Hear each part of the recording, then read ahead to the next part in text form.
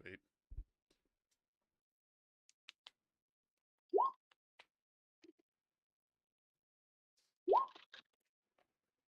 All right, looks like we have 4 in the voice chat right now. Just waiting for. Oh, there's 5.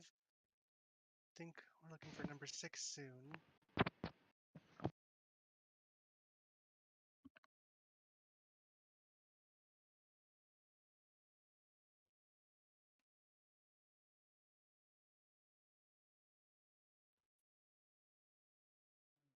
Test my mic. Everybody hear me? Yep.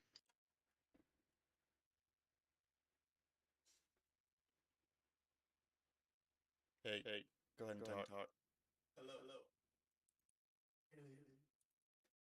Okay. I'm just trying to find it's so weird because it's a delay when you test your mic. Okay. I think that should be good. And then just make sure that your mic sensitivity is edit your mic sensitivity.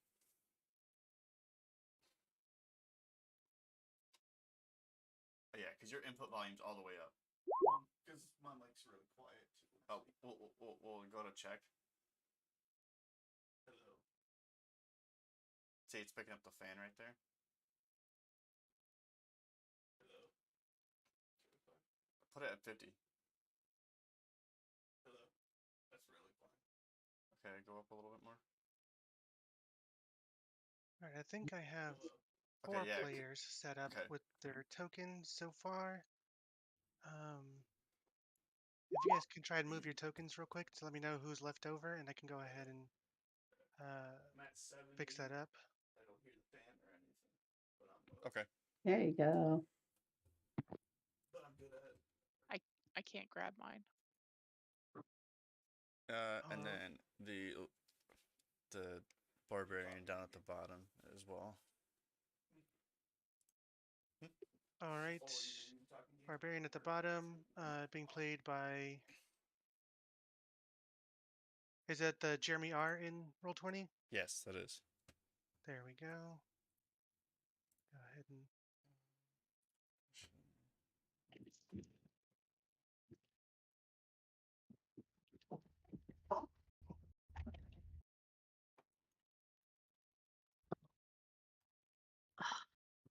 All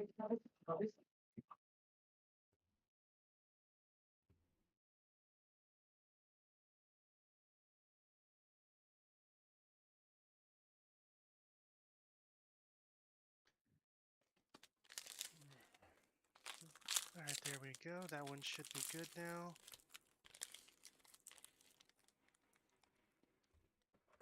And which one was also having issues moving? Ren is the name in Roll20, and it's the blue token. Oh, there we go. All right. Aha, yep, I can get him now.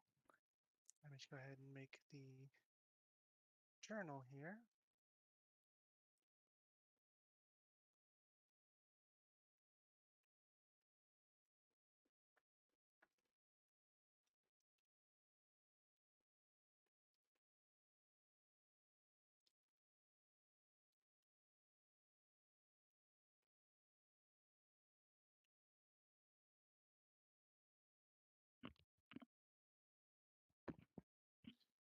All right, there we go. That one should be good now. If you want to give that a shot for me. Yep, I can move mine. Excellent. Everyone else's is good too? Yeah, we should be good. Yep. Yep. Definitely. All right. Excellent. We have that. I see. I think I have everybody's character sheet. We should be good to launch soon if everybody's good. That was my intention. Ready when you are. I'm ready. Oh, Griffin. Hey, I got a question for you real quick. Absolutely. My Roll20 opened on my Microsoft Edge and my character sheets thing I on didn't Google. think Is that going to of, affect since anything, we're or do I right need to here, log out of the Edge we're and go talking back back into and forth, Google? make I sure that think you they mute might need to be yourself. on the same Same Yeah, browser. browser. beyond Yeah. 20. All right, I'll exit. I gotta exit out of it. Exit out of it then, and Put everything on Gee. Google. put everything on Google. Yeah, Uh, there's no Edge extension, sadly. I mean, Okay. terribly sadly. I hate Edge. A long time Yeah. since I've used Roll20. I got one question also. There used to be a way to make the character icons on the bottom small. I can't find it. Yeah. It's in, if you go to the little cog, go down to audio video, click on video display, and the first thing, Okay, they player, moved it. you have a Got card. it. Yeah, just click name only. Thank you. Oh, anytime.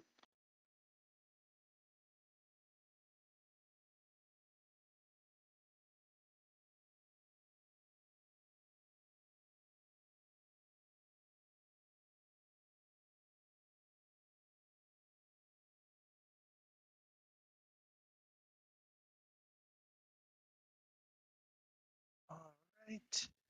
Just All double right. checking a few things here. Yeah, let me double check my character here. Yep, I can move my character again.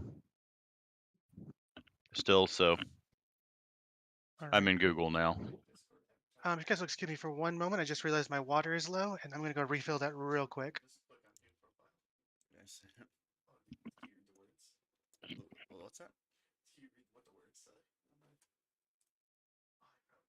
It says useful intensifies.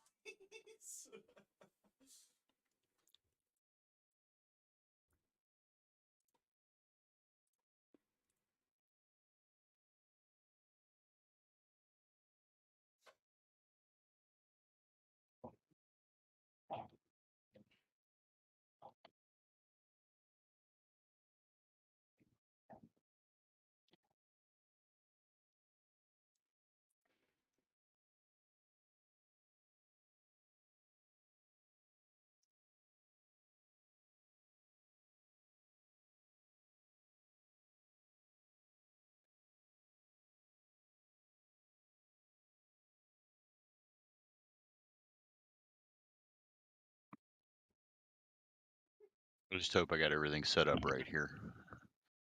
Try roll and make sure it like roll a save or something.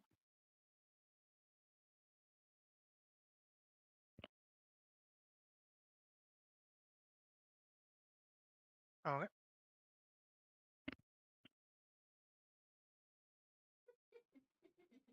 But it's throwing very, very slow for me.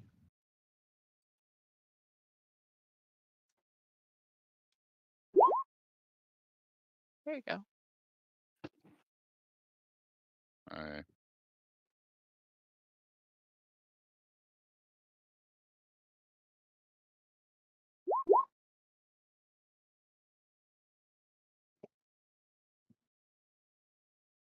Now, if it had quit.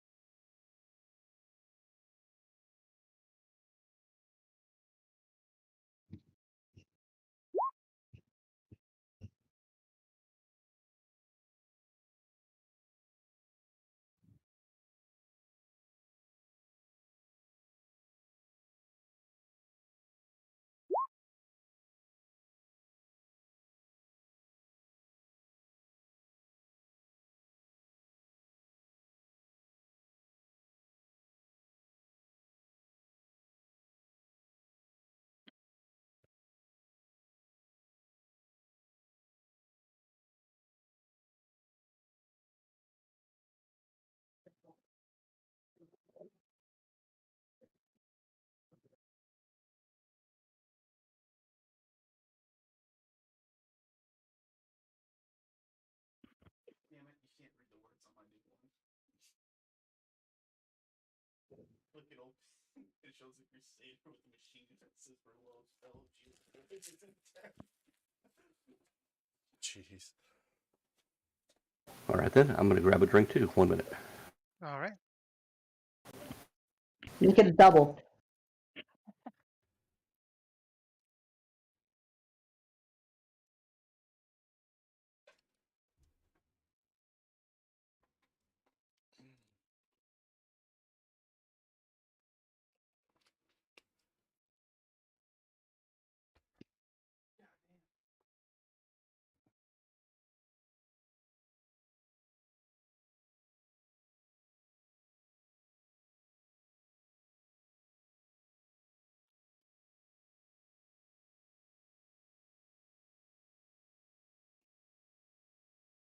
I would like to rage.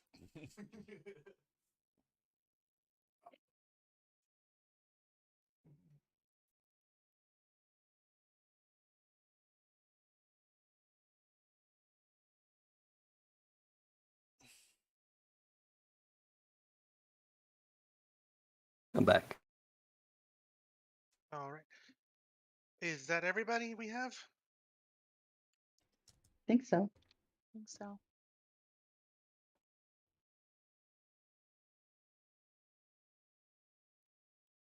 All right. I do believe we have everybody here, so we can go ahead and kick things off. First things first. My name is Marcus. I'll be running this game for you today. I do believe that I've run a game for some of you before. And if that is the case, welcome back. But if you're brand new, also welcome. First and foremost, thank you so much for being here. I'm really appreciative for everybody taking the time to play this game, and I'm really happy to have you all. My main focus here is for us just to have a good time, for all my players to have a fun time at the table and leave feeling pretty good about the game. And if that is what happens, then, it's a mission accomplished. Also, my next biggest worry about the game is that everybody at the table is comfortable with whatever is happening and what is in game. So if there's any sort of hard limits or no-goes that you might have, please go ahead and let me know, and I'll be sure to omit those from the game. If you have anything that pops up that you weren't aware of beforehand, please do let me know, and I will course correct it immediately. So if we just want to get those out of the way now, if anyone has any those hard limits or things they don't wish to see. I mean, monsters. They're terrible.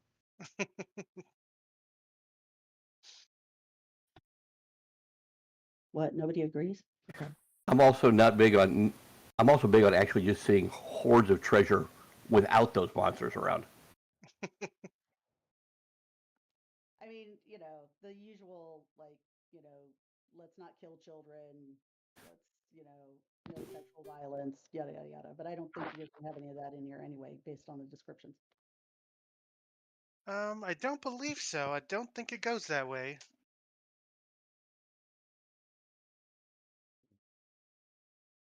Basically, just going through adjusting everyone's volumes because everyone has like a different level of volume. All right, nothing else from anybody? Everyone else is good with a lot of things? Yeah. All right. So then I guess from there, let's just go ahead and head down the line and introduce ourselves and our Devin, thanks for the characters, and then follow. we can jump into Devin just the followed. game. Yeah.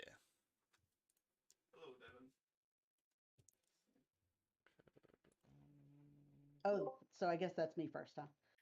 Whoever wants to jump in first. Yeah, I'll do it. So I'm Allie. My character is Ashatari.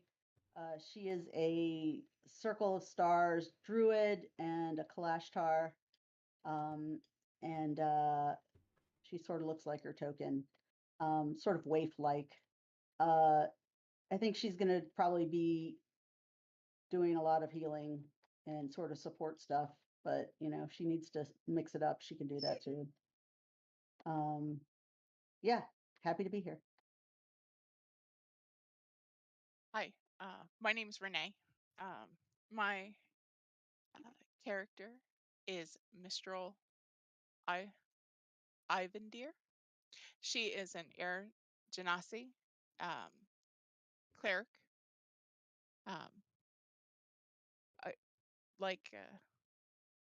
Before, my character kind of looks like that token, light blue skin, white hair,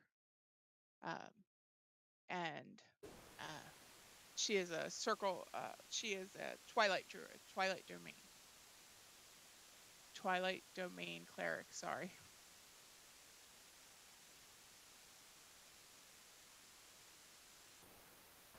All right. My name is Bruce Centurio on the list here. My character tonight is Bobo the Unlucky. He's a halfling. And the first thing you notice about Bobo is he dresses everything is bright red on him. Everything is so much bright red that you figure his halfling underoos are bright red. Because he is a divination wizard, and one time he divined his own death, and he wasn't wearing red. Plus, red is a lucky color. All of his robes are adorned, and I mean every square inch, with symbols of luck: four-leaf clovers, a horseshoe on his backpack, wishbone scarabs, rabbit's feet, fuzzy dice, whatever you can think of. They cover his robes. And that's Bobo.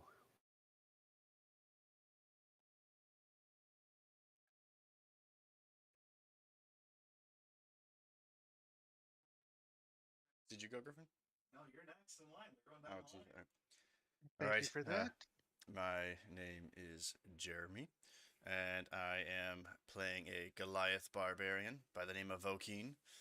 He's basically just he's well off. He just kind of gets paid to do odd jobs here and there, whether it's just standard mercenary work or odds and ends. But he's a worker and ready to go.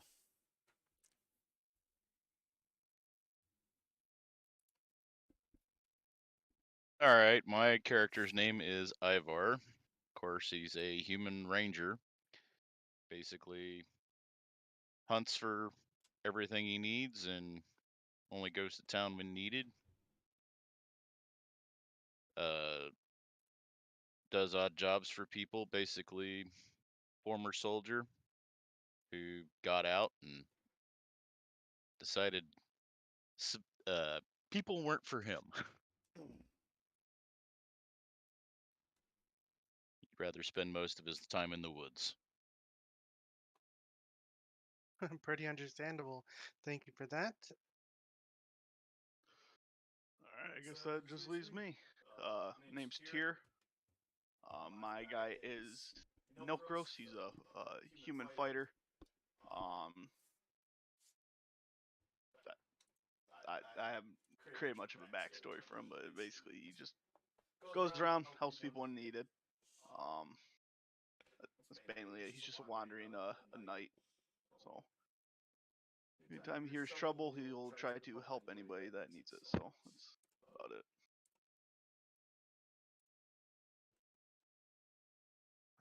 All right, excellent. I believe that's everybody.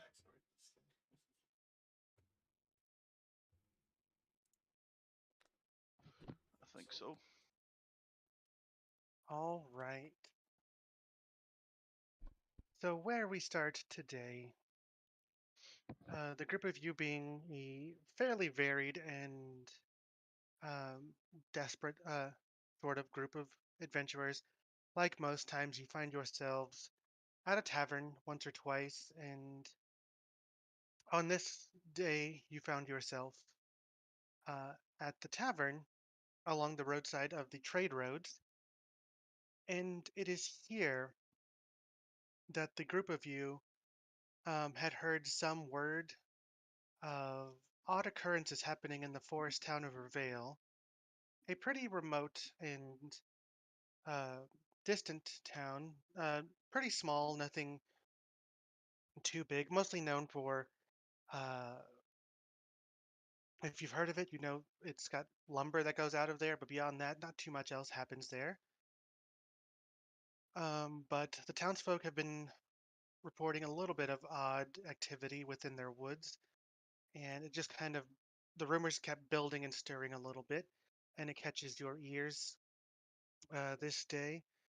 And the intrepid adventure inside of each of you, for whatever reason you might find, whether it's to help people or just the oddity, the desire to figure something out, um, you decide to head out towards Revale, um, and collectively decide that a group is probably better than alone. So if you guys want to decide or go over this this first interaction amongst the group within this tavern.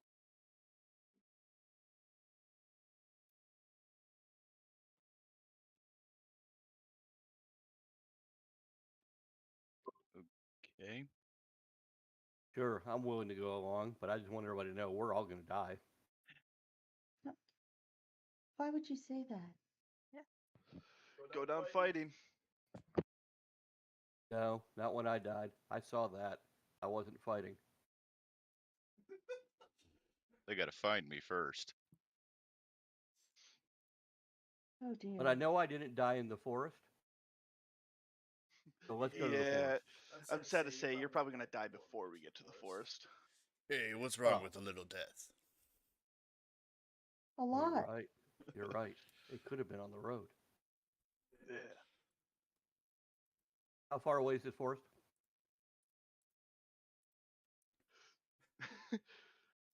Probably about From where you're at,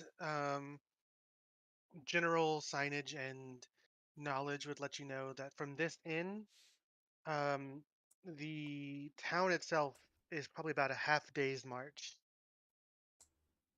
oh, you're screwed. you got a half day time frame.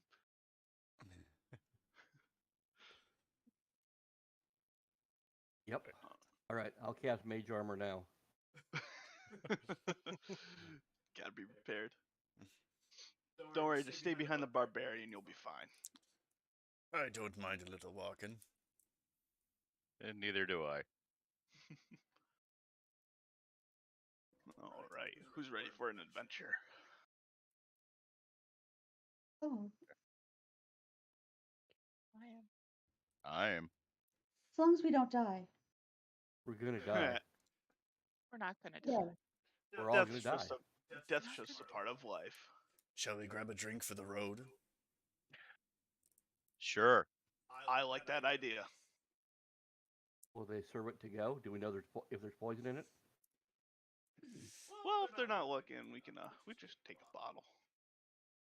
Can I get mine with a lid and a straw? Oh, good idea. Sealed bottles. Alright. I'm gonna go up to the bar and see what kind of drinks they have. All right, this particular tavern has a pretty varied selection. Being on the trade road, they kind of pick up a number of things here and there. So a fairly decent selection.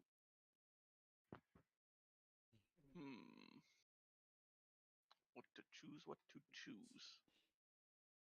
I know what I'm going to choose. I'll have a nice flagon of mead if you've got it. Oh, they definitely do. I'm gonna go up and ask what their most expensive, most strong alcoholic drink is. Expensive and strong. Oh, that's Yeah. smart. Get drunk before we go die. Yes. Have a little fun before we die. They take a moment to think, and they nod and they pull out this crude-looking bottle. They said it's called an Orcish Fire whiskey. Ooh. They personally don't have a taste for it because it's got a good strong kick to it, but the harder drinkers tend to like it. How much for it? This bottle by itself is probably about 2 gold. Okay. I will take that. All right, excellent. I Take it, or purchase it, take it. Purchase it, take it. All right. No problem. It's easy enough. It's a pretty big bottle. Though when you slosh the bottle a little bit, it kind of what's the word? It's more viscous than you would have imagined it being before. Like most drinks don't do that.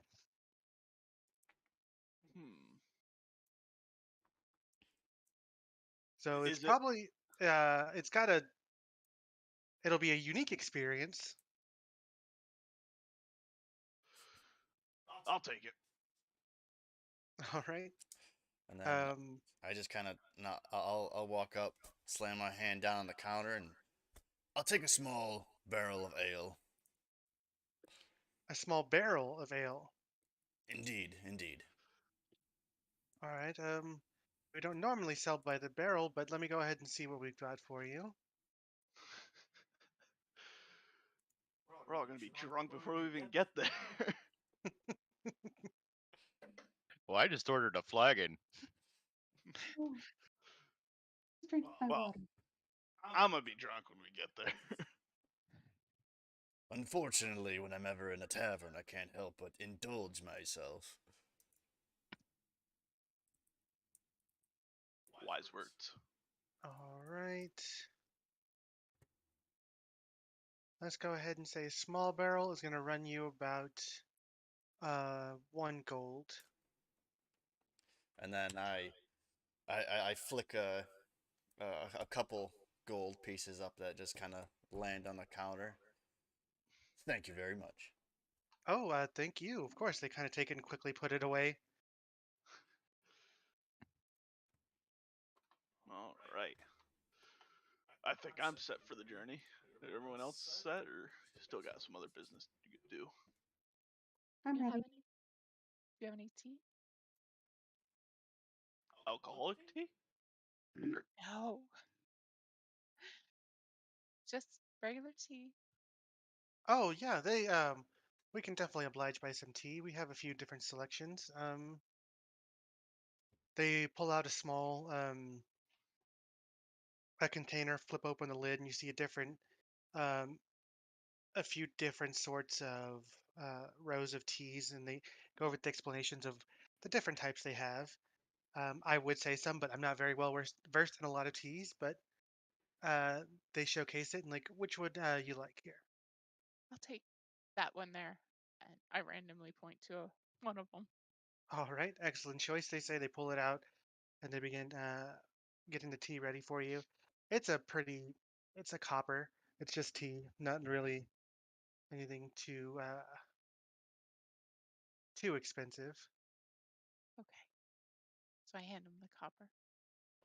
Thank So you. Alright, perhaps we can, if we're going to die in the forest, we should get to the forest before it gets like cold and rainy and I die of a cold. Mm, My Yeah, friend, you're just too worried about dying. What could possibly go wrong? Let's go. Agreed. Oh, and by the way, I don't really have any offensive spells.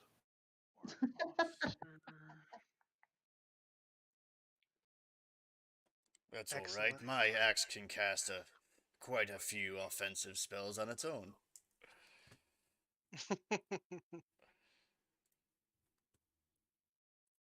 All right. Everyone's set with their various drinks. I am as I'm carrying my barrel of ale on my shoulder. All right.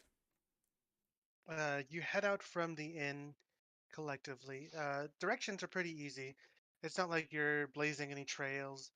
Um, it's a matter of following this trade route, and then just from a general gathering of information, that since this town is not too well traveled, it's just an offshoot of the trade route. There is a path, but it's not exactly well traveled. But still accessible. Uh, Leaving in the morning from the tavern, you begin following the route, and about a few hours in is when you finally reach the beginning of the woods with the path still available to you. Uh, and for the most part, the woods seem pretty calm, pretty serene. No real, uh, nothing pops out. Just the occasional sounds of smaller animals rushing around the brush, birds flying overhead. Is there anything that anybody wants to do on the road?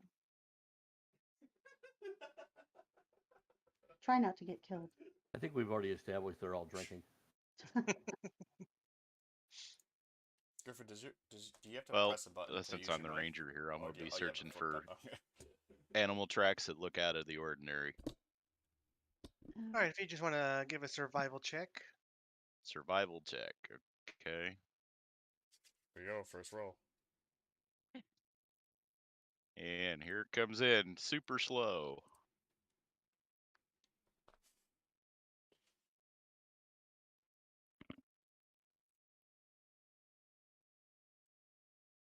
Wow, that is slow. Yeah, it's creeping.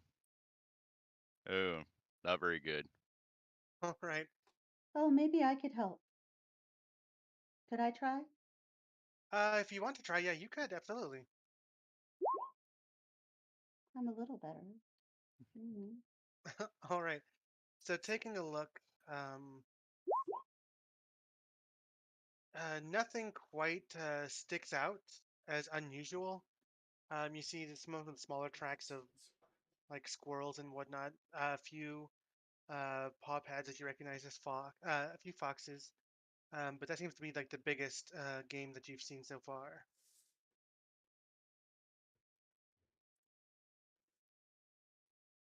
Okay. Um, so yeah, the wooden path it's pretty easy. All in all, it gives you a sense of uh, ease, and there's very little worry going down this pathway. Just about afternoon is when you notice ahead a small clearing, but not like a wide open clearing, but clearly you see buildings and the beginnings of a town. Uh, Obviously, this must be the town of Revale, as no other word of any kind of town being in the forest otherwise is there. But taking a look, it seems as if the town is built in and around the woods, like as if it's blended together and not, they didn't clear cut any land. It wasn't, there wasn't a lot of upheaval of trees. It's all just kind of, some houses are built around trees, some are just given wider berths. It just seems to be one nice melding of both the forest and these buildings. Um, and as you approach the town, you see a few people milling about, moving around. Everyone seems pretty cordial when you see them, smiling and nodding, tipping the cap. You know, hello, hello, good morning, or good afternoon. Um,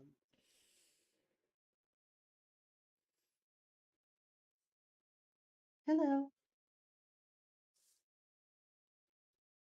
where is the party looking to go from here as you approach this town? I was speaking, my mic was muted. Oh, I think I'm just gonna head straight into the town. You know, all right. It's a smaller town. It's not too big. Fairly quaint and quiet. Is there any buildings that show any sign of like authority or anything like that? On the far end of town, you see a slightly bigger house.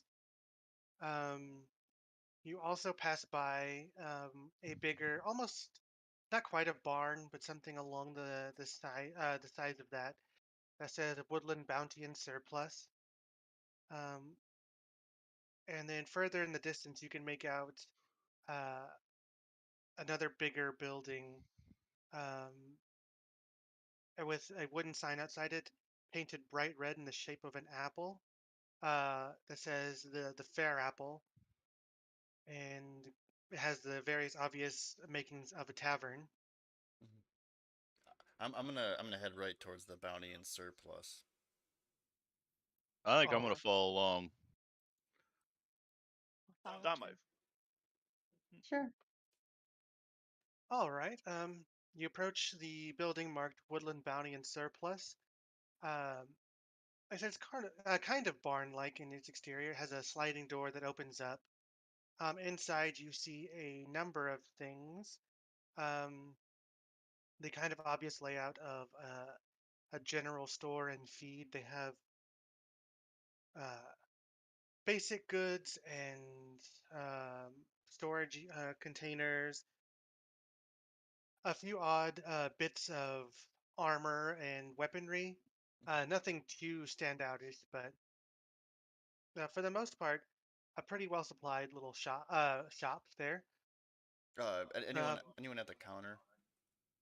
there is a man at the counter. He's going over a little bit of. He appears to be taking some inventory.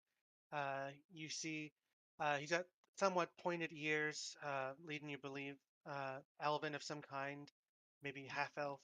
He's got a shaved head, but a mid-length blonde beard, Okay. and he seems pretty engrossed in counting and marking things off, and then looking through his paperwork.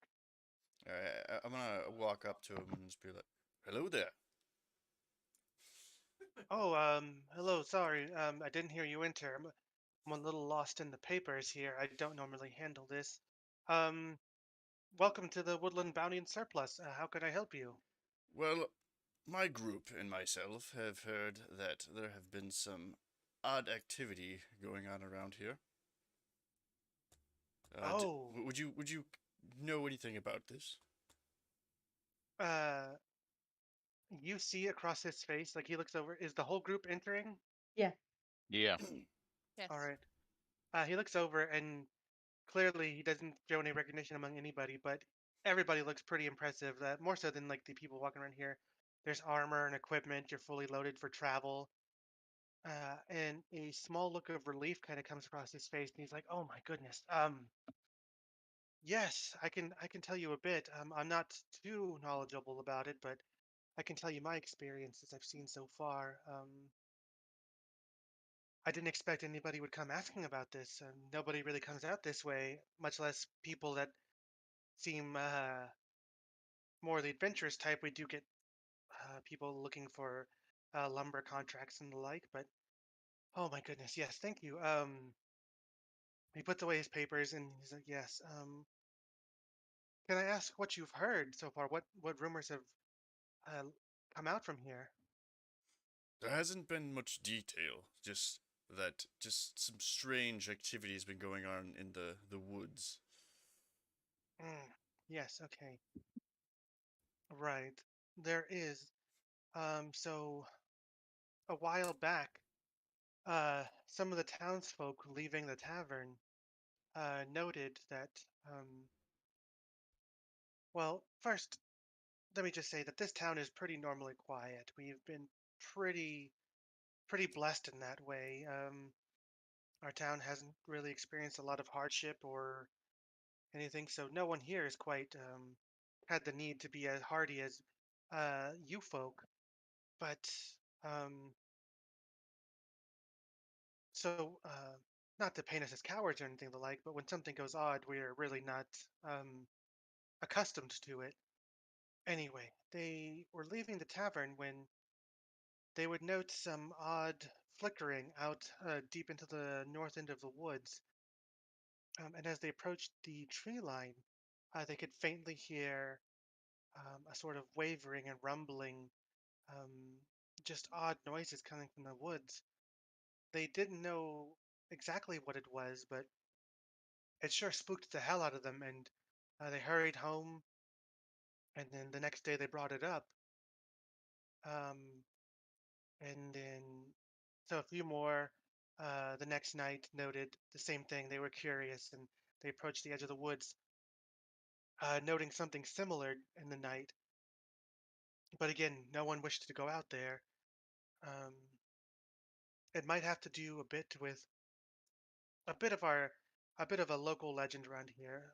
A bit of a we always thought it was a sort of a story our parents would tell us to keep us to behave, but they made mention of this place out in the woods where nothing grows, where curses and spirits wander free. Um, Spirits? yes, spirits. I personally have never seen any. Has I've anybody actually died out there? no, not that I know of. No Oh, one's been thank God. no one's been brave enough to go out there. Sure, growing up here, a few would challenge each other to go as far in the woods as we could, but as far as my recollection goes, no one's been brave enough to actually head too far deep. So no one quite knows if it's actually true. But I guess it could just be a story. Like I said, our parents told us. The skip button. Interesting. And Interesting. this has only been seeming to happen at night. You haven't heard any strange activities during the day. No, no, thankfully not. That would have put a hamper on some of the town goings on. Um, I don't think our our millers or our lumberjacks would head out into the woods to deal with anything should there be any odd occurrences going on then. And I know the Coppercrafts, the tavern owners, they wouldn't tend their orchard at during the day should anything pop up like that. And during the day when the lumberjacks and stuff are going out to do their daily's work, they're not noticing any strange objects or roughed up terrain on the ground that's unusual. Not that they've mentioned or I've heard. Um, the mayor might know a bit more. He deals more with the contractors and them than I do. I know them personally, but after works, we typically don't discuss work. Much less these. You had me at contract. Let's go talk to the mayor. Where would we find the mayor? The mayor, he might be at his home. His office is also there. You might also find him at the tavern. Like I said, there's not a lot of business going on through here, so he's not exactly tied to his desk. Where are these lumberjacks staying at? Oh, they have homes here out and about. They might be out in the mill, on the south end of town. It's a bit into the woods, but a bit farther away from where the occurrence has been happening. But they'd probably be at work right now. Okay. I'll go to the mayor's and talk to him and try to Sure. see what's going on. Did you say what the mayor's name was? Oh, the mayor, Mayor Doran Jade. Dorian Jade. Okay. All Thank right. you. Of course. I'll head- Anything I'll else head I can over help you there. with? We'll follow along. I don't think so. Thank Yep. you. Yep. Of course, and hopefully you can figure out what's going on. Hopefully. If not, we'll die trying. What? I prefer not to. No, we're probably a few of us may Fine. die. Come on, let's go. All right. The group heads out further into town. The mayor's house is kind of the biggest one there, so it's not too hard to find. You do see next to it, next to the house, there is a smaller kind of like an add-on that they kind of put on there, and you do see a small hanging sign that says office there. I'm gonna go up to the office and knock on the door. All right. You go and you knock, No. but there doesn't seem to be an answer. Should we try knocking at the house? Someone goes to knock at the house. We'll go knock at the house. All right. You approach. You knock on the door. You give it a few moments, and no response. Let's head to the tavern. I guess we're going I'm- to the tavern. So she checked the big house. Yeah. Yes. So big barbarian guy, you wanna knock this door down? What? Eh, What? eh, It. What? Maybe we should check the tavern first. No, no. Absolutely. I'm not looking to disrupt these peaceful folk. That's no fun. All right, fine. I guess we're going to the tavern. Ashatari will sort of sidle up to Mistral and whisper, I feel like we're going to have our hands full here. I think so. All right. The tavern's not too far from the mayor's house. There, you see, of course, like that big red apple sign hanging outside. And there's a fair bit of people inside. Like in a smaller town, so it's not exactly packed or raucous. Mostly all locals. You would figure with the familiarity of people sitting at tables, talking and joking. You spot a no. Sorry about that. A gnomish woman going about the tavern, delivering drinks and dropping off food. As she turns and waves to the group as they enter. Oh, hello, welcome to the fair, Apple. I assume you're new to town, so go ahead and grab a seat anywhere, and I'll be right with you. All right, I'm gonna go grab a chair and I'm still carrying mine around. sit down. I'm just waiting for the part to like I'm gonna like put it on the ground, and, Ashtari like will sit do on that it. as well. All right. So even Are though you you still kind of are you still carrying your own keg? That's probably long gone by now. Oh no, it's received a few sips, but all in all, I'm saving it. It could come in handy. Well, um, if anyone wants to try, I might pop open this strong drink, this orc fire drought. Like that was what it's called. Seem wise. Anyone Does want a not sip? does not seem very wise right now if we're about to go into the forest. We're gonna talk to them here. It'll calm my nerves. All right. I'm gonna take a sip of it. Ashatari will look around and see if she sees anybody who looks mayorly. Yeah, I'm gonna All look right. the same, looking for someone of noble stature or looks like they're well off. Okay. So first you take a drink of that orcish fire, and like I said, it's a bit more viscous than most drinks are. It's kind of halfway between liquor and what would be like Jello shottish. Um, so as opposed to just like swigging it, it kind of like slushes down your throat. The burn is immediate, um, but afterwards, once it hits your stomach, there's this uh, pretty like robust flavor to it. So it's painful in a good way, possibly, depending on how you like your drinks. Oh, I like it. Um, and you take a look around through the tavern. It's not too big, so it's not like you're having to search too hard. Um, you guys stick out like a sore thumb, but nobody's quite staring at you. Everyone's kind of more very cordial, kind of like nodding, and like when you enter town, everyone says hello. Um, and you do note one man sitting by himself with a cup next to him. He's sipping it and going over a book, um, a rather large book, and muttering to himself as he goes. Um, he doesn't appear much different from the rest of the town folk, but that sets him apart at least. Uh, Ashatari will walk over to him and Ivar will as well. she'll say, "Oh, uh, hello, sir. Would you happen to know who the mayor is here?" He looks up a little startled from his book. Oh, hello. Sorry about that. I was a little lost in the words here. Um, the mayor. Yes, right. I'm the mayor, Mayor Doran Jade. He holds his hand out, offering it to shake. Yeah, she'll shake his hand and oh, we're delighted to meet you. We heard that you might have a contract for people to clean up the woods.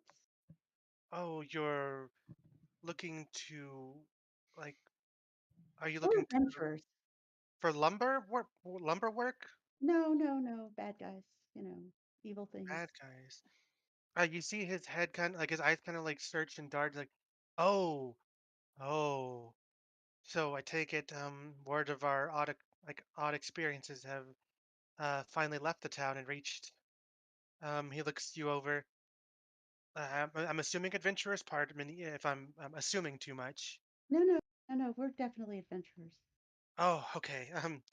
Yes. I apologize.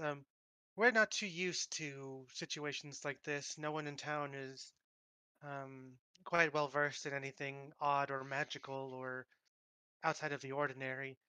We've been pretty lucky to live pretty normal and easy lives here in the woods without much hindrance at all, really. So we're kind of off put by this recent change. Oh, I can understand why. And that's why you would hire somebody like us. We're really good at dealing with those sorts of things. My Oh, right. friends and I are very good. Right. I never thought about putting out a job posting or anything like that. Like I said, I didn't know what it would take or what we could do. I was hoping, honestly, that it would go away before it became an issue. It rarely does. Just so But you Doesn't sound like it's going to go away anytime soon. Unfortunately, I think you're right. Um, so have you heard of like the odd lights and sounds through the night? Yes. Right. And have you spoken to anyone else about this, or Oh, we spoke to the gentleman at the store. oh, Tobias? Yes, excellent. He's had some experience with this noise and this issue too.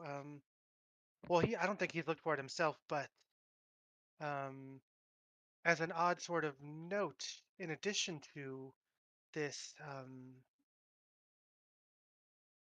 these bumps in the night or whatever they might be, um, we've noticed a odd occurrence with some of the younger folk here in town, like my daughter, his kids, and even our fair tavern keeper, Vexia over there, her son. Um, they've been, even for youth, they've been a bit more withdrawn lately. Uh, Withdrawn. They've been sleeping in a lot later. They kind of disappear later in the day. No one's been able to keep a track of them. Um, and try as I might, they don't open up to any of us.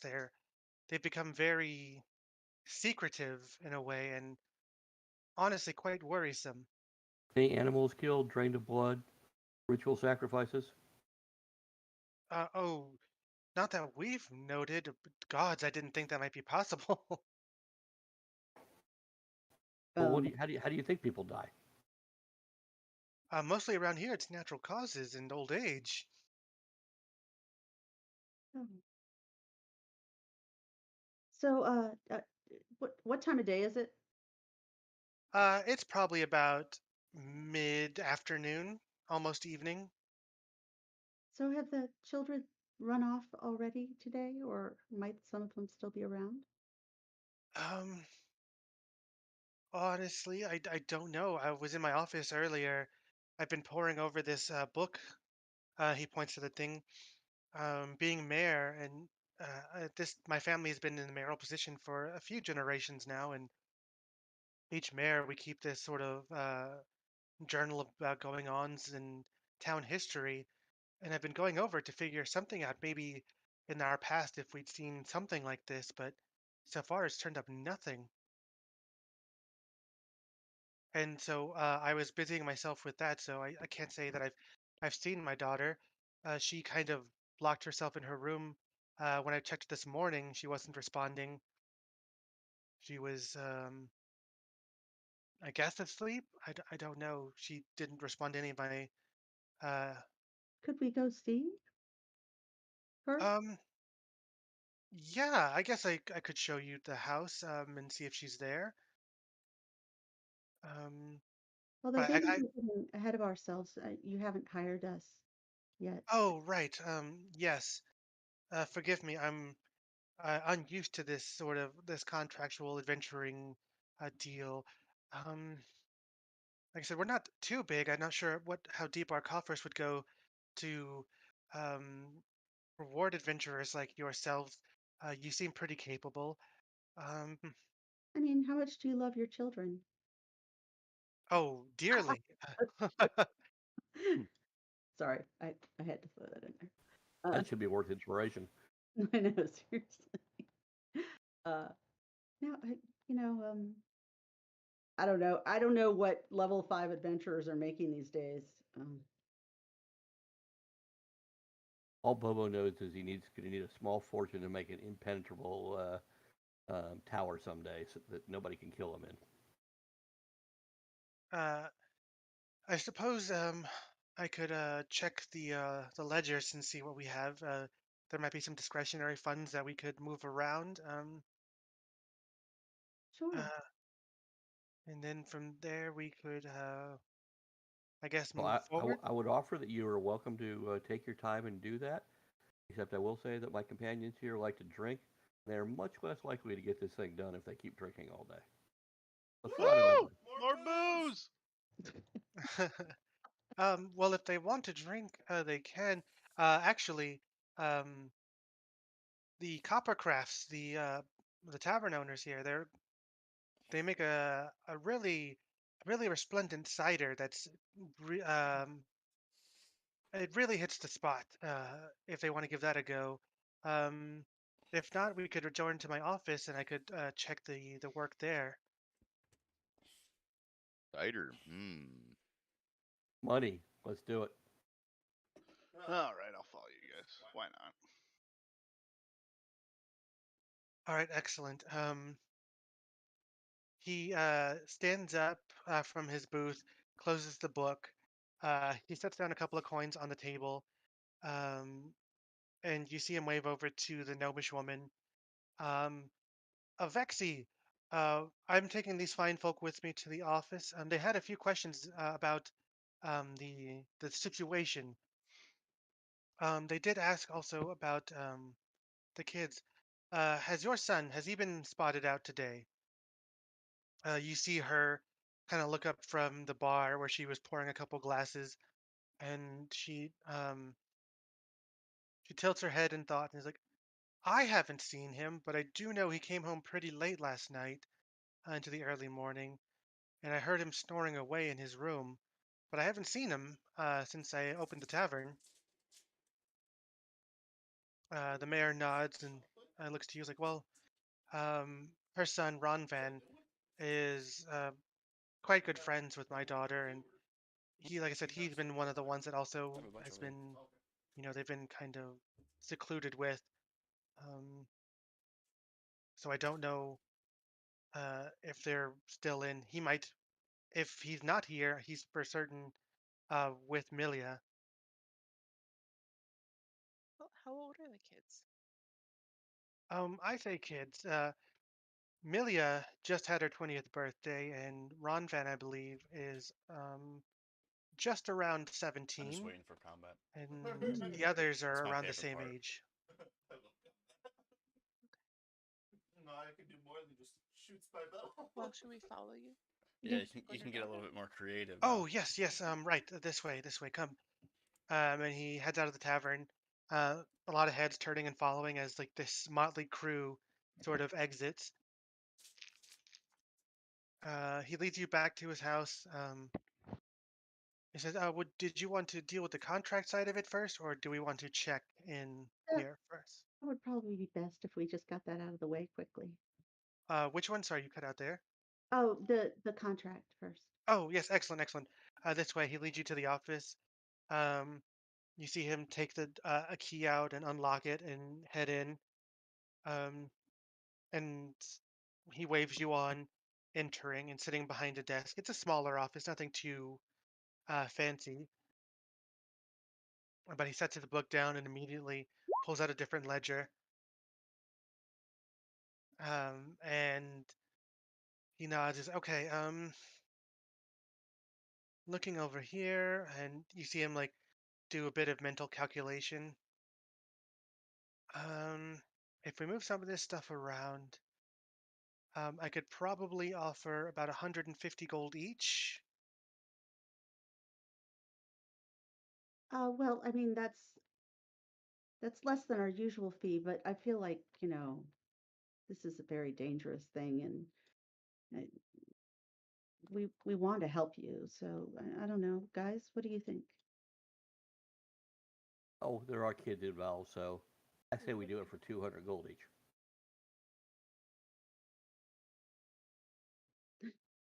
Bobo is a capitalist wizard, I see. Half our normal rate. All right, make a persuasion check with advantage.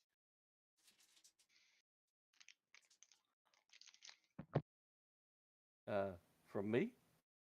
Yeah, whoever wants to make it with advantage, whoever has been talking. Uh, I'm no better. We're probably. I usually play high charisma characters. This is not one of them. Um, so I mean, Oh, what the hell? let me guide you. Oh my God! I had advantage. And you get 1d4. Forgot. All right. Um, Oof. So the 19 plus a D4, very good. You're so Uh, persuasive. he exhales and he nods and he's like, right, right, sorry. I guess you're right. That does seem a little low for people of your stature. I suppose I could throw in some of my personal money too, and we could call it 200 each. That would be fine, right, guys? Excellent. Yes. That you can I cannot tell you how um relieved I am to know that we have someone here to help. I was at my wit's end. I really, I mean, we were probably short of having a number of us gather whatever tools we're about to head into the woods and figure this out ourselves. And Like I their can entire probably bank. say honestly that would not have ended well for any of us here. Well, we're glad that we can help. Should we go check on your daughter? Oh yes, yes, yes. Absolutely. He gets up from his desk and he says, "Right, this way, this way." And he goes. There's a side door in the office. It looks like it leads straight into the house, which he opens up, and he heads in. Um, he says, "All right, this way. It's not. It's just this way." And as you follow, he goes to another room, knocking. Milia, Milia, are you in? Are you awake? There's no response, and he opens the door and um, takes a peek in. Oh well, nope, doesn't seems like she's in. I don't know where she might be right now. Perhaps with one of the other kids. Perhaps we can track her from here. Have you noticed anything strange with your daughter lately? She's been more reclusive, a bit more to herself. She's fairly outgoing and personable. She always has been. And she hasn't been unpersonable or outgoing, but she's been very reserved and secretive. Um, Staying up late and disappearing. That's the oddest thing, honestly. Have you seen her bring anything back home? Anything weird? Just Mm. out of the ordinary that you don't think she would have? He seems to mull it over. She's been she's been flower picking a lot more than usual, and um, gathering a bit more. I guess she's been visiting the orchard a bit more with Rondvan, but beyond that, nothing else really. Maybe we should go check the orchard then. I might. I was gonna walk outside and start checking around the house for footprints to see You which direction things might have been Yeah. heading. All right, Hmm. all right. If you head outside, you gotta look for a survival check to look for these footprints. Um, What are you gonna investigate? Asha is gonna do that as well on her own. All right, let's go for it. She'll Let's get guide some herself. rolls. It's up to you. Um,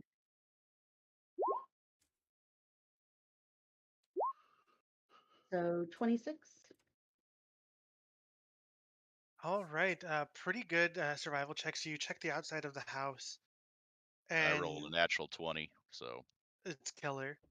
Um, you do note a number of footprints outside the window that you would obviously gauge to be from her room, judging from where you were and how you've gone around the house. Um, these footprints, they do head out north, although a number also go west. But for the most part, they seem to be going uh, more northbound. Um, I'm gonna ask the mayor. Like, do you mind if I investigate, see if there's any weird drawings, any weird like languages or writings that just kind of look out of place? See what's going on. Because if she's disappearing throughout the night, and there's weird stuff going on in the forest, there might be some connection, maybe. Oh, if you believe it'll be of use, yes, go for it. I have no problem with it.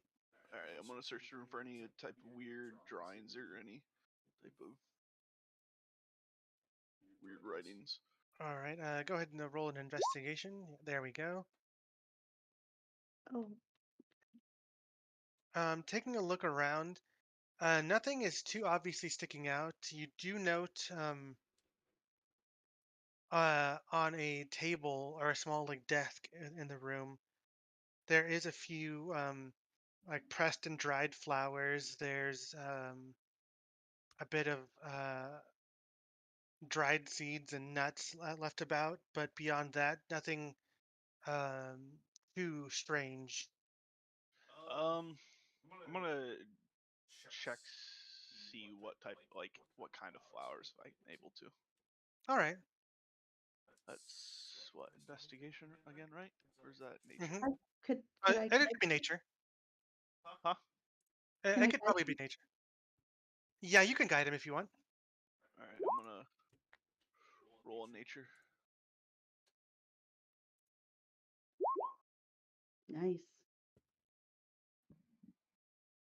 And then that's it? Or All right. 1d4. oh, okay.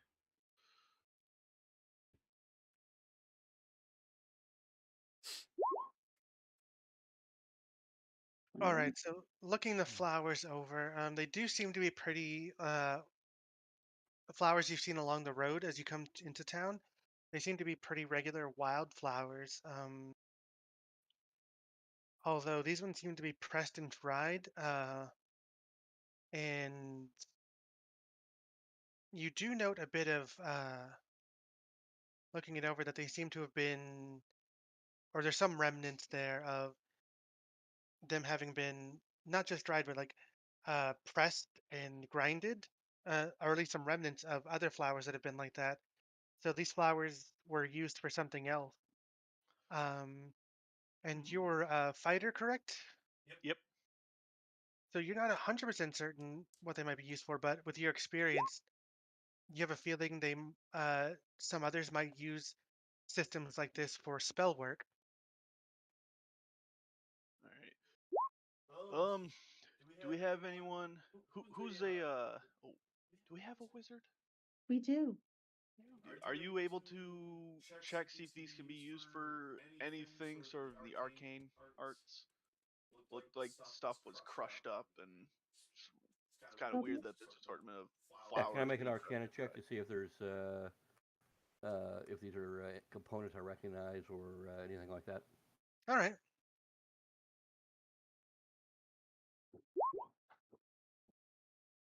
dried. All right. Looking them over, um, let me double check something here.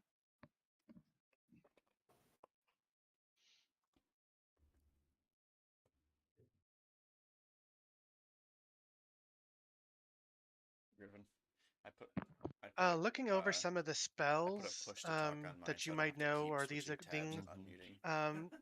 that kind of process you can for certainly say that this would likely lead to someone using these spell components, but you probably wouldn't be able to place yourself Yeah, because I can't. what I kind of can't just like mute spell my mic this might be used for. because I'm using this. If not, like you haven't learned it yourself, or perhaps it's not from your particular casting style.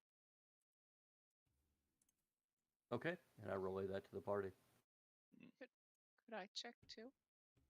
Absolutely.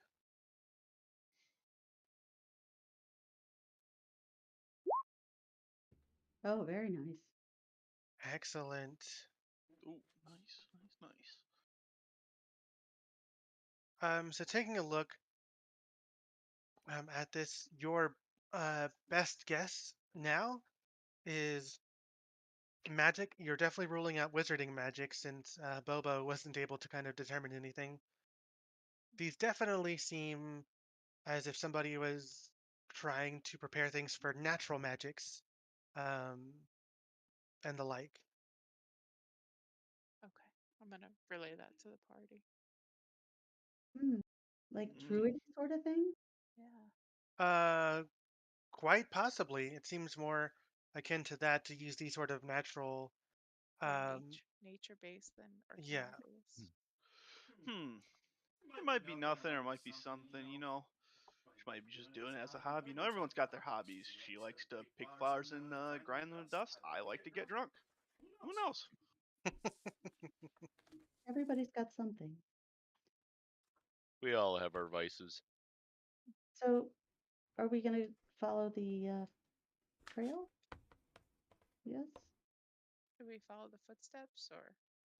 You got two sections of footsteps too. Yeah, part of them go off towards the orchard, correct? And part of them go off towards where? So you saw most of the tracks heading north, which is where they said the occurrences, like the odd noises and things, were occurring. And Let's go there. That sounds like the best place to die. Yeah, All right. I agree. All Let's- right, let's start our heading off in that direction. Oh, this is where the fun begins. excellent. So the mayor watches you off. He follows you heading out, and as integrated as the town is with the woods, there is that small barrier between where the trees are, the tree line really begins, and the town is. And he kind of follows you up to that point, and he says, "Do you think they went out this way?" Definitely. Oh Yeah, my. most definitely. You think you can see if footsteps go into the or trail goes into the woods at all? Oh, they definitely do. Okay. They've, note, I mean, the checks to find them were pretty good. So I'm gonna allow those to, you didn't lose them. They Alright. did seem to try and like amateurishly hide the tracks and like erase them. But your more practiced eyes were just like, okay, clearly they just dusted like half of them, but they didn't get all of them. Um, the mayor looks a little nervous and he's like, I can't believe, she would be going out that way. Why not? I don't know. You're new to town, so you probably haven't heard, but I don't know if it's true or not, but with these odd occurrences, it leads me to believe that it is. Um, out there, deep in the woods, there is this, as the elders put it, a place where nothing grows, a dead patch of forest where evil is said to lurk and roam. Um, I've never seen it myself. I've never been of the heart to tempt fate that way, but oh my goodness, I really hope that place isn't real and that my daughter and her friends are going out there. Hmm. Well, maybe they're not Interesting. going out that far. If you wanted to hide something, wouldn't you go a place that no one else is going to go? I do That's a good suppose that's point. true. There's only one way to find out. Onward to death. Let's go. You know, my mom wanted me to be a pillow maker. Everybody loves pillow makers. They don't die early. Now let's go. Yeah, but there's Alright. no fun being a pillow maker. All right, I'm going to put my hood up and pull out the bow. All right, longbow. excellent. That way, it's already at the ready if needed. How many hours has it been since we left the first town? Since you left to reach here from the tavern you were in Shibboleth, it was about a half a day's march. God. Okay. Were we able Eh. to get a short rest while we were in the other tavern talking? I think you said when we were in the tavern in this town, you said it was like what, just mid afternoon, right? Mid-afternoon, almost evening, correct. Okay. Maybe we should wait and head out in the morning. No, Well, I'll night's be probably fine. the time to go, but Yeah. I really hate to go without a mage armor, but I don't, I'm going to die one day or the other anyway. The chances of us seeing anything during the daytime is going to be very unlikely. I would like Also- to wait an hour before we go. I think that's reasonable. Wait till nightfall. Yeah, we Yeah. could go back to the tavern, maybe. Let's just wait right here. It'll only take an hour, and then we'll head out while it's still a little light and get there at the right time. I also walk over back to the mayor and I drop my barrel on the ground. I am entrusting this with you. I expect it when I return. Oh, yeah, I can do that. I'll lock it in my office. No problem. Thank you. He goes to lift it, and he strains a little bit, but he's like, "All right, I got it." Are you just going to wait out here, or? Yeah. Yeah, all I need is 1 hour, and then I can do an arcane recovery and be at full spell slots. Oh, okay, excellent. Well, best of luck. I don't know what this will entail, but you have my sincerest thanks, and I do hope you can solve whatever this is. As do Look at we. the bright side. If we all die here, you don't have to pay us. He kind of chuckles nervously at that. Is like, "Oh no," and he kind of takes the barrel and starts walking off, heading back to his office. I yell after him. We're probably goners, you know that. Whew. I'm gonna sit down on the edge of the forest and start drinking more of that orc fire drought. Bobo, did anyone ever tell you how positive you are? Oh, I'm positive I'm going to die, yes. You are a positive influence on the party. Have I ever mentioned that I saw my own death and it was gruesome? How gruesome. You couldn't even begin to believe how gruesome it was. Were you ripped in two by a dragon? No, I was No. ripped in 8 By Ooh. what? Now I need to know. while burning and poisoned. Do you know what debt is going to do that to you? Yes, What? I can't tell you. Why? 'Cause in my dream, I tell somebody, and that's when it happened. Okay. Okay, maybe if you tell us, the thing will show up and we'll kill it.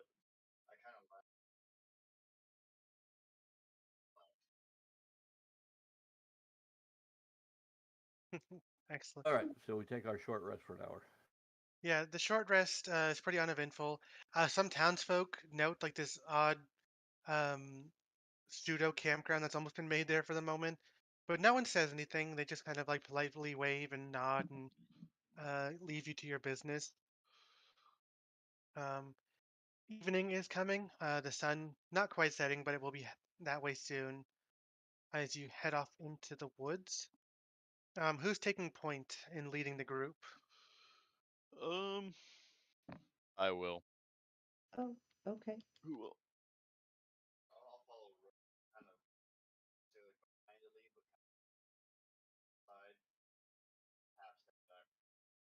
All right. I'll go off I've to got like the ride, do like a wedge type of well, I've got the formation. stealth here, guys, so I can kind of go quite a ways ahead. Hmm. Same. Uh, I'll be level with the barbarian. just to double check, that was Ivar taking the lead. Yes. Excellent. All right. Um, so thanks to the guidance of Ivar and his experience in the woods, the dense underbrush of the trees and everything don't seem to slow anybody down. The expert guiding is uh, kind of quickening the path for you. Um, you do note, anyone paying attention, that a little ways in, the animal noises seem to cease.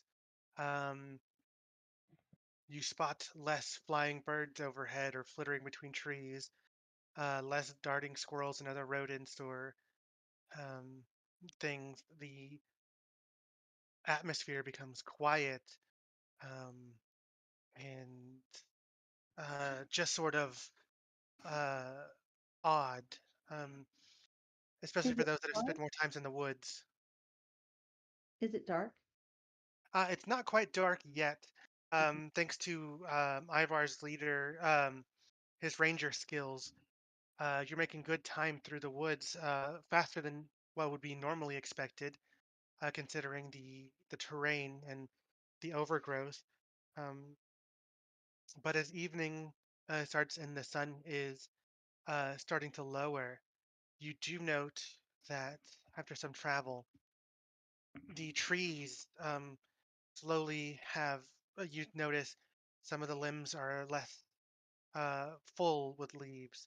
Some are fully bare, and the undergrowth has a tinge of brown to it as opposed to the healthy green from before. And as it continues, the trees become more and more bare, more gnarled and twisted, uh, more just uh, the surrounding area seems more unalive than the previous lush forest, and Which is the already starting to feel like death's door. and the uh, there's no more sounds of animals. The only sound within the woods at this moment is the dried brush crackling under your feet as you move, the branches snapping as you push them aside to slip past, and the odd groaning, moaning wind flying through these dead, bare limbs of the trees. And the atmosphere is just a sudden, like almost 180 from just the entrance of town as you've traveled through these few hours into the woods. I'm gonna just start looking around and checking around, see if we're being followed or watched or by anything. All right, go ahead and make a perception check. All right. I'm gonna do the Oh, same. I almost clicked persuasion. That's just a 10. Um, I thought I heard someone else was making a perception check. Yeah, I am too. It's All right. just taking forever. Yeah, it does. Sometimes it does take a while for D&D Beyond to get the roll to roll Are you 20 for taking some reason. passives into account? What's that? Oh, I was asking the DM. Are you taking passive perceptions into account? I am. Okay, great.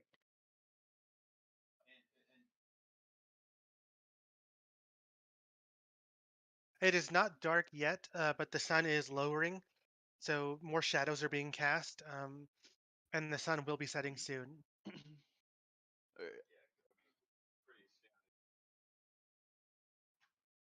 That is true. I don't believe everyone else has dark Well, I vision. think there are a few people who have it, but some of us don't for sure. Who does have dark vision? Curious. Doesn't And for Nick- the record, the wizard doesn't have a light. Well, Um, good thing I packed torches. Same. I have a light. and Oh, somebody else grabbed the dungeon pack too, huh? Fuck.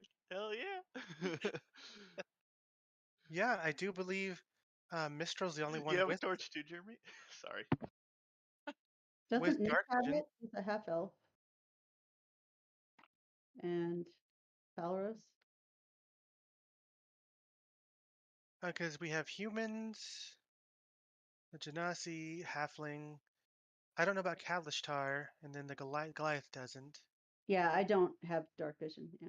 I think I'm the only one. Oh, wow. Yes. Must be looking at the wrong character sheets. Great, we're all gonna die in the dark. No, I we're thought not gonna of it. die in the dark. I have torches. We do too. How about we light all 10 torches? Well, on the plus side, Mistral, you do have really good dark vision, out do. to 300 feet, and looks And like I can share that. once per day with 4 people. So 2 of the party might be out of, or one of the party might be out of luck, but Yeah. It's Um, only lasts for 1 hour, but Mhm. yeah. I can cast dark vision on myself. It's only to 60 Oh, feet, but it lasts 8 hours. So okay. all yeah, right. it's a spell slot. Blah. The travel, uh, even through this dead, dense underbrush, and is pretty easy to maintain with Ivar. And just before the sun is setting, you approach uh, a very obvious clearing. Um, it's sort of just a ring of dead trees and vegetation surrounding a clearing with this large stump in the middle and other stumps around in the ring.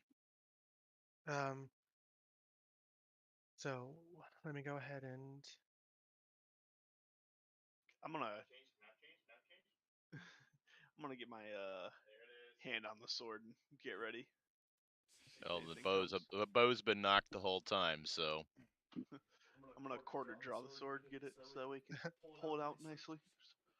all right. If you wouldn't mind pulling the tokens out from the journals and placing them here, just so we can have them back out here. Oh, they look like they need to be resized. Yeah. Shouldn't be an And issue. how do we do that? Oh, I he'll, can take he'll care of do it. Yeah. Okay.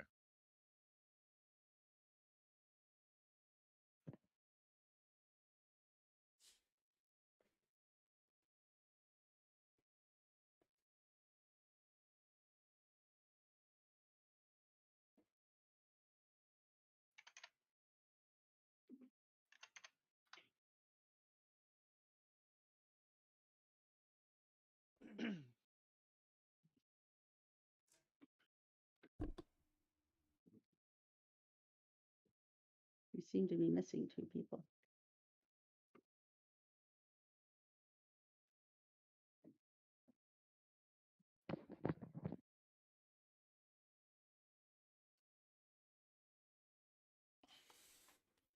We just. Missing Ivar and Mistral? Yeah. Yes. I just gotta. How do I pull the token out of the journal? The journal should be on the top right. The Mhm. next to the chat. You can switch the Yep. tab over. Okay. And when You I grab it and drag it. I Yeah. don't see it in there. Oh. Your character? Do you see your characters? I don't see anything about my character in there at You all. must need to make it visible.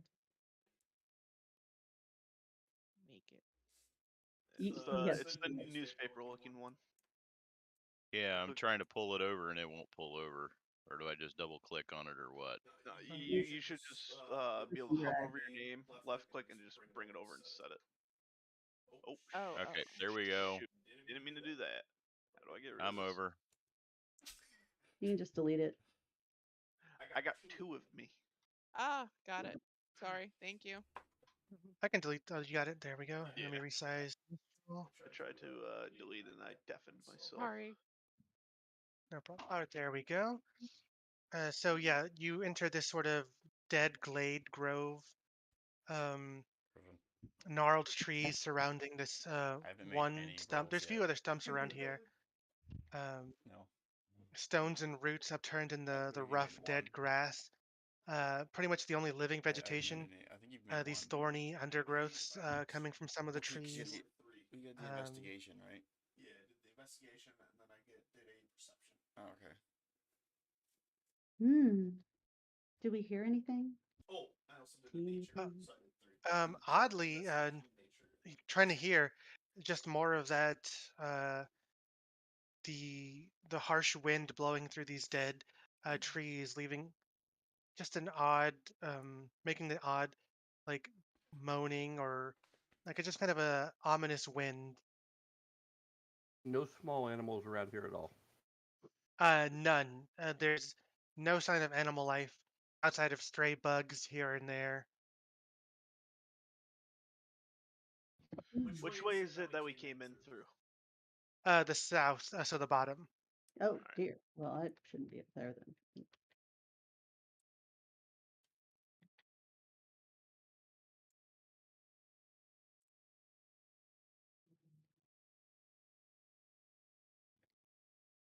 You can feel free to move yourselves right now. There's nothing stopping that at the moment.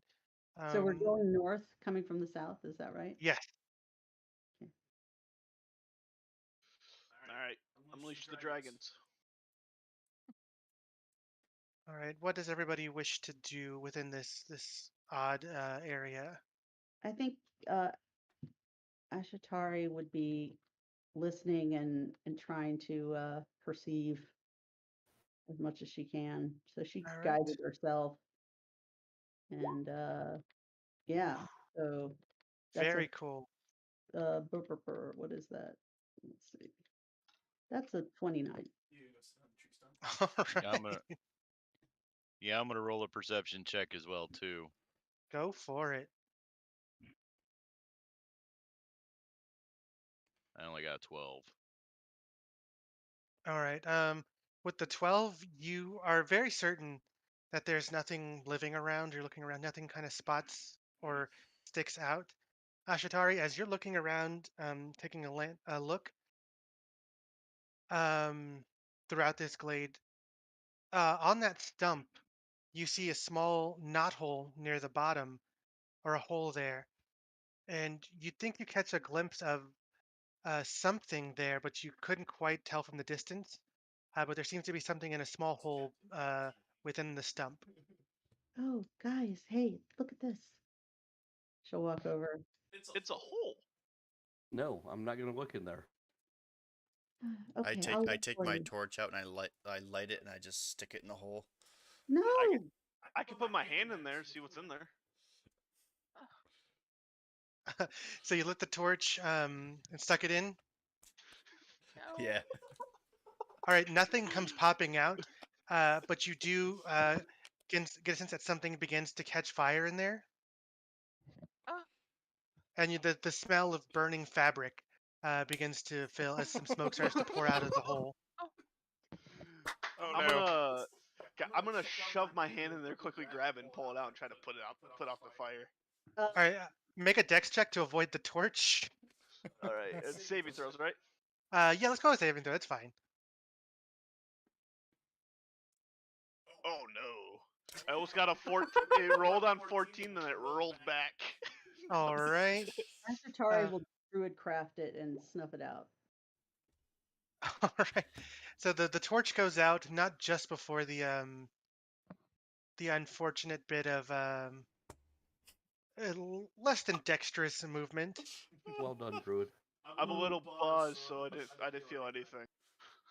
So Sorcerers are terrible things.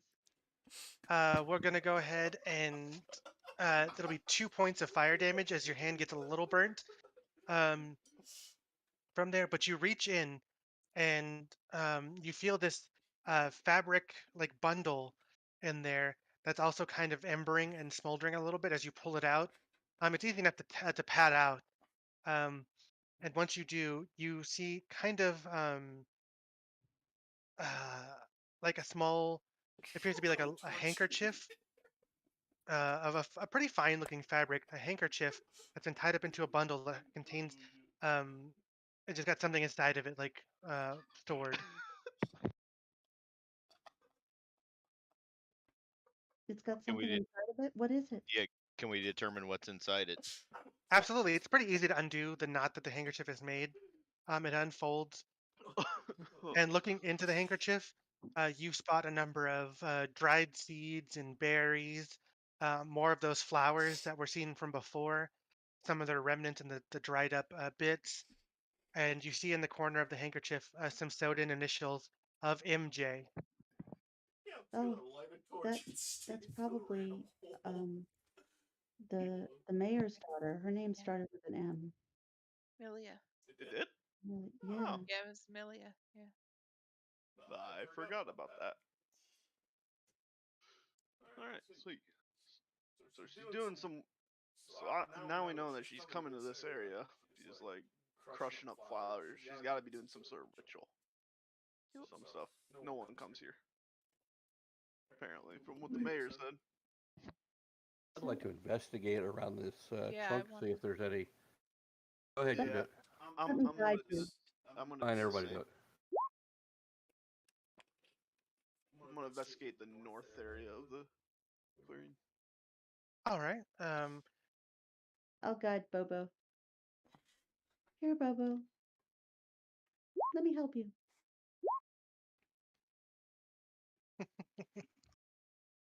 All right. You begin investigating. Looking around, you spot a few tracks here and there around here, mostly smaller footprints, and some. A little bit closer, you look and you see some seedlings that recently died and withered. I wonder what caused that. And where is this that we see Say this? after somebody pointed out. around the stump and this general area. Some weird spooky stuff going on.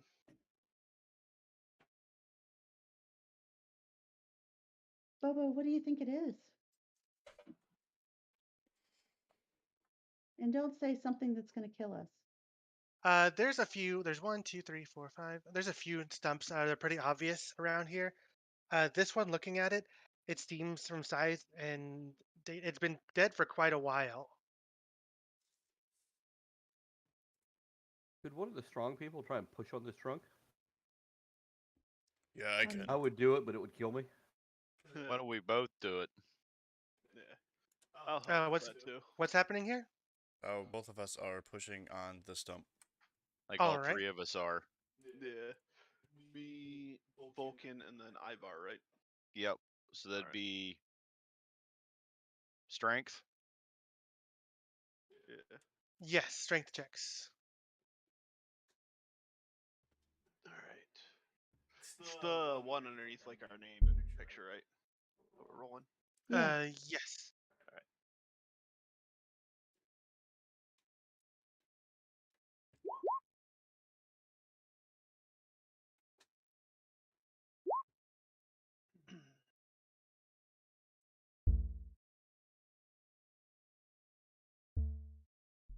Mine's coming in slow motion. Give me a sec. All right, there we go. Working as a group, you're able to start to uplift some of the roots. They seem to go pretty deep, despite how dead it is. It takes some work, but you're able to lift it a little bit, and it might take a bit more work to get it fully overturned. And about this time, most of you with your passives are able to hear some noise coming from the south. Some of the underbrush and the crackling of dead leaves and the like. Let's hide and watch. I'm gonna turn around. I'm gonna turn around and draw my sword, a long sword, just to be ready in case we do get attacked. All right. If I I'm turn hard, back and even though I'm bad at it. if I'm I gonna turn back and look to the south, do I see anything? Everybody's reaction? You're hiding. I am. Yeah, I I'm think not we're hiding. I'm gonna do a stealth check. All 'Cause right. I can. I'm thinking I'm hiding, but I'm not. And I'm just standing out in the open. I Well, if we got somebody just standing out in the open, then it's a waste of time. So I'll go back to where I was. All right. Um, No, we're hiding. Okay. I If run one over person in the I party run does over it, it to where doesn't make everyone a else whole is lot of hiding. sense. So we'll let him do what he wants. And I run over to where everyone else is hiding. Yeah, well, I just went completely stealth because I have the cloak of elvenkind on, which is a Alright. 22. yeah, very good. So as you all hide and duck and look, the sounds become louder as they approach, and you see 4 shapes come out from the woods, um, from into the clearing. Let me go ahead and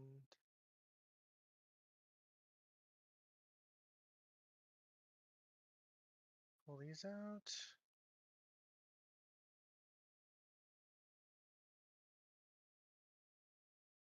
What's the fucking bandit? What's children? No, it looks like a little fucking bandit. I think they are. I don't know if it's anything that's actually in the documents.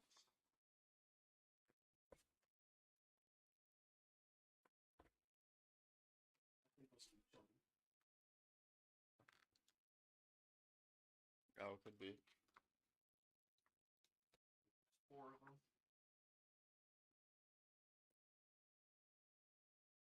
All right, and you note 4 figures. Um, the first, a young human woman with fairly tall and long brown hair. Next to her, a small gnomish boy with deep red hair, and behind them, what appear to be um, a male and female half elf, fairly similar in look and regard, wearing their hair in a long single braid. And you hear them begin to argue back and forth, and they say, make out, "Told you, a bunch of weirdos came into town, and they were hanging around." And then someone said they saw them heading north this way.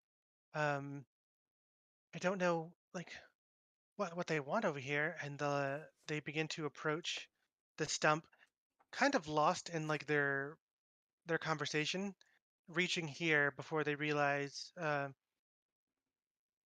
the stump is a little overturned. Like, wait, what? The who's here? Someone did this? And they start to look around, and Ashitari is the one that's spotted first. Clearly. And they're like, and then the small gnomish boy, look, one of the weirdos. Not weird. Oh, sorry. And the girl with the longer brown hair looks over and is like, what are you doing here? Looking for you.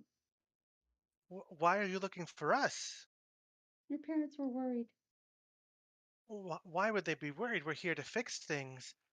How? Fix what? Well, as you can see, this wood is unnatural. It's dead and dying, and nothing will grow here. And me, as a druid, I'm trying to fix that for them. This wood needs to be healed, as she Oh, I'm says rather sorry. proudly, like slightly puffing up her chest, and the rest of the kids nodding, like, yeah, she's real good. She's amazing. Druid too. Like twins. She seems a little bit bashful that a druid, another druid. She's like, oh, um, how long have you been a druid? Oh, all my life. But, professionally, like maybe the last 5 years. Oh, she looks a little sheepish. She's like, well, I'm pretty new to it, but I think I've got a pretty good hang on it. There was a druid that passed through town, and she taught me a few skills. You see her in one hand, like she kind of produces a bit of flame, and then puts that out, and then Really? reaches into her pocket, and you see a couple of seedlings that she utters, and then like, they kind of sprout a little bit. She's like, look. I mean, if we can do this, I taught some of my friends a little bit, and they bring out their own seeds and make them sprout. It's like we can't do the fire thing yet, but we're getting better. That's very impressive. Um, so and yeah, we're trying to fix this grove because like if we feel like this is a slight against nature, and if no one else is going to fix it, it's up to us. Well, what do you think is causing? She kind of shrugs and like I'm not sure, but we've been coming out here recently. Oh, I did not too long ago by myself, and I tried to use some of my magics to help fix this area. I was planting some of these sproutlings to see if I could help them grow and cultivate, and then the next night I would slip away and come, but the sproutlings were dead and um, withered. Um, I tried again the next night, and the same thing. And that's when I recruited Ronfan to help me out. I figured more people with more power, we could do it, and the same results, we'd come out. And that's when I remembered the druid told me something about rituals. So I brought my other friends, Geo and Gia, and we were working and um, working on our. Honestly, I'm not too sure how the rituals work, so we kind of just all kind of like group gathered and kind of tried to summon up the magics. Uh, the the smaller boys, like, yeah, it was kind of just a lot of chanting. I don't know if it kind of worked, but Were you? uh, I step out. Were you naked and chanting around a bush? oh, no, Oh, there's that no. always works way better. Oh, and they kind of look a little Hold on. sheepish. They're like, Hold on. we hadn't thought of that. Maybe not the time and place. Yeah. Uh, Uh, so, the area's dying. We don't know why. I wish I was a natural druid. That's really not my forte. But we know this. But we know this place has been dead out here for many, many years because they indicated that it's always been dead out here. right, yes. It was kind of a ghost story our parents told for a long time, and we kind of believed it and never ventured out. But once I kind of learned these skills, I had to find out for myself and see if I could help nature in some way, and that's what we're here to do. It's about this time the sun is almost set. When those of you paying attention with a decent high perception note that the ground seems to start emanating a bit of mist, Um, and starts to billow slowly, and the outer ring also becomes a bit writhed in that mist and wreathed, and just as it slowly Kids, you starts need to to get build. out of here. They kind of look on in panic, like, "Wait, it's never done this before." Go, run back to town. we'll take care of this. We promise. And they begin to like nod and go. They make it about here when the fog is like the thickest and pours out, and you notice a faint flickering of light within the um, what you call it, the fog? fog. Uh-oh. I'm gonna run out from behind the tree I was going. I'm gonna run in front of the kids, make sure that if there's something that comes out, that nothing attacks them. All right, so everyone can make a movement to where they want to be, I'm and gonna you tell them to notice. stay behind us. Sorry. No problem. You note a bit of flickering. That's more than a bit. That's Oh, not a bit.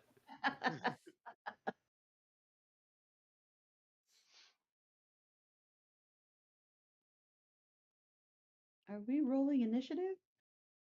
We will be in just a moment. Dun, dun, ah, that's a lot more than a bit. Yeah, there's a lot more bits coming. Yeah. And Rave so Rave anyone? Can you see these sort of like floating and flickering lights rise up and slowly pour out of the fog. But beyond that, you also note some strange sort of humanoid figures stepping out of the mist and into almost out of appearing out of the ground itself, just shambling up and So it's kind of like a shambling mound. not quite. You see a humanoid figure, and a closer look as they step through the mist. You see that they are oddly clothed and covered, but they're not moving like normal people would. They're kind of um, stiff and uh, lumbering, and you make a note that their head at first looks more like just covered in like a burlap sack, a rough like sort of mouth cut into it, and eyes. And from those eyes, you see bright red glowing points as they shamble up from the earth and start to make their way towards you. From there, we will start rolling some initiatives. PM? It's dark, correct? The last of the light is there. It's not 100% dark, but it is a little dim. So I. Okay. Just wasn't sure if. This would be the time. Yeah. Yep. Eyes of the dark. Can I do that before? Yeah, initiatives? absolutely. Eyes of the night. Yeah. Oh. So I would do that. I would cast that on. Oh shit! I forgot to put that on my. I didn't. No. On everyone but Ashatari because she already has dark vision. Yep. I forgot to touch my token before I rolled initiative. Not a problem. I can fix I it. did too. Sorry. All right. Let me just get this going here. I didn't want to touch myself and become Bobo the Blind.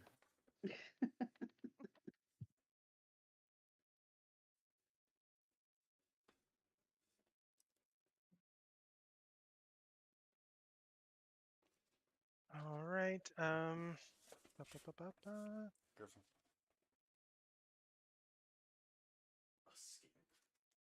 Let's go. We have Um. Bobo. What did you roll? Ooh shit.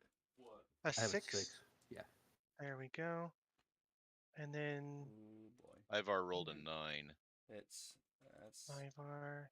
Go ahead, Najee. And Mistral slashing. 22. All right. Mistral, nice roll. Why am I first? Okay. He's vulnerable to fire, obviously. Do we have everyone else on Resistances, there? bludgeoning, No, we're piercing, missing, and slashing from Vulcan? non-magical items. Is that right? So that means that so I have a 1d12 plus Yeah. 4. You got a 10 Vulcan? I'm not gonna get that plus 4. Yeah. Yeah, he had a 10. That's 1, 2, 3, 4, 5, and 6. That's the whole Immune party. to That's poison. the encounter. We go ahead and change Charmed, this order exhaustion, to frightened, match. paralyzed, There we poisoning, go. unconscious. So to start this off, we have Maestro. Okay. He I has am going to, as an action, a HP of 36. Armor class of 11. do Channel Divinity, Excellent. which is the Twilight Sanctuary. Is it gonna pop up? Awesome. Yeah. You can set up your aura on your token if you right click and then click the little cog Doesn't have a very strong attack, and scroll down. You'll but see makes 2 attacks. So Token aura. Okay, got it. And it is 30-foot radius. now the DM may need to make it so we can see it, but it is Oh. helpful to know exactly how big that is. So that gives everyone. Temp HP, baby. Yep. How would I Extra make that hit visible? points. Can no one else see it? Yeah, I can't see it. So if you go to token editor What?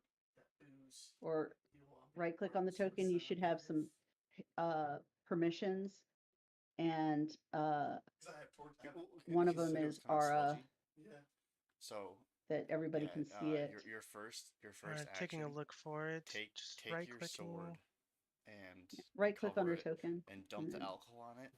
And There then we go. The gear. Take your torch. And There we set it on go. fire. Try that your first turn. Did that do it? Yes, It did. perfect. Yep. Excellent. There we go. So everyone in the aura gets 9 temp hit points. That seems very big. I Is it that big? hit. No, 30 it feet. wasn't.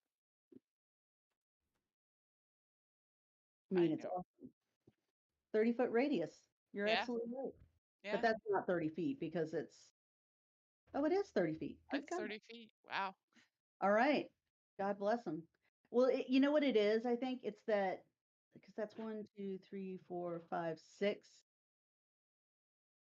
It's the map. It's Yeah, Right, the is map it is the squares they provided are a little Yeah. wonky, okay. but I'll allow it. It's not a big deal. I kind of play a little fast and loose with some of this stuff anyway. It's more of a rule of cool fun, That's- so I don't really mind. I'm not out here trying to kill everybody. Oh, good. That's not the kind of game I run. It's not very much not me versus you guys. It's us, having a good time and telling a fun story. That's the kind of game I like. Yep.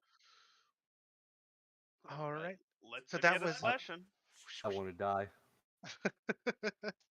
I love this ability, by the way. This is one of my favorite cleric subclasses. I love it too. Yeah, that's cool. Not to detract from the game a little bit, but one of my favorite clerics is a dwarf cleric who did this, and he's a little wild, but oh, it was so much fun. All right, that was your action. That was my action. You have a movement and bonus action should you want to take it. I'm just gonna stay where I'm at right now. All I'm right, gonna stay excellent. close to the kids. Yeah. Good. All right, so from there we move down the turn order to the wisps. All right, and they start to dart out from the woods.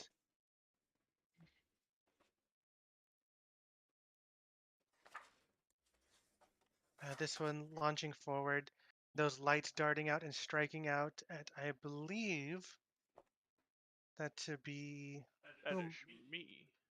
Yeah, all right. Am I able to do like a? Nilchris. Am I able to do like a strength or something for my shield to block its attack or? It's just gonna be attacking versus armor class, so we'll see Okay. what happens here. It strikes out, the little light starting forward. Is a 21 gonna hit? Yeah, I have 18 armor class. All right, that's gonna be 9 points of lightning damage as these lights kind of float through you and rush through, shocking you a little to your core a bit as they dart back in place, hovering around. What type of damage is that? Lightning. Ah, yuck. And we're gonna Do go not like that. here. Griffin, these things have an armor class of 19. 19? It's gonna have to double move, but it stops right over here by Voken. This other one moves. Hmm? Oh, And it yeah. double moves to reach Ashitari. Rude. And then 17.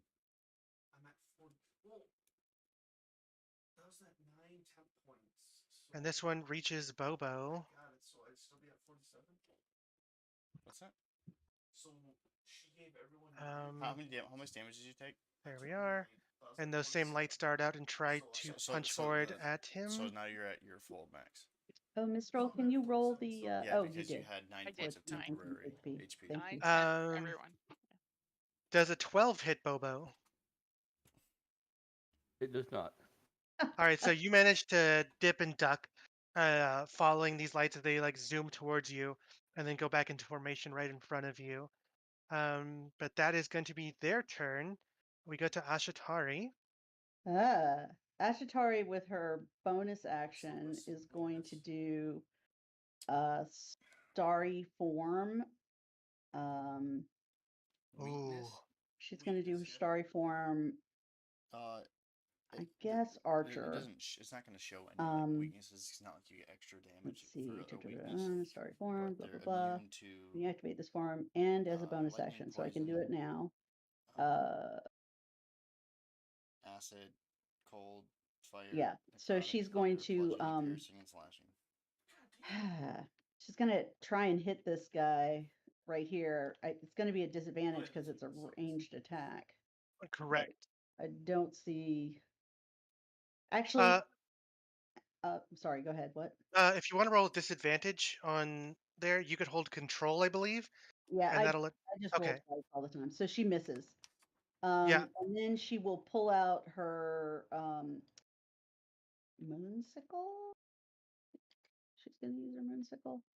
Yeah, and she will make an attack with that as well. All right. Oh, That's let a it. 19 to hit for 4 whole damage. That is going to hit. And if I'm correct, your weapon is magical. It is. So that kind of slices through these lights.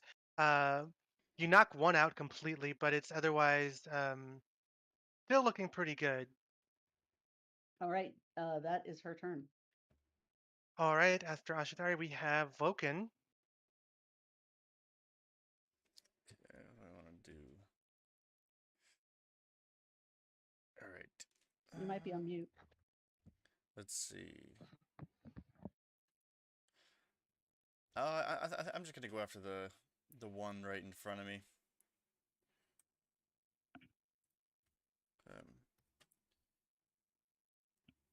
And I'm going to just, annoyed by the flickering ball of light in front of my face, I'm just gonna swing my battle axe at it. Go for it.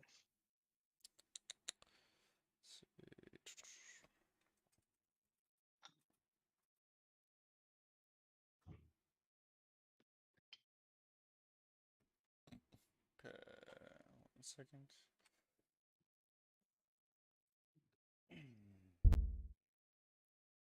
Come on. No.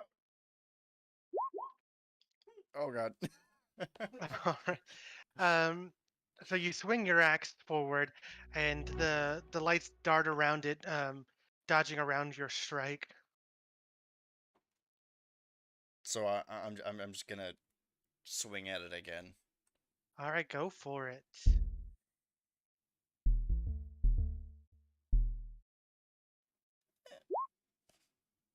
Nope, doesn't hit. All right, you take your time and aim a little more, but these things are so darn fast. They're just darting around your big axe as you slam it into the ground, and just like pull it back up, and you're a little frustrated. It's just a ball of light, really. Like, how hard could it be to hit? And apparently, it seems very hard. Ugh.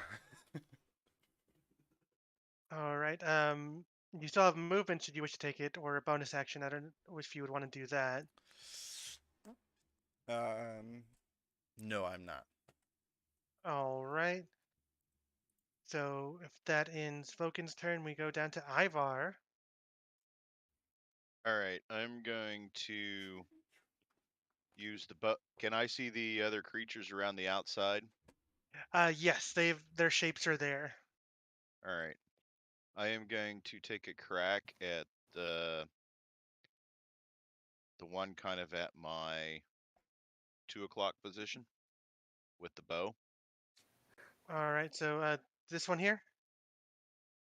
This one, I'm gonna move my character next to it. This one over here. Yep, that one right there. All right. Excellent. Go for it.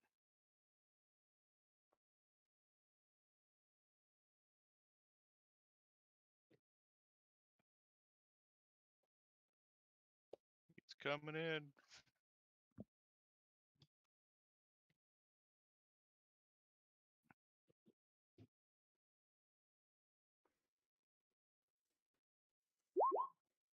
Oof.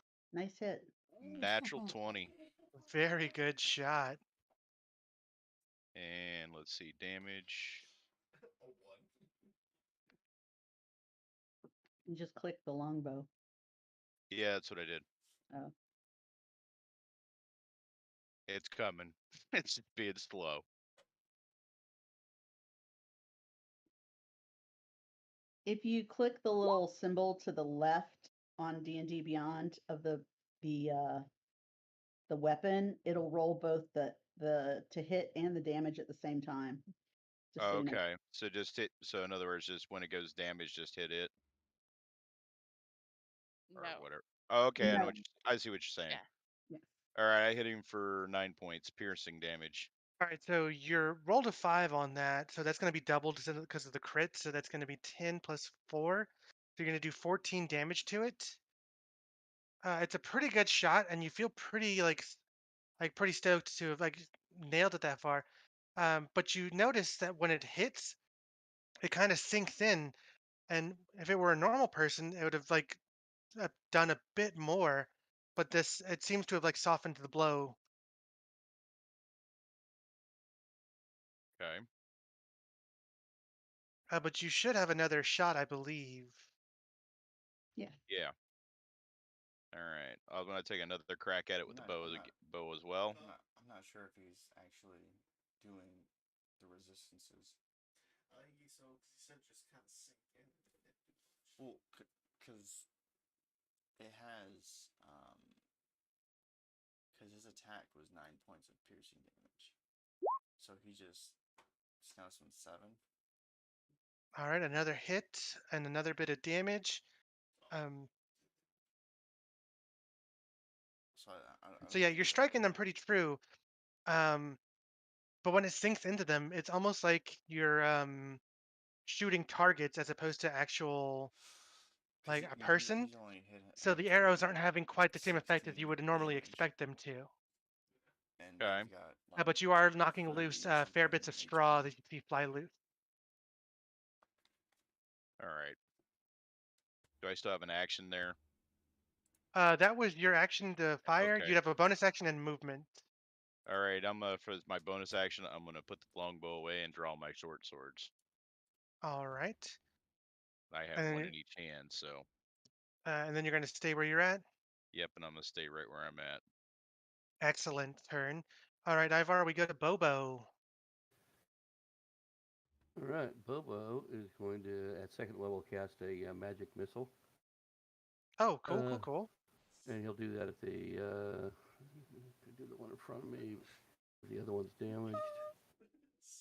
I'm gonna do the one in front of Ashitari. Okay. It has damage already.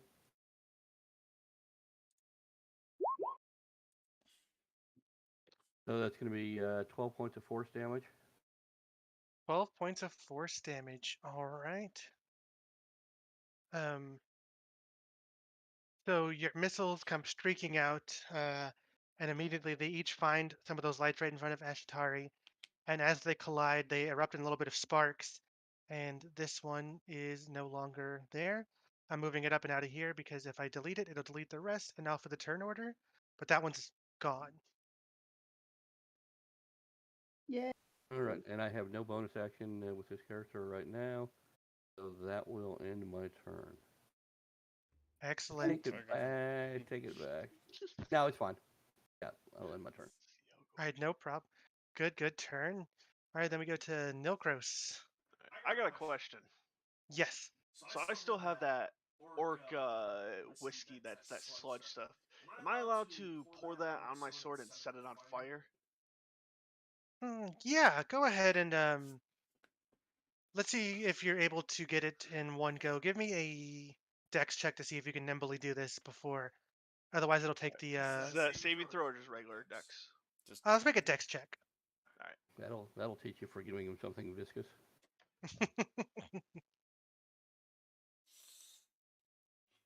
Yeah, the 14 I'll say is good enough for you to whip it out real quick and pour some of that on there. Alrighty. I'm going to attack this little wisp thing in front of me right here. All right, so yeah, you pour this on there, and you're striking a nearby rock that's sticking out and able to cause a spark, which sets the sword alight, causing a bit more light for the party. This might not be good overall for the sword, but hey, when situation calls for it. He'll be fine. Alright, I'm gonna roll for a hit with Wisp.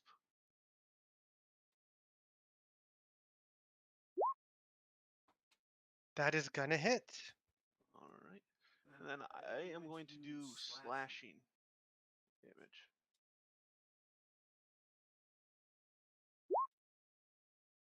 All right, and are you wielding it one-handed? Yeah. All right. So it says you rolled a 7, it looks like. Yeah. AFK 1 minute. All right. So you rolled a 7. Did it add in your strength? Say again? Did it also add in your strength? I don't know. Just let gave me- me a 1d8 plus 6, and that was it. Let me double check real quick. You should have a +6 to that. So unless you rolled a 1. You did. Uh, Yeah, I had Okay. Yeah, if you mouse over it, you can see. Yeah. I was looking for it. It looks like it just said I didn't see the pluses added to it. Oh, there it is on the other top one. Yep. Okay, so yeah, you deal 7 points of damage. That base damage is a little less than you would have imagined. But roll a d4 for extra fire damage for me, if you will. Alright. And rolling now. Got a 3. All right. So your sword slashes through. It seems to be a little bit resistant to what the sword is doing, but then the fire, those spark out and damage some of the lights, like making them a bit dimmer than they were before. Alright. You still have another attack, I believe. Do I? This is my first time playing fighter, so. No, yeah, level 5, you should have 2 attacks when you take the attack action. Alright, I'm going to slash at it again. All right, go for it. Rolling for hit now. 19. That's gonna do it. Alright. Now rolling a slashing now. Alright, 9. I'm doing Alright. one-handed. All right, excellent. And then another d4 of fire damage. Alright, rolling now. And I got a Excellent. All right, so with these pair of the quick motion of lighting your sword on fire and striking it, you raise your sword up through the lights, scattering some of them, making them these embers flying up in the night, and you bring it back down, slashing more of them. And that one is extinguishes these lights. Excellent. Right. Graven. Very excellent turn from Nilkros. From there, though, is that you have movement and a Yeah. bonus action should you want. What bonus action? If your character has any. I'm not sure what you might have available. Let me double check for you. I don't know if I can do anything. Or... You could second wind, but I don't know how hurt you are. I'm at like 47 out of 49. All right, so yeah, you should be all right. I don't think you'll be 2-weapon fighting, so I think you might be good. Alright. So then just movement then? Yes. Alright, I'm gonna move over here. Oh, it's not. Drag. Alright, there we go. Kind of get between the kids and this little scarecrow over here. So, All right, excellent. So you extinguish those lights and move forward, positioning yourself Do to you be. use flanking? I do use flanking, yes. Well, then he should know that he could move to the other side and get flanking for Yeah, I- flank- you and the other. I think he's more so going to intercept this scarecrow that's coming in to protect the Okay. kids. yeah, because if I leave that, the kids are wide open for the scarecrow to attack. So I'm gonna sit there and I'm gonna bring up my shield and get into like a defensive stance. All right, excellent.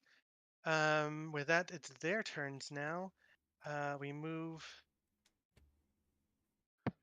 Let's go. They double move forward. They can't attack, but they are prepped. They raise these long, gnarled twig-like arms, bearing them towards you, but they can't strike.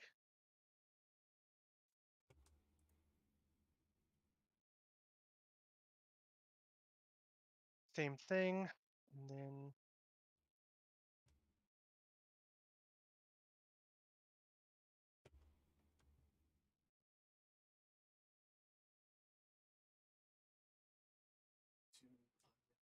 Mm-hmm. all right. So they all shamble forward.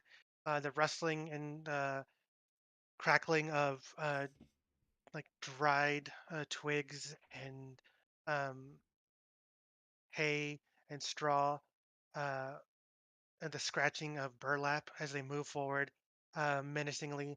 Those cloth-like flaps cutting them, making their mouth just constantly in like a gnashing motion going towards you. Um, with that, we go to the kids who would act on initiate 0. Um, the other 3 begin to light torches. The 2 elves and the the gnome, but you see the taller brown-haired girl begin to summon up a bit of flame um, in her hand, and she desperately hurls it forward at, let's see, the scarecrow right there in front of Mistral. So we're gonna roll that.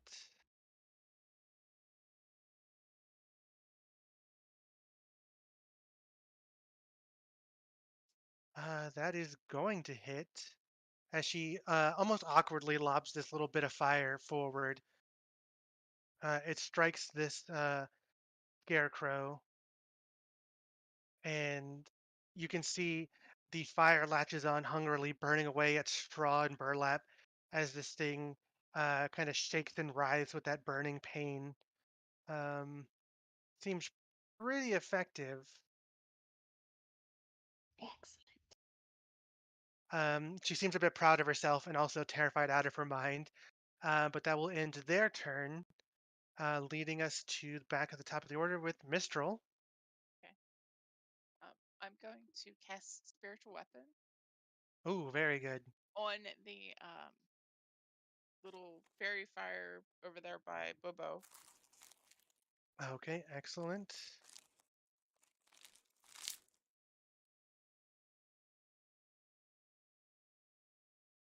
Doesn't hit, but it's there. Unfortunately, does not hit. Yes, but let me go ahead and do something real quick.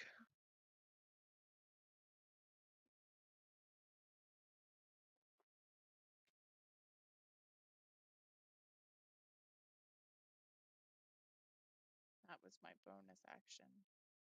Yes, you still have an action Yeah, I'm and going to movement. Sacred Flame the scarecrow in front of me. All right.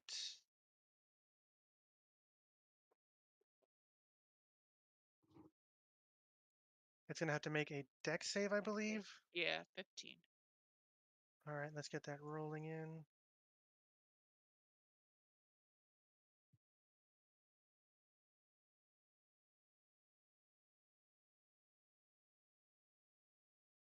All right, that seems to be taking a while. Dex save. What is it? That is an 11. So All right, go ahead and roll. The damage was full. What is it? 13? um yes. Yes, there it is. 13 radiant damage. Yep. Excellent. That one, that little pillar of silvery light strikes out. It's trying to step out of the way, but it seems to just be unable to dodge, and more of its straw and this burlap is being seared away by this divine light. And I'm gonna stay where I'm at. What's that? I'm gonna stay where I'm at. I'm not going anywhere. All right, excellent. I have like ruin moments on like videos. that Here make we me go. mad. Just 1 second.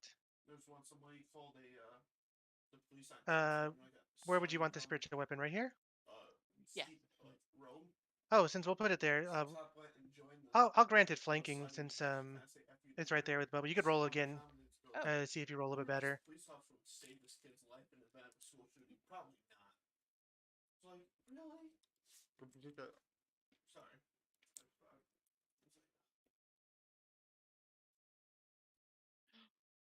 Yeah, that second one is a hit. Nice. Thank you. So that one strikes it. Your spiritual weapon slicing through these lights with very little resistance, which is very good for the group.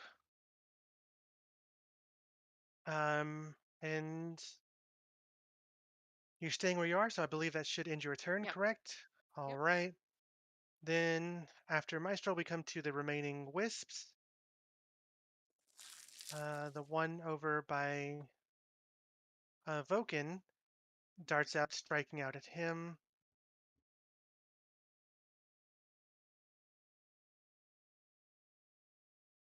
Does a 14 hit?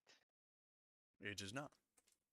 All right, like it was able to dodge your strikes. You are able to step out of the way of it, dodging those. And I kind of And laugh then at it. Bobo, the ones in front of you do the same thing. Oof. I'm assuming a 9 doesn't hit. It does not. So your survival instincts are kicking in. You're dipping and Oh, they always dodging, do.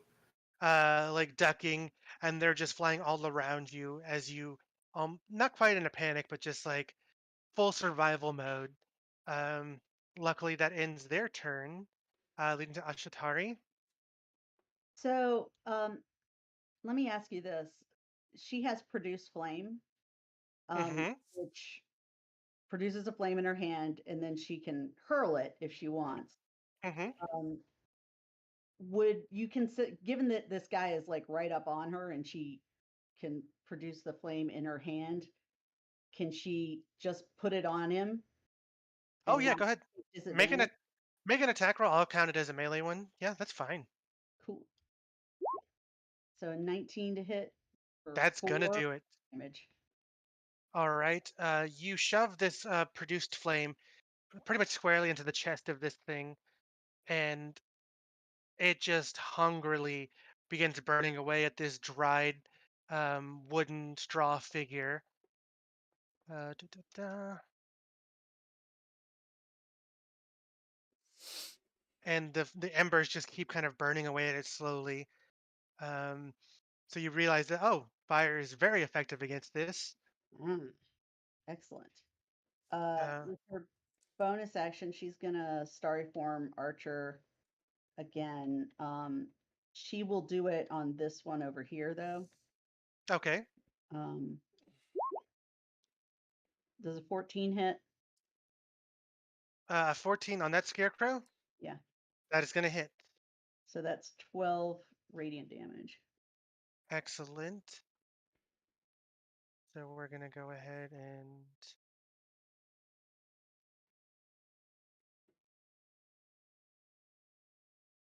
mark that one down.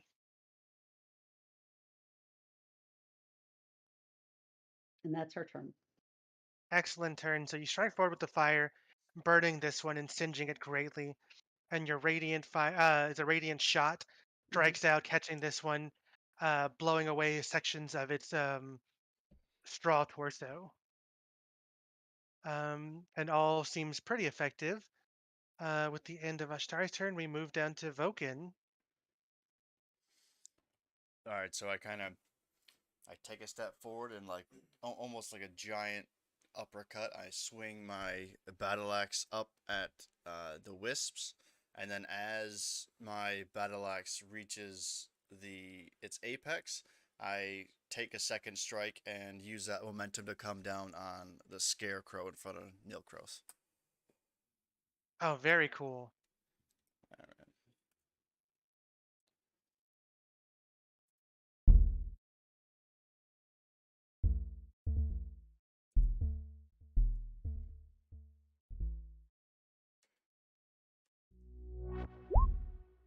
Oh, All right, so your first strike is a hit.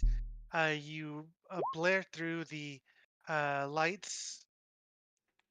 No, that was the Let's see that was the here. attack or the hit for the first one. Here comes the damage.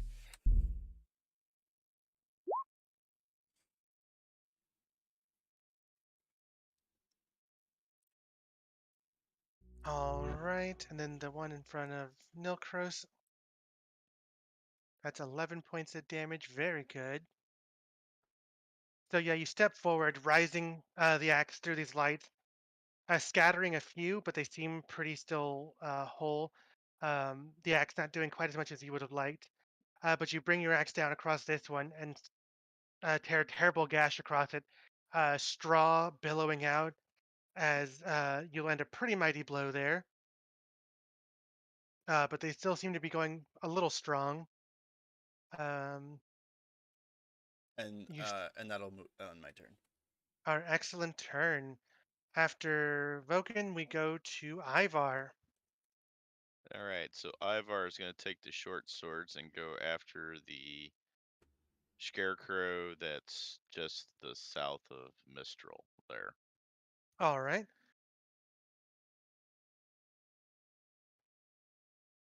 Yeah, you can get flanking pretty easily.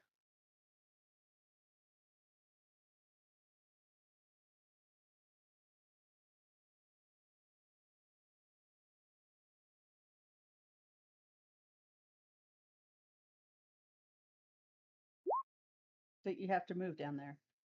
Yeah, Yeah. Okay. and you'll be able to roll with advantage on each of your strikes if you move Right. right.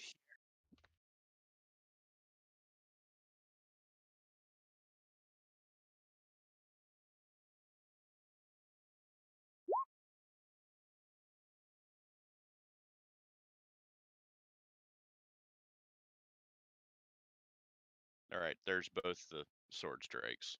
I'll count that as because you'll roll with advantage, so you can roll 2 more times to see if you crit, just in Okay. off chance. I mean, both are gonna hit.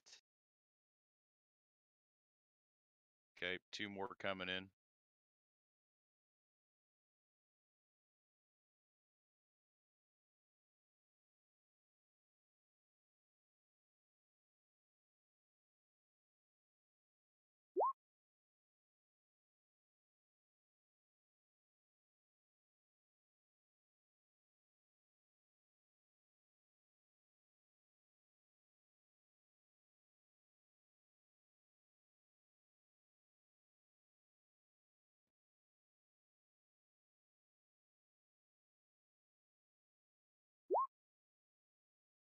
There are no crit, but 2 hits. You're sinking your swords in, um, dealing pretty solid damage to this one between you and Mistral. Uh, you step forward, you're stabbing both in, and you rip your swords out, almost kind of disemboweling this scarecrow as its straw pours out. But as it dies, that terrible torn mouth from its burlap sack face begins to like gnash further, and it opens up, and this wicked cackling laughter emanates from that mouth.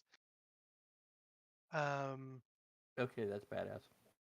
it just this cackling laughter, high pitched and horrible, as the scarecrow falls, and you hear you see the eyes kind of dim, and you hear it also say, "I have you should never have come to my grove. You've awakened me, and now more fun is to be had." And it just the scarecrow just ceases moving.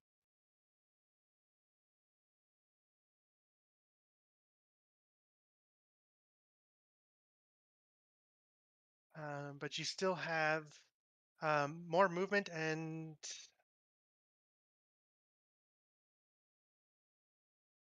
I'm gonna basically move towards the 2 over on this side.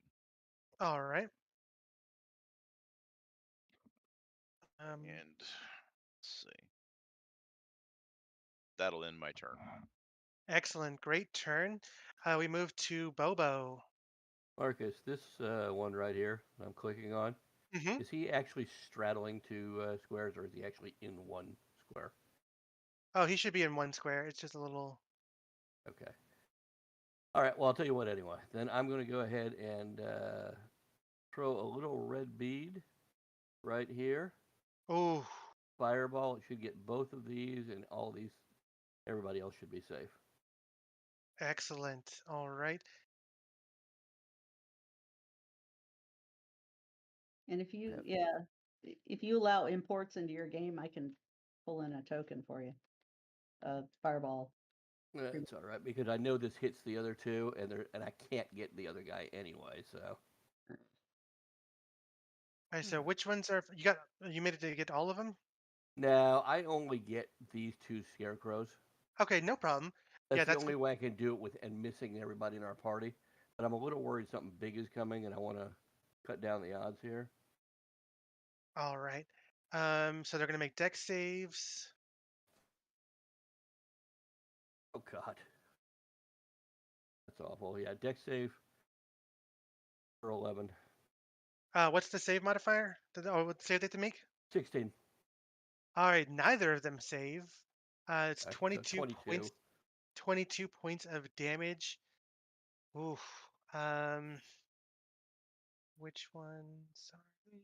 Okay, that's this one and this one. So Bobo lets loose this bead of light that goes and erupts into fire. These two try to shamble out of the way, but are immediately immolated within this harsh burning fire that everyone feels close across their face. And as they perish, that cackling laughter still erupts from them. And you hear it's like, oh, such promise of fun. Please, please don't let this game end just yet. And that will end my turn. I'm going to stay where I am for flanking for the spiritual weapon. Excellent. So with that, we move down to Nilkros. All right, I'm gonna move behind the scarecrow over here. All right, easily doable. All right, and then I'm going to hit him with my flaming longsword. All right, go for it. Hit. Sweet, got a Oof. 7. Very nice. And then I'm Yeah. going to roll a slashing.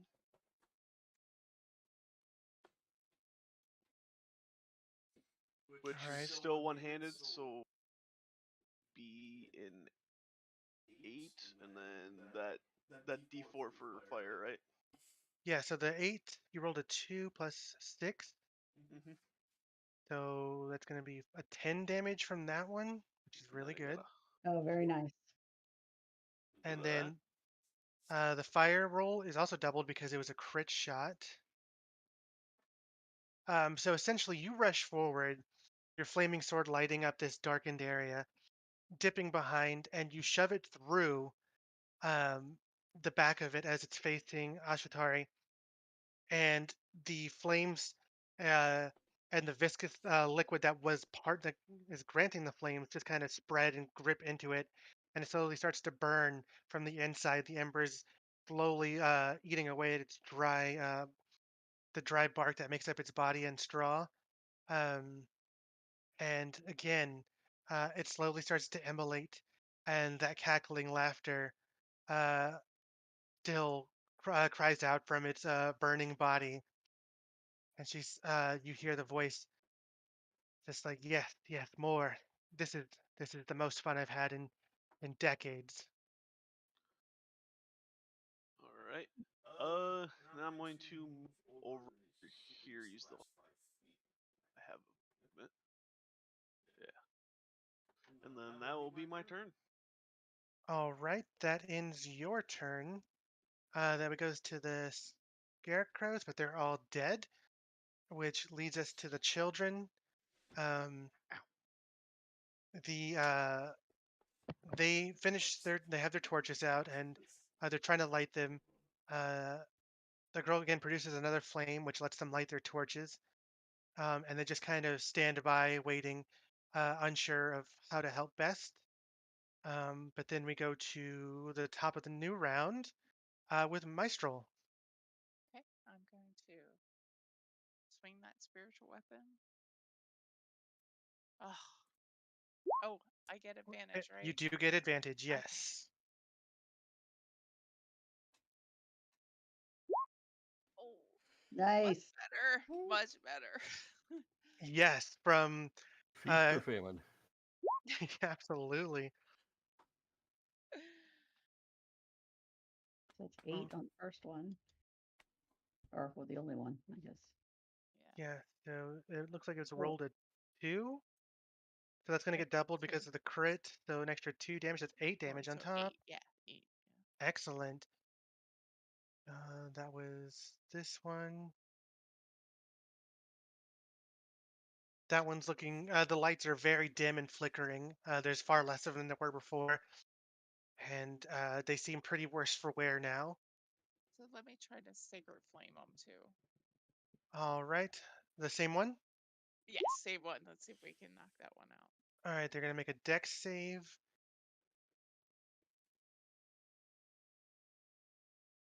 All right, what do they have to be to 15? 15, yeah. All right, so just a little bit. They're pretty nimble. They have a high dex Okay. save. Um, they had a good chance of saving, but not when they roll a 3. Oh, So that's going to be 8 more damage on top of them. Um, as your divine light reaches down and pours across them, and as it hits the floor, you see the light go down and almost erasing their malevolent lightning light with that pure divine light, and they are no more.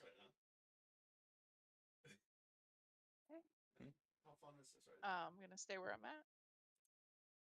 Excellent. There's action, bonus action, and all right. That leaves this last one's turn. It is going to do again what it likes to do, and it's going to strike out at the person that hit it last. Oh, does a 22 hit Voken?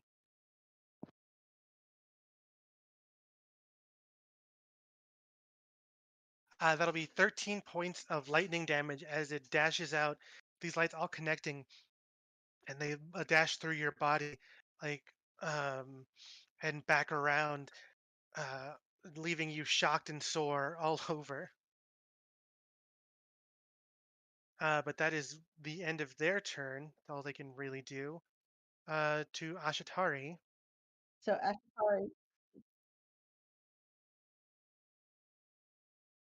yeah, you Yes. get and you get it to replenish it at the end of your turn, I believe. Yeah. As So long as I'm. Ashitari, I'm sorry, go ahead. No, go ahead. I'm sorry. No worries. Will put her hand up again and flame forms in it, and she's going to hurl a flaming ball at this one. Uh, I 17 to only hit. lost 4 points of health. Unfortunately, it's not. They're able to still nimbly dodge the fire as it strikes out against the ground. The embers bursting. Grr. So then she will, with her bonus action, she will fire a starry arrow at it from her archer Excellent. and miss. Ugh, darn it. Yeah, unfortunately, they're a little hard to pin down She as will these strikes go wide. move here to give him advantage on attacking. Excellent. Very good. I believe that ends your turn. Yes. Excellent. Then we go to Voken. All right, and given that this is the only guy in front of me, I'm going to swing at him with my battle axe. All right, go for it with advantage.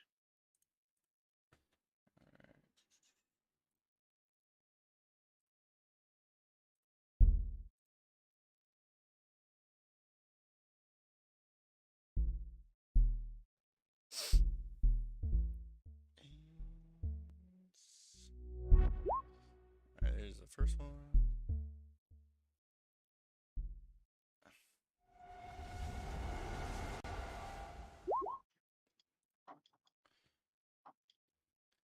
All right, so the first one is going to hit. And then you can make your second strike also with advantage. Alright, there's the first attack. Very good. Solid damage coming through as you swipe through these lights.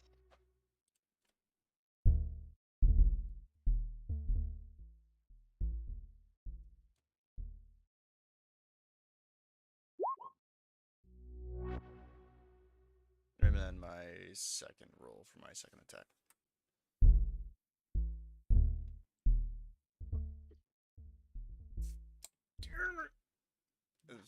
No! All right, so your first strike manages to strike most of the lights, and as they dim, they get a little harder to see, and your second swipe just barely misses them as you come back for it. But they are pretty dim and flickering at this point.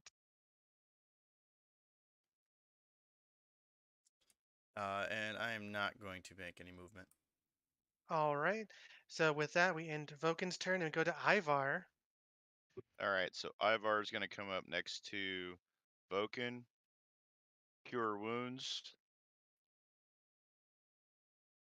heal him up here. All right.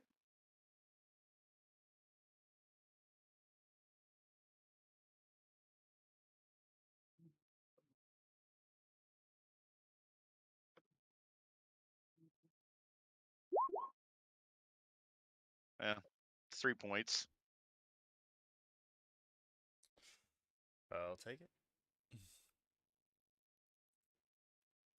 And then I'm going to lash out with my 2 short swords on the wisps. The casting of the spell would have been the action that you took. Okay. Okay. That'll be it then. All right, no problem. If you wanted to move, you could still move to the position to allow someone else advantage if they come from the other side. Yeah, I'll move back down here next from the kit around over here for the block the kids. All right. So after Ivar, we go to Bobo. Yeah, I don't want to waste any spell slots since we know something big is coming. I just need your will-o-wisp to make a intelligence saving throw. Intelligence saving throw. All right, let's go ahead and get them to roll.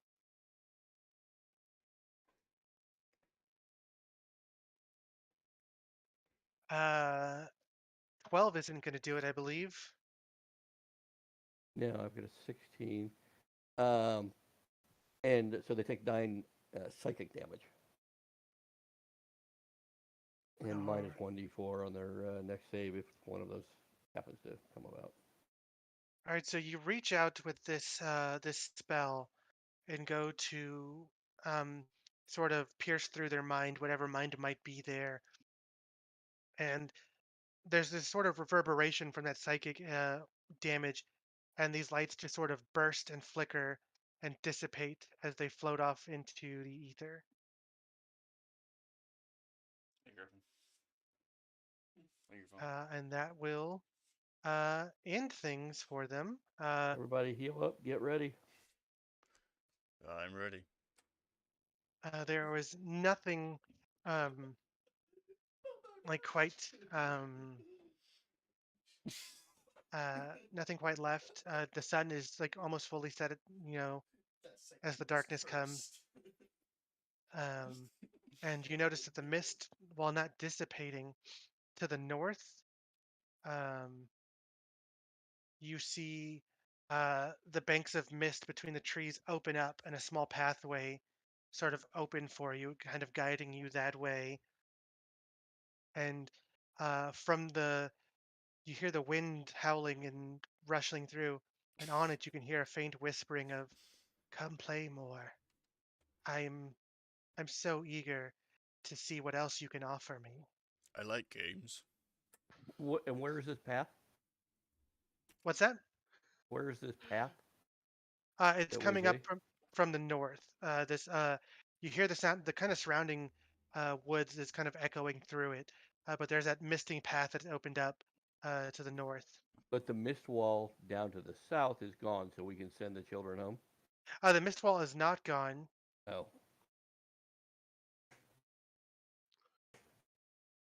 I'm well, gonna. I guess we sorry, should go. take them with us then, huh? Yes, I don't think we have a choice. I mean, I guess not. I'm gonna move up to the opening and try to peer in, see if I'm able to see anything that lies ahead, see if there's anything at all. All right. And you mentioned the kids out loud, correct? I did. All right. With that, a smaller path on the south opens up, and that whispering on the wind you hear, "The kids can go for now. They weren't quite the playmates I was hoping for, and should I wish, I can find them later." can And can Ashatari insight check that? Yeah, go for it. Oh, Ooh. Excellent. So, judging, like, you can't gauge body language, but just from the tone and intent, you know that they feel like they're much more interested in the challenge that your group provides as opposed to these kids. But you do know that the intent on violence against the kids could happen should they really want to. but we're comfortable thinking that they could go for now. Yeah, you feel like they're very much willing to let them go in order to have you follow through with its request for playing, as it put it. Well, I think it actually means it. okay. Yell out, if you let the kids go, we'll come play. And I tell the kids, run south, not north. They kind of nod, terrified, and the girl that could produce the flame, which you're assuming to be Milia at this point, she nods like, "Yes, I also know another bit of uh, magic that'll help us get through. But just thank you. We're gonna go. Be careful." We're gonna die. Have a Oh, good night. Whoa. The kids Probably. blanch at that, but they like nod and like It's gonna be okay. they all head off with their torches, like straight into that mist path on the bottom. And as they dart into it, you see it kind of close up behind, and on the wind you hear a sort of gleeful cackling, and says, "Now that the kids are gone, we can have our fun." Um, and you hear a sort of odd, um, sort of discordant music play in the wind. Uh, you're not sure, but it's almost like a haunting sort of nursery rhyme tone. Ooh. mhm. I knew I should have learned how to make pillows. Let's go. Do you want me to still make my perception check from checking down that path, see if there's anything ahead of us? Yeah, go for it. All right. Rolling perception now. All right, you Right. take a look down this path, and you can't quite spot anything. It just seems like the path is laid before you. Although you do note that where the path opened up with the mist, the dense underbrush that was kind of around also seems to have flattened and pulled aside at like almost parting, as if something is just really welcoming you forward. All right, there's probably a wizard. Interesting. All right, just Think real not- quick, um, I'm gonna have to run to the restroom real fast. If anyone else has to, we can take a quick break for that. I won't be just a couple minutes. Okay, Yeah, so that 5-minute sounds break. good. 5 minute break. If everyone's okay with that. Yeah, Yeah. that's Absolutely. 8:06. I'll Fine. be back at 8:11. All right, excellent. I will see you guys in just a few moments. Okay. All right. All right.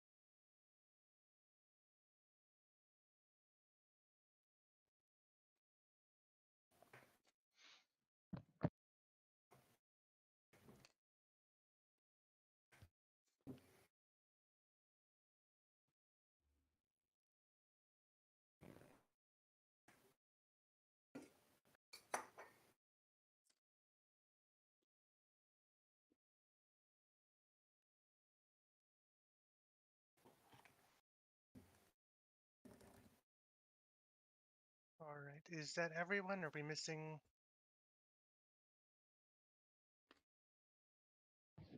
Me and Vulcan are back. All right.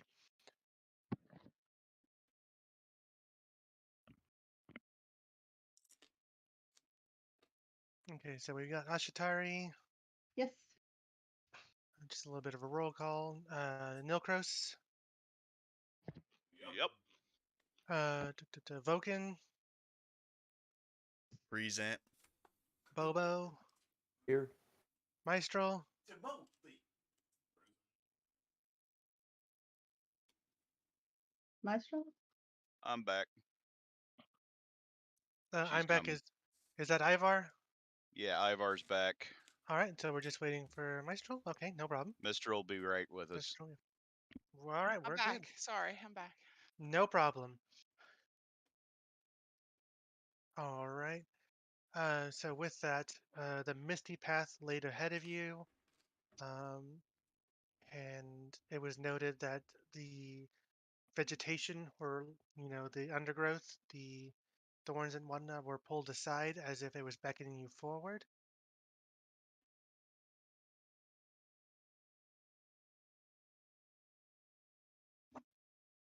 Be happy Is the, for-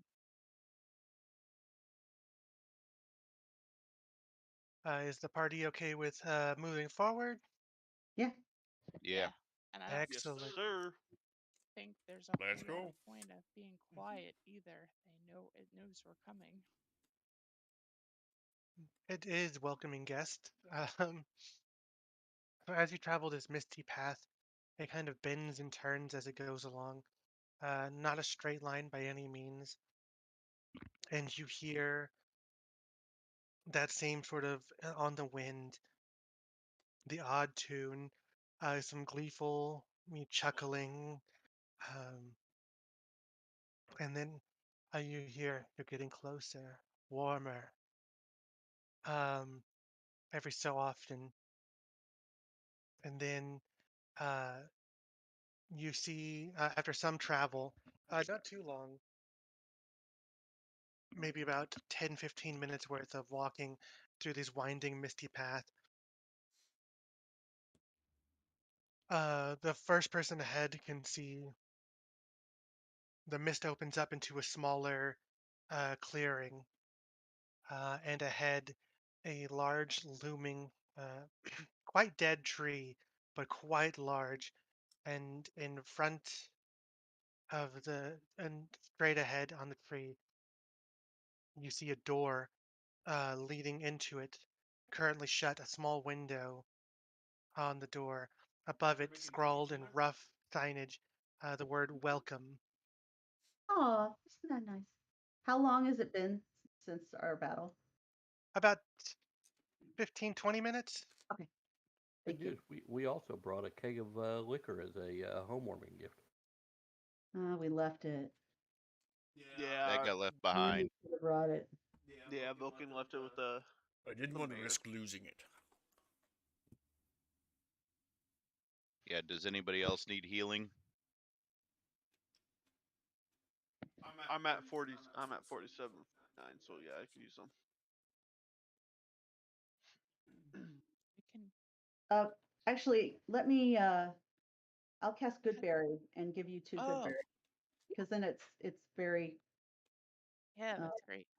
So she'll produce 10 good berries, and she'll anybody who needs a little topping up, she'll give What a those very out. good spell. I love that spell so much.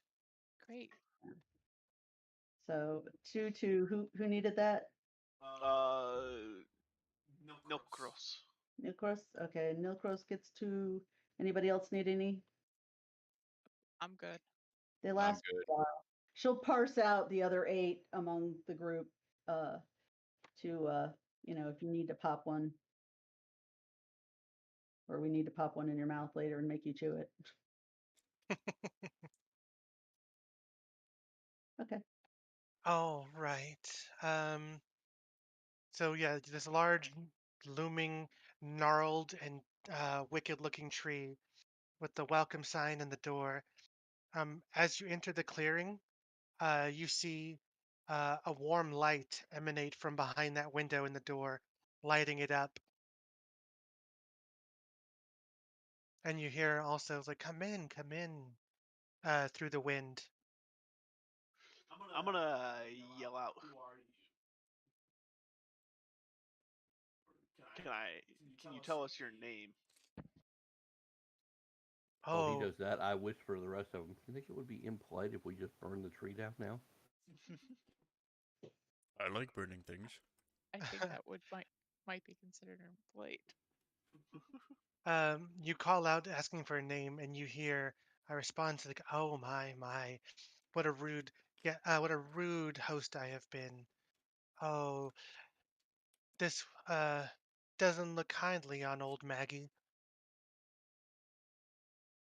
Ah, Maggie, what a nice name. But do come in. It's been so long since I've had company, and I do believe you shall provide quite an ample amount of fun. What kind of fun? Oh, let's not spoil that, dearie. Oh my. Does it involve leather and whips? Uh, there's a little bit of a silence, and then a little cackle. Are we going in? Yes, Mm. I think we should. It's like, don't threaten What me could with a good possibly go time. wrong? Let's go. All right, I'm gonna go open, grab the door handle, open it. You grab the handle and go to open. The door opens pretty easily. Nothing quite difficult about it. And then you open the door. You can look in, and it seems that within this large tree, there's now a room. Uh, the floor itself is just it seems to be root and dirt. Uh, to your left, you see this grim looking rough iron and wood chest. On the floor, a tattered and torn, what looks like a once nice rug. To your right, a rather large cauldron with some herbs, a few strings of herbs hung above it. To the right of the cauldron, a small trough filled with a little murkyish water. To the far wall, you see a trio of barrels, molded and dirty. And right next to them on the far wall, an opening within the wall leads into a small nook, and you can immediately make out stairs that lead up. Hmm.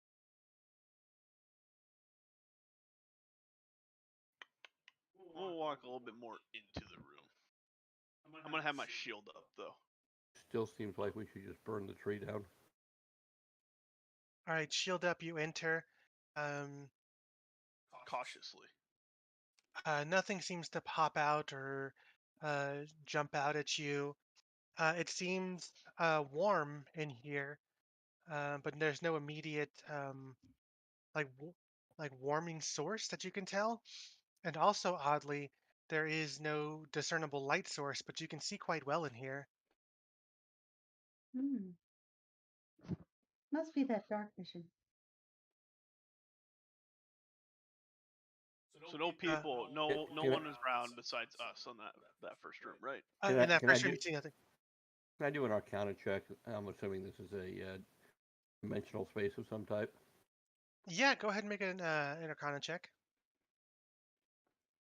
Boy, it would really be cool too if I got some help. Oh, I and can- let me I can guide help. you. I can help. Yay. We're good. 25. All right. And what were you checking for specifically with the Arcana check? I'm assuming this is some type of a dimensional space in here.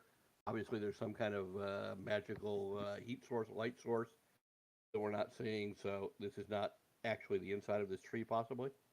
Yeah, you take a look around, and some things don't quite add up in your head. Like, where's the light coming from? Um, things definitely seem to be manipulated here by magic. Weird.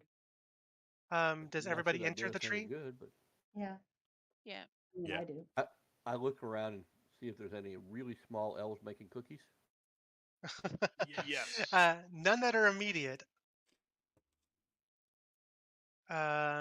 So once the last of the group enters, unsurprisingly, the door slams closed, and you kind of, if you look out the window, you see just nothing but mist around there, and the door does not budge. Um,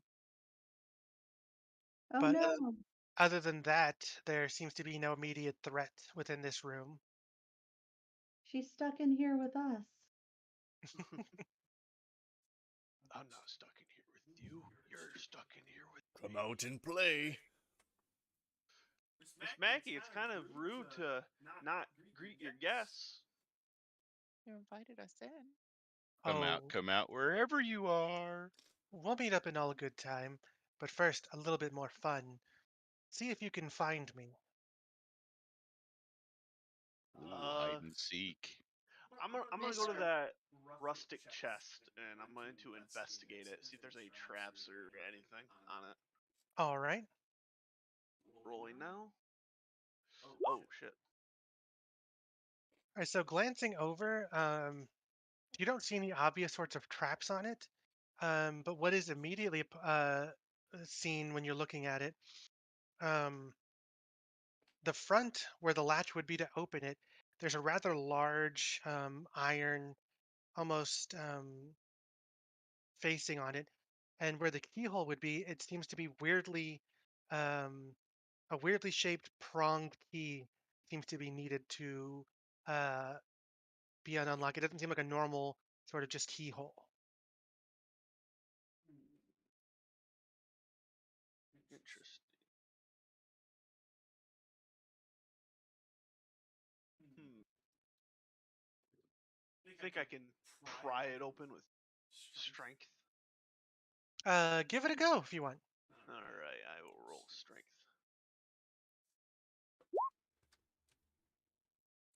All right, you go to grip and move this chest, and you're prying fairly hard, but it doesn't seem to be budging. And oddly enough, it's also not moving from the ground. It seems pretty set firmly within where it's at. Hmm. So, uh, Ashatari will walk up to it and she'll say,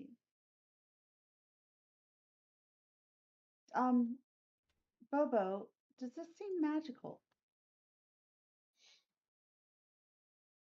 Yep.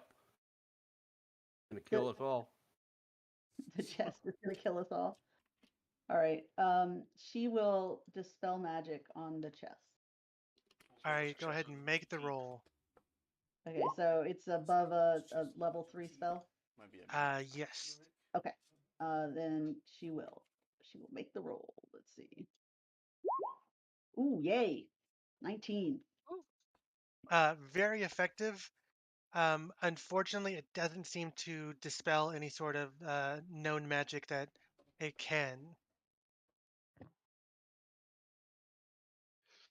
Am I able to tell any like history on it if I that, or am I able to check? Looking it over, it doesn't seem to have any kind of notable like markings or things that let you like to determine a history of it. It seems just like a fairly normal, if not odd-looking chest, outside of the fact that you can't seem to move it or access it.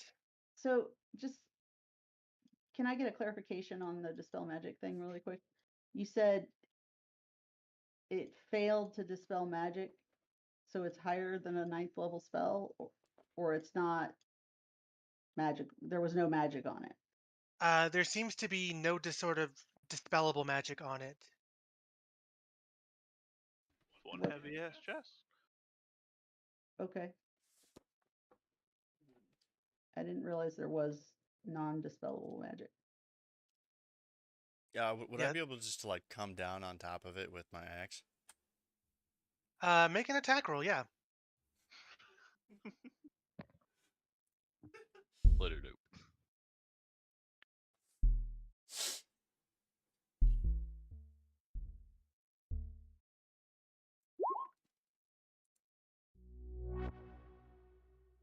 All right. Yeah, you strike it pretty solidly.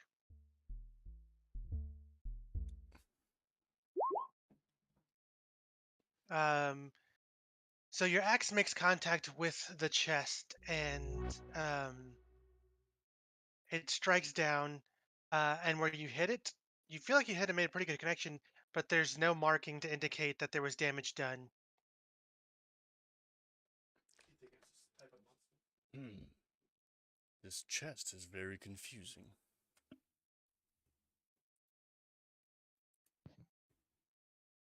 Interesting. While this is going on, Hmm. Mistral is going to say to Bobo in Halfling, um, do you think that this Maggie is in here but invisible?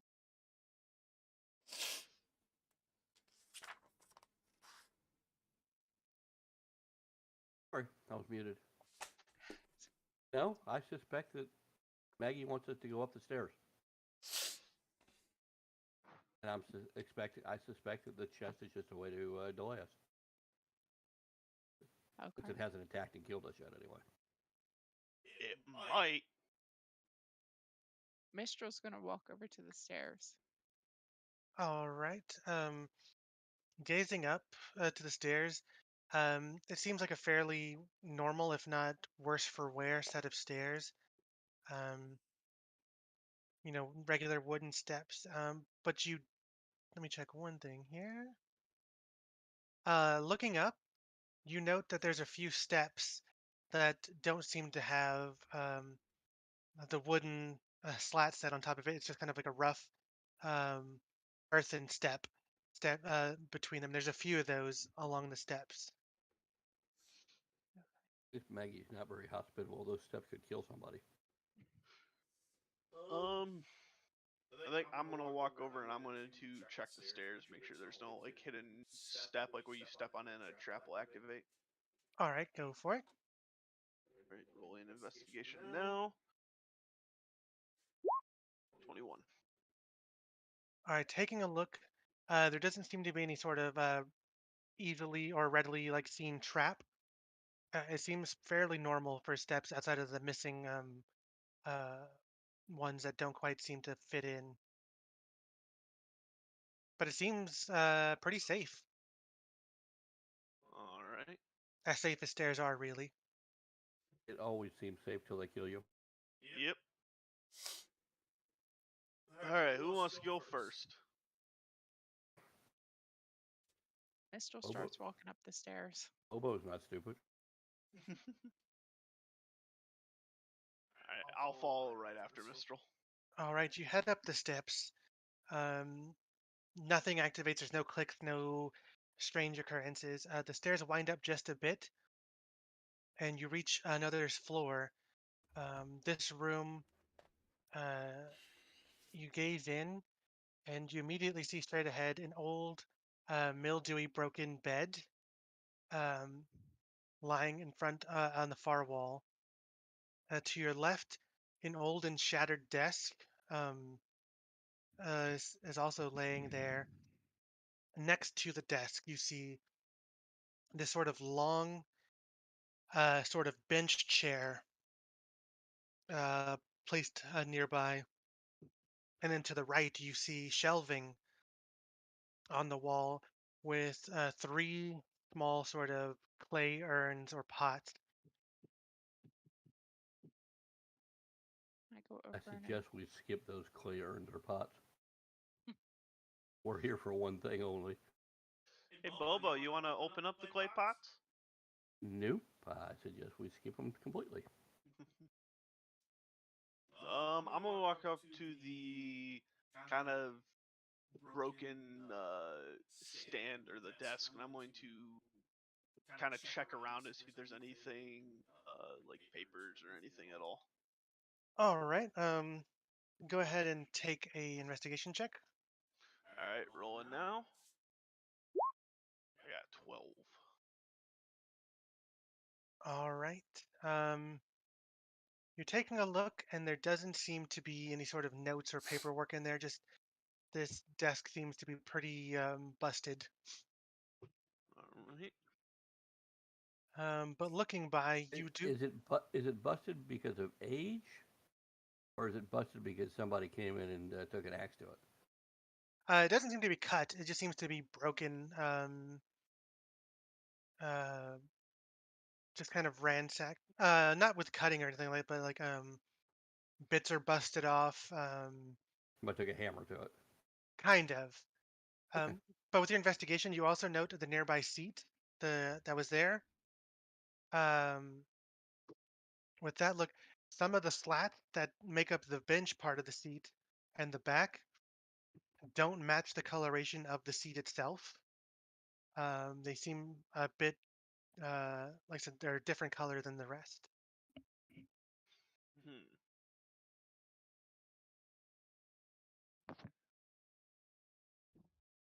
I might walk over to the urns and or clay pots and just check them out, see what's up with them. When I see him near the clay pots, I back down about 3 steps. All right. You take a look at the pots. Examining them, they appear to be made of a clay. It's pretty obvious that like what they're made of. Though a closer look, you tell that they're all slightly different colored, and each of the lids on them don't quite match the color that they're on. Mm. Mm. I'm gonna open the first one. All right, you take one and open it, and it is empty. Hmm. I'm gonna open the second one. I Uh, back down 1 more stair. you open that one, again, empty. How many are there? 3, you said? There's three. Hmm. Well, third time's a charm. Let's open the third one. You open it up expectantly and also empty. So now you're holding three different colored urn tops. Ah, Put listen, the right color on Patch the 'em top back of each up. one. yeah. I'm gonna put the right color on each of one. All right, so it's a pretty easy task. You set one down, one, and with the final one, when you set it down into the urn to close it, you hear a small tinkling and rattling as if something fell and landed in the urn and before it settles. I'm gonna open the urn again. You open it, and taking a peek inside, you see a strange piece of metal that looks like a rough bit of iron, um, but it doesn't seem whole. But you checked out the chest. It seems like one of it might have a prong that looks matches the lock on the chest. All right. I'm gonna grab that key or that piece of metal, and I'm going to head back down the stairs towards the chest. All right, you make your Can way I? down. Yes. Oh, I was just gonna say, can I look at that bench a little bit closer? Because I know, remember you said something about the Yeah, absolutely. Are you gonna make a perception check, investigation? investigation, All right, go for it. and I know nothing. All right, so taking a look, it is pretty obvious that the different colors on the boards are very obvious. Uh, and then, since you were the first to walk up the stairs, you also note that the colors of those mismatched ones kind of match the steps. Oh, Mm. Interesting. Very interesting. is Nicholas, do you think that is the key to the chest or part of the key to the chest? Well, it has one prong. Usually, keys would have multiple. Might be just a part of it. And can I take the slats off the bench? You Sorry, go ahead. never mind, you reach to take the slats off. Yeah. The different colored ones slide out pretty easily. They don't seem to have been actually attached to this chair. And there's nothing underneath them where. No. And they seem to match the stairs, right? Indeed, they do. So I guess I go put them on the stairs. All right. You make your way down the stairs, and you do note that the length and width of them do match perfectly the bare steps, um, and you set them in place. And as you reach the bottom, the last one, and set it in place, you hear at first a click, Uh-oh. and then who is still on the bottom floor? Did everybody go to the top? No, I'm still No, down on the I'm still bottom. on the bottom floor. I'm on the stairs with Bobo. Yeah, All I'm right. heading down the stairs right now. Those on the bottom, after you hear that click, you see that trough of murky water just sort of, you hear the sound of draining as it disappears. But then you also hear the sound of something filling, and that water now appears within the large cauldron. What did I just do? Hmm. What I'm what still, first I'm what still really first happy sitting on the steps. what drained of the water? The trough next to the cauldron drained fully of the water, and that water seems to now have risen into the cauldron. I'm gonna walk down and check that trough, see if anything was in there when it drained. All right, taking a look to the trough, you look in, and at the very bottom, kind of in a little nestled nook in there, you spot another piece of that rough worked iron that kind of seems like it'll link up with the one from above. Alright, I'm gonna grab them and try to put them together. They slip together pretty easily, and they make a two-pronged key. Alright.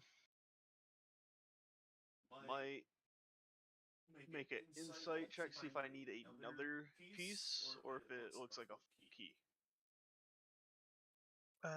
Yeah, go for it. Alright, let's go. So matching your knowledge of what you saw of the chest and this key, it does seem like there's one other piece missing. Alright. What was on the first floor again? We had the cauldron, the trough, chest. There's a group of barrels, and above the cauldron there is a few strings of herbs. I'm gonna go check out those barrels. I'm gonna go with him and check out the barrels as well. Because if what I'm thinking, like what with upstairs with the multicolored like bench stairs and the pots and barrels might be different colors, might be the same thing. I agree. Yeah, I'm gonna walk up and investigate these barrels. All right, go for it.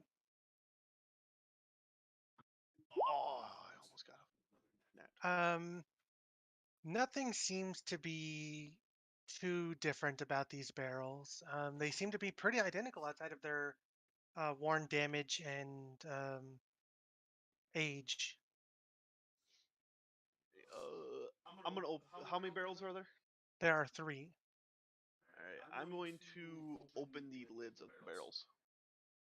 All right, starting with one, you've opened the lid. Um, Nothing is there, and the barrel seems to be empty. You pull the lid off the second one, and there's nothing in the barrel, but you see on the bottom of the lid, attached to it, is a third piece of that appears to be the key. Alright, I'm gonna grab that, and I'm gonna still check that last barrel, just make sure that there's nothing else. All right, that one is also empty. Alright, I'm going to put the key together, and I'm going to go to the chest. All right, you go to the chest, putting the key together. The key fits in perfectly. And I'm gonna tell everyone around me just be ready in case anything pops out. So get weapons ready, just in case. Weapons out. Alright. Short swords are out. Alright. All right. Alright. You ready? Watching this chest to see what might happen. The key enters, turns slowly. Oddly enough, as you turn it, it's almost like the sound of like a Jack in the Box cranking or a music box. And as you make a full rotation, you hear a click. The key enters further and locks in. The lid pops open. Uh, and as it pops open, you immediately notice the chest is empty. Um, but you do hear the sound of crackling fire from behind you, as beneath the cauldron, the wood and tinder there kind of start to flame up. So is it just an empty chest? Doesn't go down or anything? Correct. It's just an empty chest. All right. Was there only one room at the top of the stairs? There was only one. There was the room up there with the desk, the broken bed, Bed. the urns, and the chair. I'm gonna So walk now over. the cauldron is full of water and heating up. Indeed. Is there any like cabinets or any drawers or anything to that cauldron? The only thing else by the cauldron would be the strings of herbs, of different herbs along it. I wonder if we throw the herbs in, they'll do something. I wonder what happens if you tip it over. Or Let's try the herbs. If the herbs don't do anything, we'll tip over the cauldron, see what happens. You guys good with that, or? I agree. I am going to do an Arcana check while they're doing the herbs. All right. Do I feel like there's any kind of a summoning going on? A summoning? Yeah. Make an Arcana check, yeah.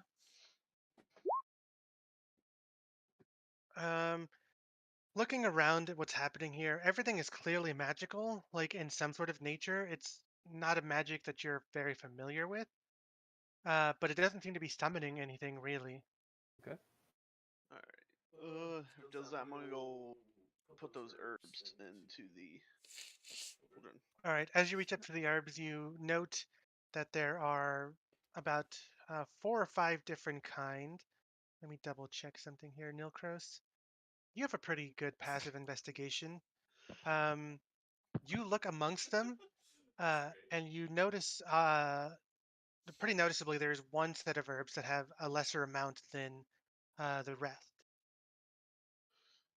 All right. I'm going to grab that lesser amount and then sprinkle in there because it looks All like right. it might have been used. So You take from those herbs and drop them in.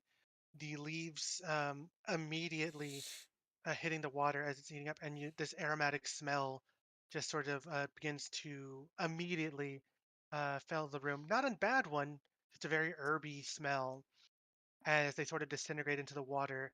Um, I'm gonna say, Maggie, what are you cooking in here? there's no response, unfortunately. Just a bit of a almost a small laugh. she And wants to cook us.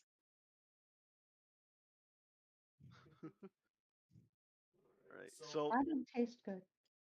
so the herbs fall in. They release a smell. hmm All right.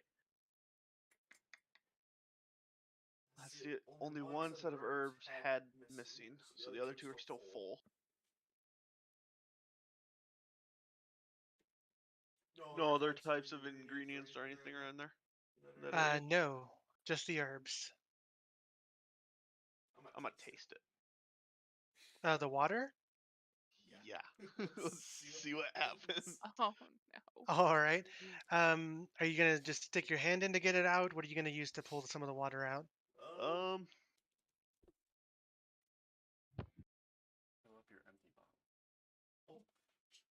I'm gonna fill up my empty liquor bottle that I have. Oh, When I okay. I'm gonna put a little bit in there and I'm gonna give it a little taste. All right. So you stick the bottle in to get a little bit of the water. You examine the bottle to see if it filled, and as you do, you notice that the water drains and just disappears from the bottle. Hmm. I'm gonna touch the water. Is it hot? Like burning hot? As you approach to put your hand, it does seem warm before you touch the water, as if the water is heating. I wonder if there's something in there. 'Cause Throw the bottle in. I'm gonna throw the bottle in. You let the bottle fall in, and it just kind of floats initially until it fills up with the water. and sinks to the bottom and clank. While he's doing that, can I cast Fairy Fire? See if there's anything invisible that I'm not seeing. If you want, yeah. Where are you aiming the fairy fire at? Well, it's a 20-foot. I guess. How big is the room? The room is. Let's see.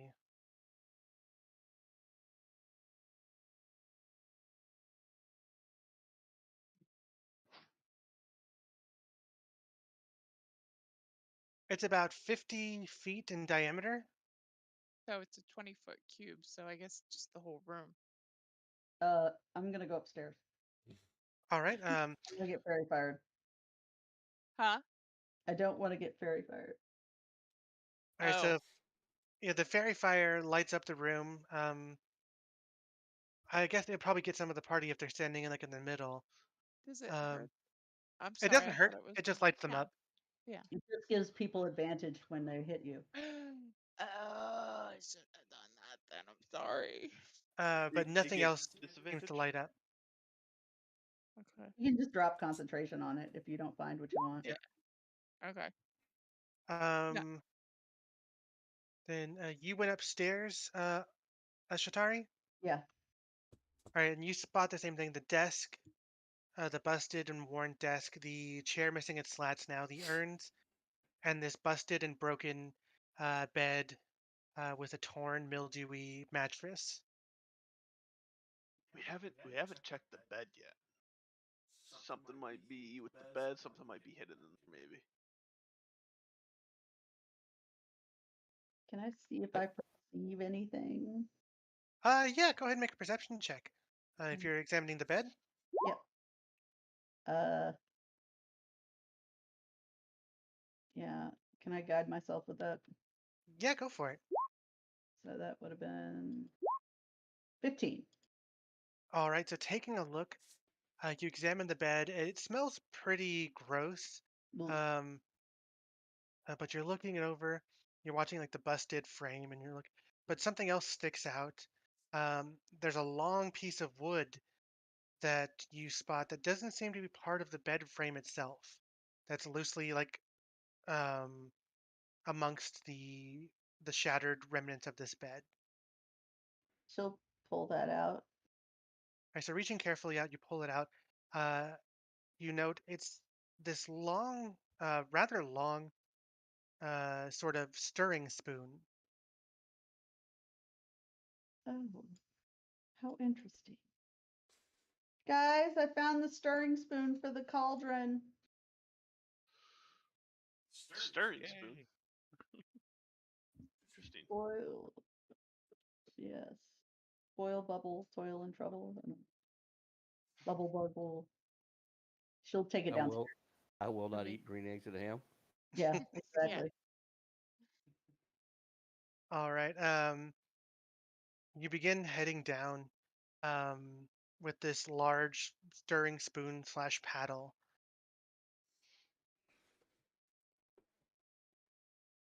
I'll hand it to somebody who's near the cauldron. I'm still Oh. on the stairs. Yeah, I'll grab it. I'm right next to the cauldron, so. All right. Do you take it? What do you do with it? I'm gonna. Well, it's a stirring spoon, so I'm gonna stirring the cauldron, the water inside the cauldron. So. All right. You drop the spoon in and begin to stir slowly amongst the water. That aromatic smell kind of spreads throughout. And you, as you kind of complete a few circuits of it, you hear the clanking of the bottle on the bottom as it starts to turn. And then immediately the water begins to drain from the cauldron, uh, slowly going down towards the bottom. And as you see it reaches the bottom, you see the bottle where it was, and then the bottom of the cauldron sort of disappears, the bottle falling down this sort of earthen tunnel chute, and you hear it clank down at the bottom.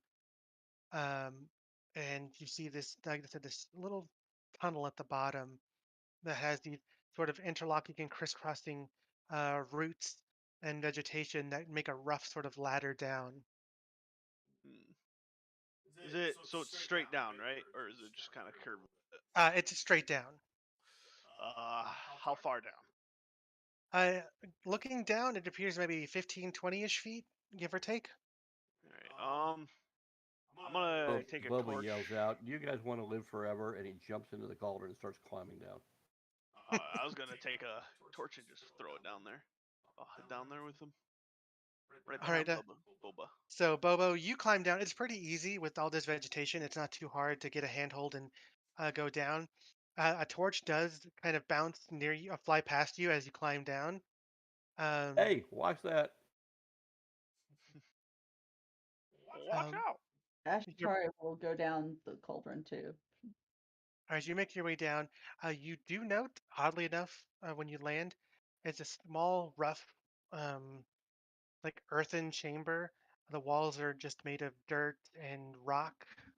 Um, there is light down here outside of the torch. You see small, moving motes of light along the ceiling that kind of light up the area. Not super brightly, but also not dim. It's just kind of um, an ambient light that doesn't hamper you. There is, it's a small chamber, and once you land and turn, you look, and there's a small stone staircase that heads down into a larger chamber that looks very similar I to this yell up one. to the people up top. "It looks like a treasure room." I'm gonna head on down the cauldron with them as well. I'm gonna follow. Yeah, I like the sound of that, so I jump down as well. All right, everyone heads down. Um, the small chamber not quite big enough for everyone. So if you start making your way forward towards the stairs, that allows everyone to stand pretty comfortably. And so this space opens up into a larger um, sort of chamber, the same dancing lights above. The ground here, soft and m- soft dirt and mud, stones and roots poking out, and the occasional bone or bit of skeleton can also be seen amongst it. Skeleton. All right.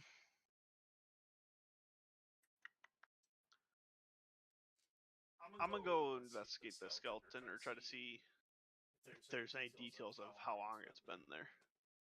All right, go ahead and make a check. All right. Roll investigation. 22. This seems, from all looking, it seems pretty old. It's hard to get a real strong estimate on it, but it doesn't seem to be a fresh skeleton, if there is such a thing.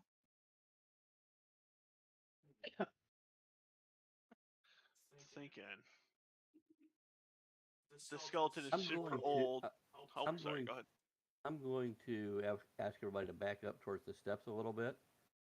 I'm going to do a Okay. mold earth on the ground here. All and right. move about 5 feet of earth from one side of the room to the other.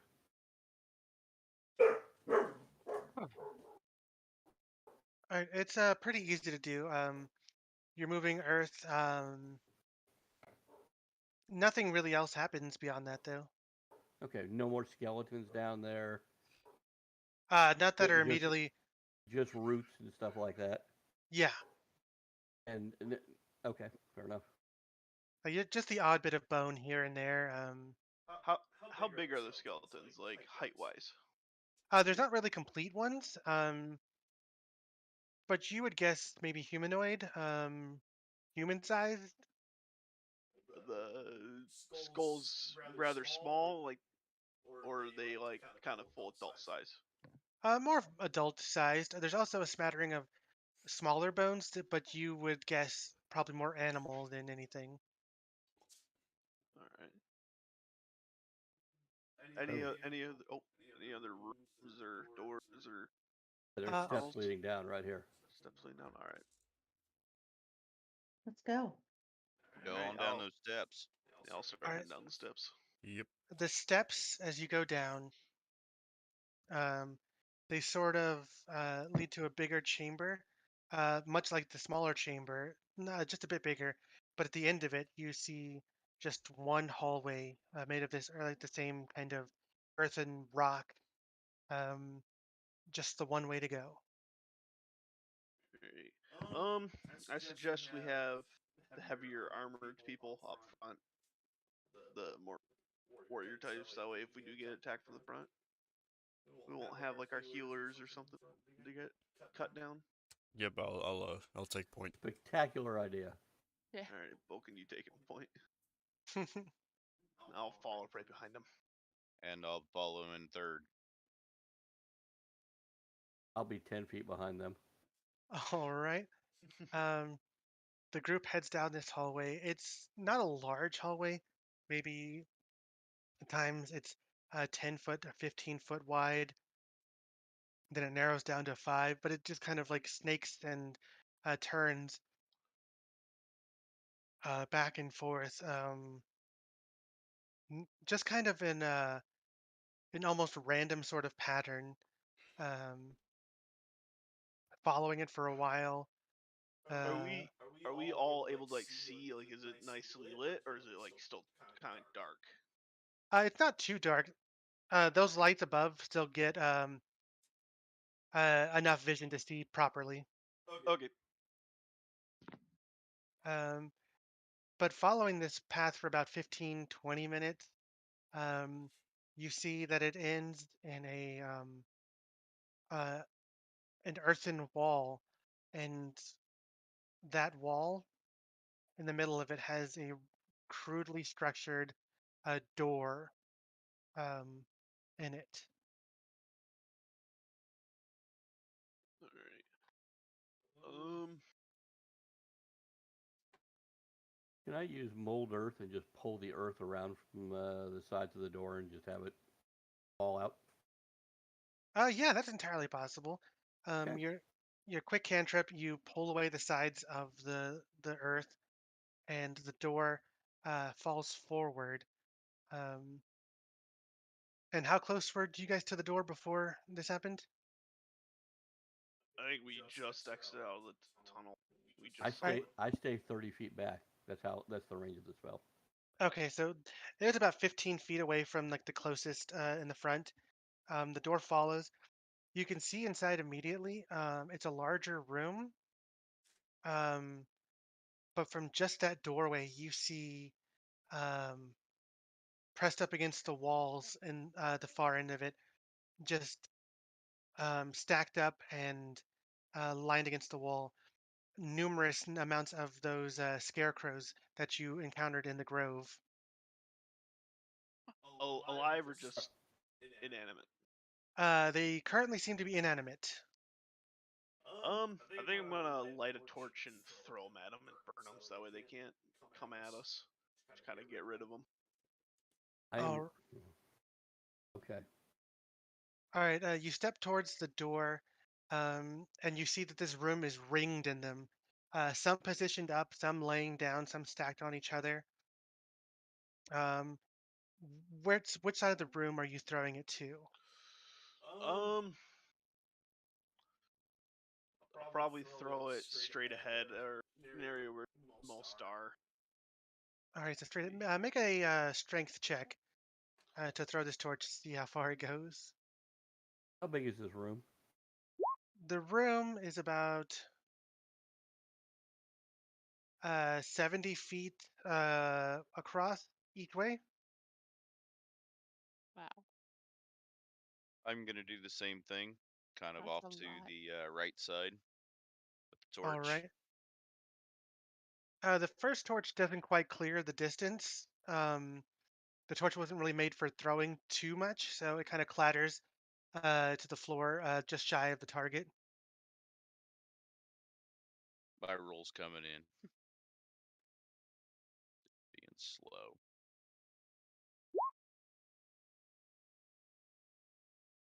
All right, which side of the room did you throw it to? On the right side, All right, closer or further back? further back. All right, that throw you kind of immediately clear the throw you're making. It lands on a small pile of them, and the fire just immediately catches the dry straw and wood and they begin to burn slowly, though the smoke begins to fill this room.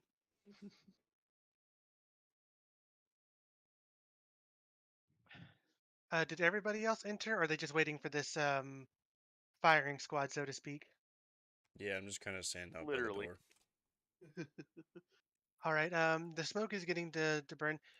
Who was in the room? I don't think I I think don't think anybody was actually in the room. Yeah, Okay. we're we both report. still standing outside. We were just Is, chucking them in and re-exiting. Is it Bobo that's able to do the earth moving? I can. I was thinking maybe if he's able to, if the smoke fills up the room where we're all in, if he's able to kind of shift the earth to like open up towards the top to let that smoke filter out. That's even possible. I can't open up. I mean, Oh, you assuming can't? we came downstairs from the cauldron and we seem to go a long ways down, I can't open up that high. All right. You were at the door, Nilkros. You notice that the smoke is pouring out into the room, but there's also a slight bit of it in the back right corner that seems to be filtering that way. There must be door. Must be another passage. It's still no ventilation or movement, something. huh? No, nothing is moving. And they're still burning? They are still burning. All right. I'm going to enter that room and start trying to make my way to that door. All right, you make your way over there. Some of these are starting to catch fire, so there's just a stack, a few number of them piled against this wall, and a few of them are burning. But they're not like burning hard, so you're easily able to like kind of if you want to move them if you want, All right. especially with like a weapon, like you can kind of like poke and prod and pull them aside. All right. Yeah, I'll pull on the side with my longsword. All right. After some digging out of these scarecrows, you do note, in fact, there's a small narrow gap in the wall at about 5 foot wide, um, or less than, uh, that leads further in.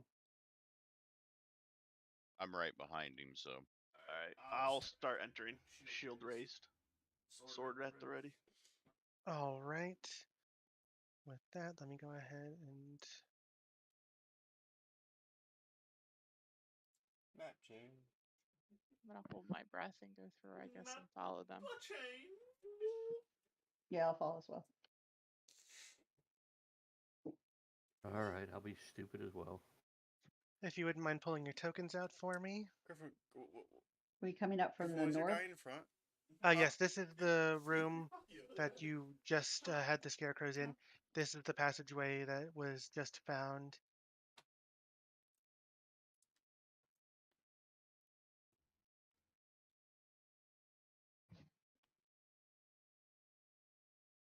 All right, everyone's moving into the room. Nilkros is. You get to about there, Nilkros, or 5 feet further, and you notice this chamber opens up to a wider sort.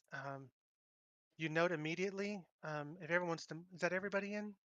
no, I'm still trying to get my character in. He won't. Okay. He doesn't want to seem to go in. No problem. Okay, we'll There we pause are. moving real quick. There we are. There it is. I got We'll it. let everybody situate themselves how they would have been coming in, but we'll So pause with then- Nilkros for right here in the front. Yeah, but me, Ivar, and I think Yep. Vulcan. All right, so you get there. You notice immediately on the far wall a sort of large hole opening up in the earth. This one?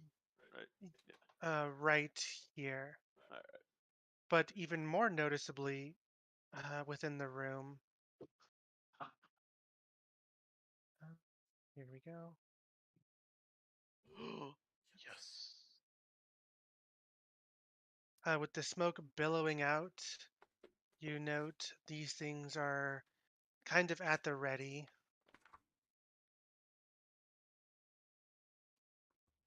Oh. Kitty cats? Those are not kitties. Those are lizard. lizards. I'm scared. Yeah, you do note um, these strange reptilian lizard, like almost draconic looking four-legged beast, snarling and snapping their jaws in anticipation. Um, as they see you enter, the smoke slowly filling up to the top of the room. And with that, we're going to roll some more initiatives. Oh, Make sure you click your character and I then roll it. forgot.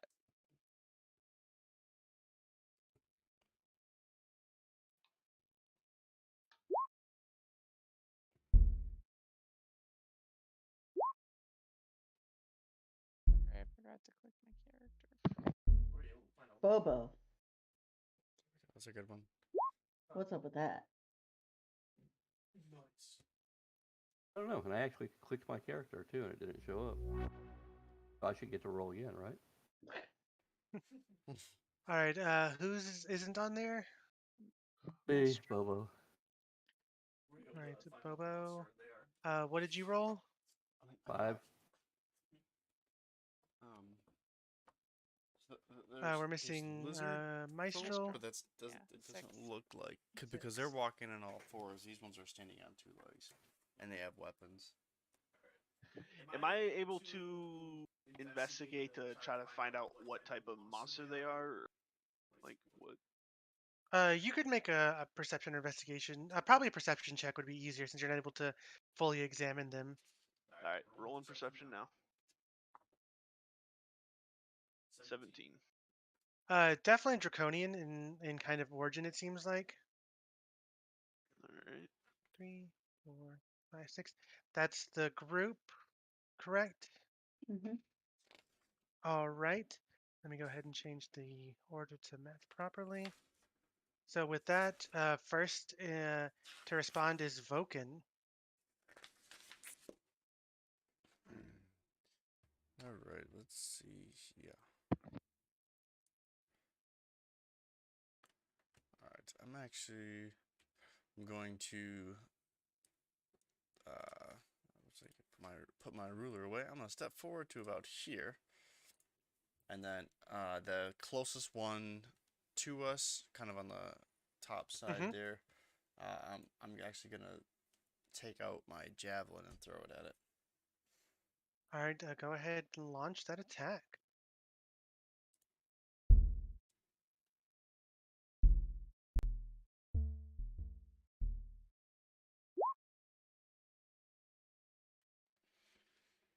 And does that hit? Let me double check.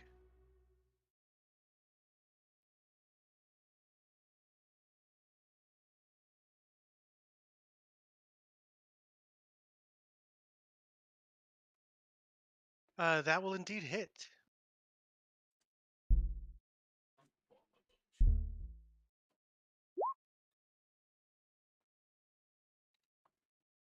So it's 8 points of damage on that one.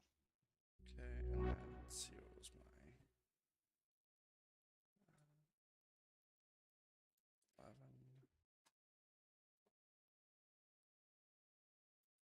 Good, and you Alright, should so be able to, if you have another javelin, throw another one. I think I have just enough, actually, just enough range to actually get right here, 10 and about 20. And then so I should have just enough range just to get in close. So I'm gonna actually get right in front of him and actually hit him All right. with an axe.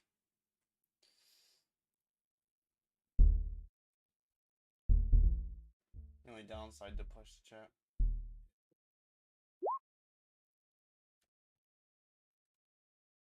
Okay.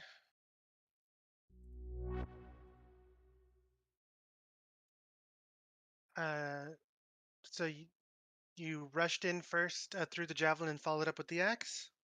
That is correct. All right, you rush in, throw the javelin. It strikes the beast squarely.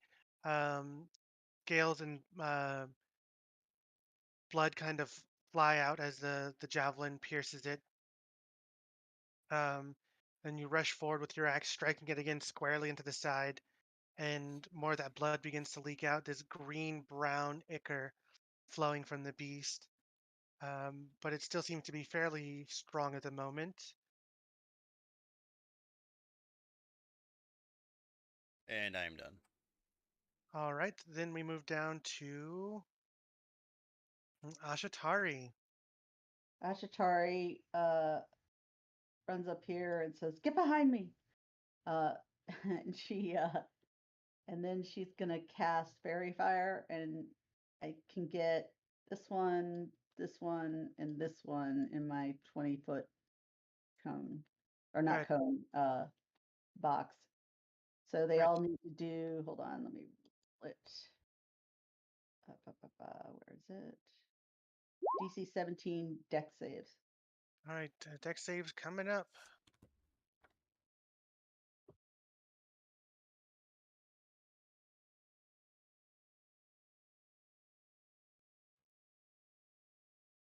All right. The DC 17. So the two guarding the hole managed to dodge out of the way, but the one in front does not. So it is currently lit up with these glowing flames of whichever color you choose. Definitely blue. Can you put a little blue dot on it or something so we remember? Yeah. I can't. Don't we have somebody who's got silvery barbs? Yep. Am I able to use a luck point to make them reroll? I don't know. Can somebody silvery barbs that? I don't know if he would have eyesight with. That's fair. All right. Then with her bonus action, she's going to use her wild shape to take on starry form again, and she will light up and glow with the beautiful luminescence and take the starry form of Archer. And then she's going to fire something at this one.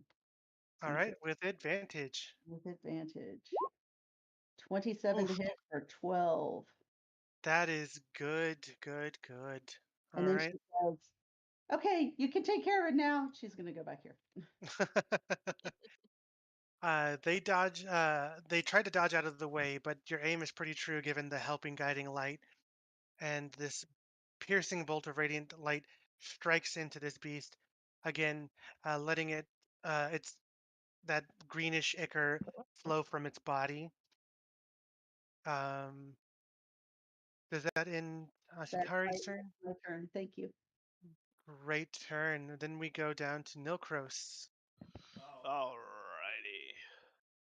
I'm gonna move over here,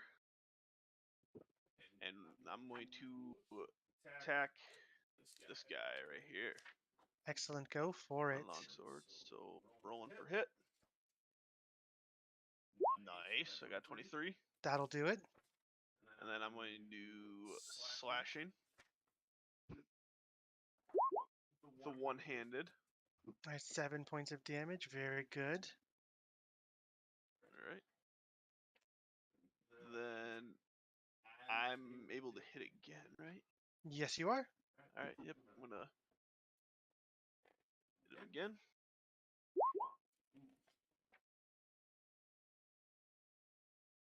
That will hit. Sweet. Then I'm going to slash again. Go for it. 8, and that's with one-handed. All right, you dash forward, kind of striking and cornering this beast, your sword landing blow after blow, and you're carving it up, and just more of that thick green, brown ichor just splashing all about across the wall and onto your blade. It seems pretty worse for wear at the moment. Alright.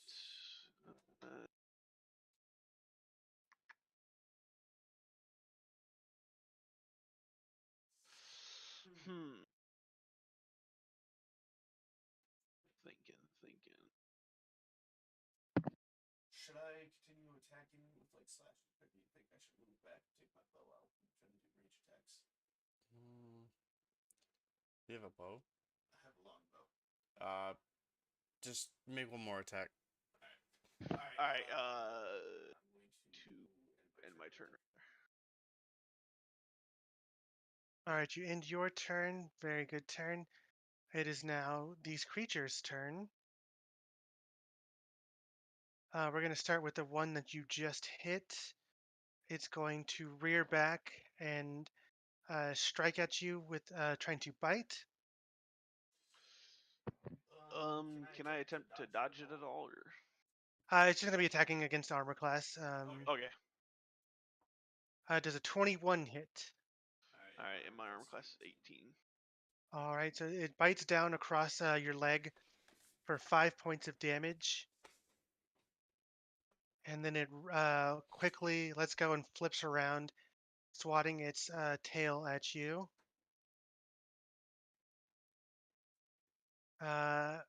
But you're easy to dodge. It's a pretty slow swat, and it's able to dodge. You're able to dodge pretty handily. Then we move this one. That comes in, surrounding you, and attacking in much the same fashion, but this time with advantage.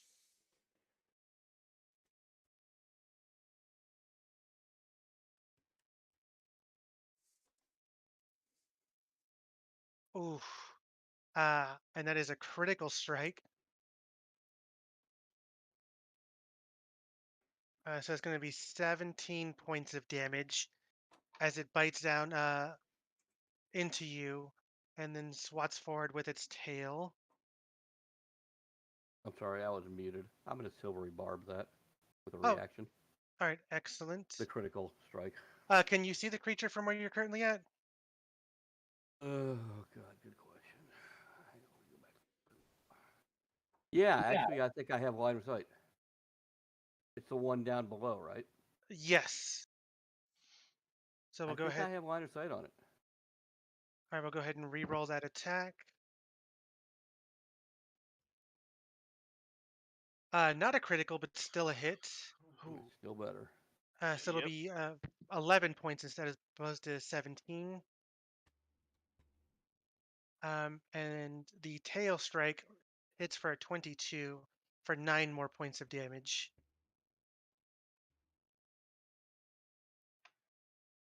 I am messed up. Then these other ones will begin pressing forward. If only we had a healer. That one had a double move, so it can't quite God. get to you, or it can't strike. God, Griffin. You guys want to attack the big guy right next to me? That one also double moves, but it can't quite do anything beyond that. All right, with their turn done, we go to Maestro. And this is the one that was fairy fired. If you right click on the token, DM, Yes. you can put a little dot on it. Where's the Instead of option dot. for that? It's the you'll see if you right click on the token, there'll be a cog and then there'll be a little Oh. button. Okay, yes. And then Damn, Griffin, you got 24. Roll. is it at the bottom? I'm gonna pull back. Pull out my bow. Where would the option for that one So be? I think. Hold if on. you click on that little, so you right click on the token, you get the Mhm. cog and the little circle, and if you click on the circle, you should see a bunch of colored circles I right at the don't- I top. don't think that they have. Mm-hmm. You see that? So like Yes. that. I don't think that they have attack of opportunity, so you can try. And then it'll stay with the token. Okay. Yeah, if you like disengage or something. I don't think. I don't know if that one did it I or don't not. think that they have I don't see it. attack of no. opportunity, but I'm not sure. Hmm. Okay, hold on. Don't know why it's not You give me saying. control of that token for a second, I can do it for you. There it is. There it is. Got it. All right. I promise Then- I wouldn't like It doesn't. make it do something silly. It doesn't say. So. What language Maestro, does you're you guys moving speak? in. Yeah. Common, Sylvan, Um, Undercommon, since I I switched moved out in a last little time. bit. I'm gonna bonus action.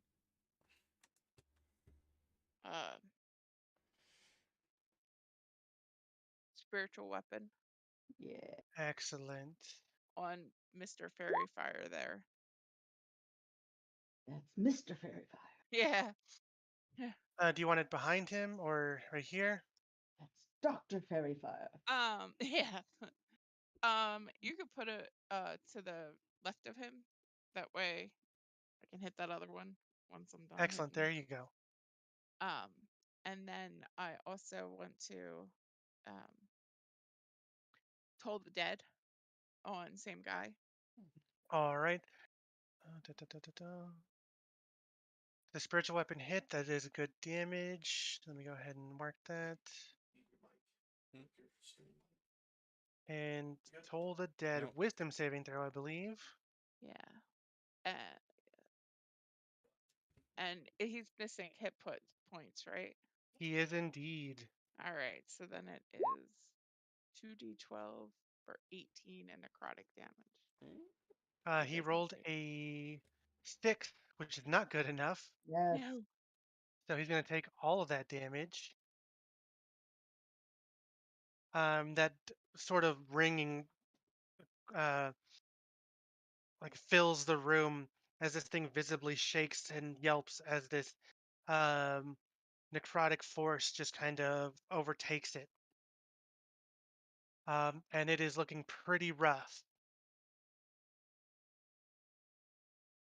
Right. That's. I'm just gonna maybe scoot back right next to Ashatari. All right.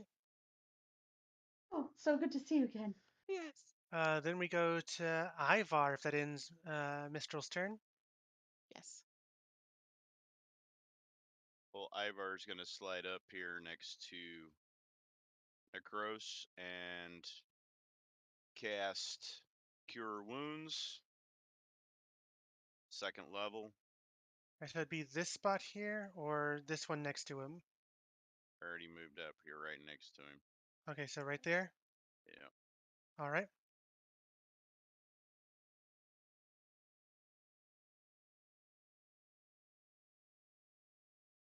It's slowly going.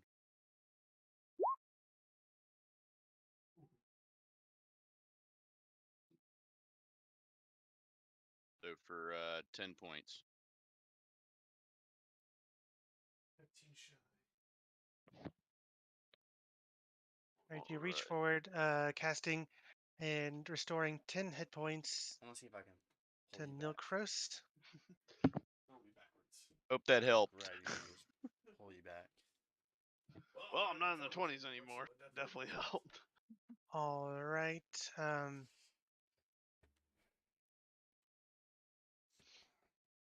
Does that end your turn, Ivar? And I'm gonna back up just a hair to get out of the. You'll take 2 op attacks if you do that. Yeah. What's that? You'll take If 2 you pull back, there'll be 2 attacks of opportunity from these 2 Yeah, lizards. I'm just gonna grab you and throw you. Okay, I'll just stay right where I'm at then. All right. might take some- Bobo. You might take some. All damage, right, but we'll Bubba's see. gonna drop a You said you fireball might right take some there. damage, but we'll see. Oof. All right, you It'll can. get all 3. It'll get all 3 of those. Let's go ahead and roll some dexterity saving throws. Bobo. That was better this time. Oh shit! What is it? So save for 13 or 27. All right. Do. Really didn't want to use it yet, but What's your save? 16. All right. None of them save. I So think. 27 for all 3. Okay. I lied. I did want to use it then. All right. the second or So these 2 third are time he's pretty cast that? roughed up. Is it the second or third time he's casted that? And this I think one it's his third time, but he cast it once when we were in that. is incinerated Oh, and we no did do a longer short rest? Oh, okay, that's amongst it. the living. Dr. Fairy Fire. And that will end my turn. Excellent turn. And so shortly after that fiery explosion rocks this cavern, from the far end, you hear this echoing cackle just sort of emanate into the room. And you note a figure Oh dear. Oh, begin crawling and pouring out of the hole right here. Is that a This female golem? almost green, pallid skin, very gaunt features, um, elongated, unnaturally so limbs and fingers, You uh, hag. uh, m- greasy black hair stringing down across her face as she continues to laugh. And she looks over the group and smiles. At long last, I meet my newfound friends. Let us see what other kinds of fun we can have together. Um, Ruh-roh. that roll is right. she steps forward, and you see her from her hand. She pulls out what appears to be this small, like, animal skull, holds it out, and reaches out another hand, crushes it into her palm, rubbing it together. And she pulls her hands away or apart. You see this slow static electricity build up before it launches forward in a straight line through here. It will be getting. I'll need deck saves from both this lizard, Nilkros, and Voken. Which Is this still the same save round is that that? you go at the end of the round? Well, nice knowing you guys. This is the end of round. Damn it.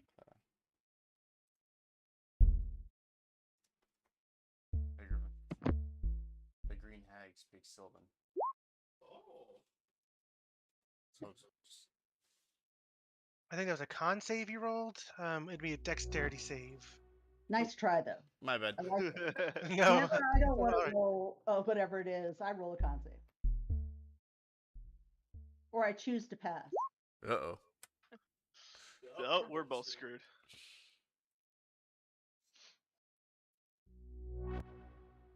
Which one of those two is the most injured? Me. I think Nick. Be necro. Nilkros, yeah. All right. I'm at I'm gonna change his roll to a 16. The saving throw. Oh, okay. Lucky Excellent. guy. You're so Nice good, word Mimi. usage. So with that, you managed to save just some sort of like force telling you to dodge this way as opposed to your instinct. Um, the other creature is not quite as lucky. And so let me see here.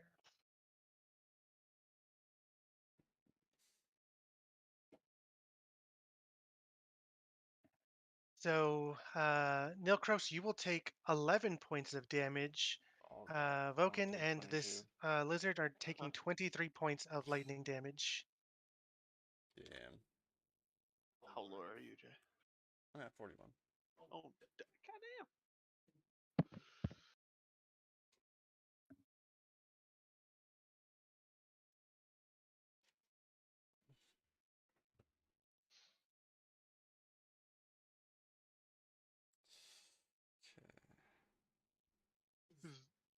That the end of that turn? Or... Yes, she cackles gleefully as the lightning strikes through. And that ends her turn, and we'll go back to the top of the round with Voken. All right, I'm going to grab Nilkros by the back of the armor and just throw him behind me. All right, go ahead and give me a strength check. Big money, big money, big money. No whammy, no. No! No! Ah, here we go. All right. So you're able to grab him and force him Ugh, back. what the? What's going on? If you want to move him to the spot behind you, you can. Go move your guy behind me. No. But we will call that your action for the round, though, for helping him get out without taking any sort of attacks opportunity from them. Yep, and then I'm kind of just taking the blows for him. Just double checking. You are a barbarian. As a bonus action, you could rage if you wanted to. Mhm. You definitely should.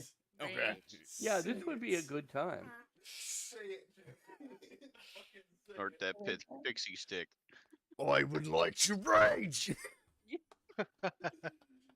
He said it. He did the thing. All right, and you'll have movement too, should you wish to take it.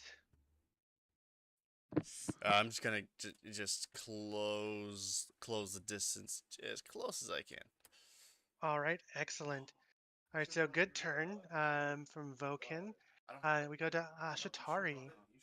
So Ashtari is going to step down here and be like, "What's going? Oh, I thought about that, but I didn't know if it would. she does not like that at all."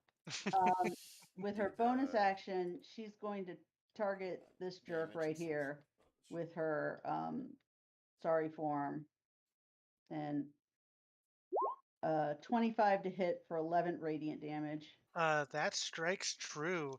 The searing light burning into it, making it pour some of that strange ichor back out. It's looking weakened.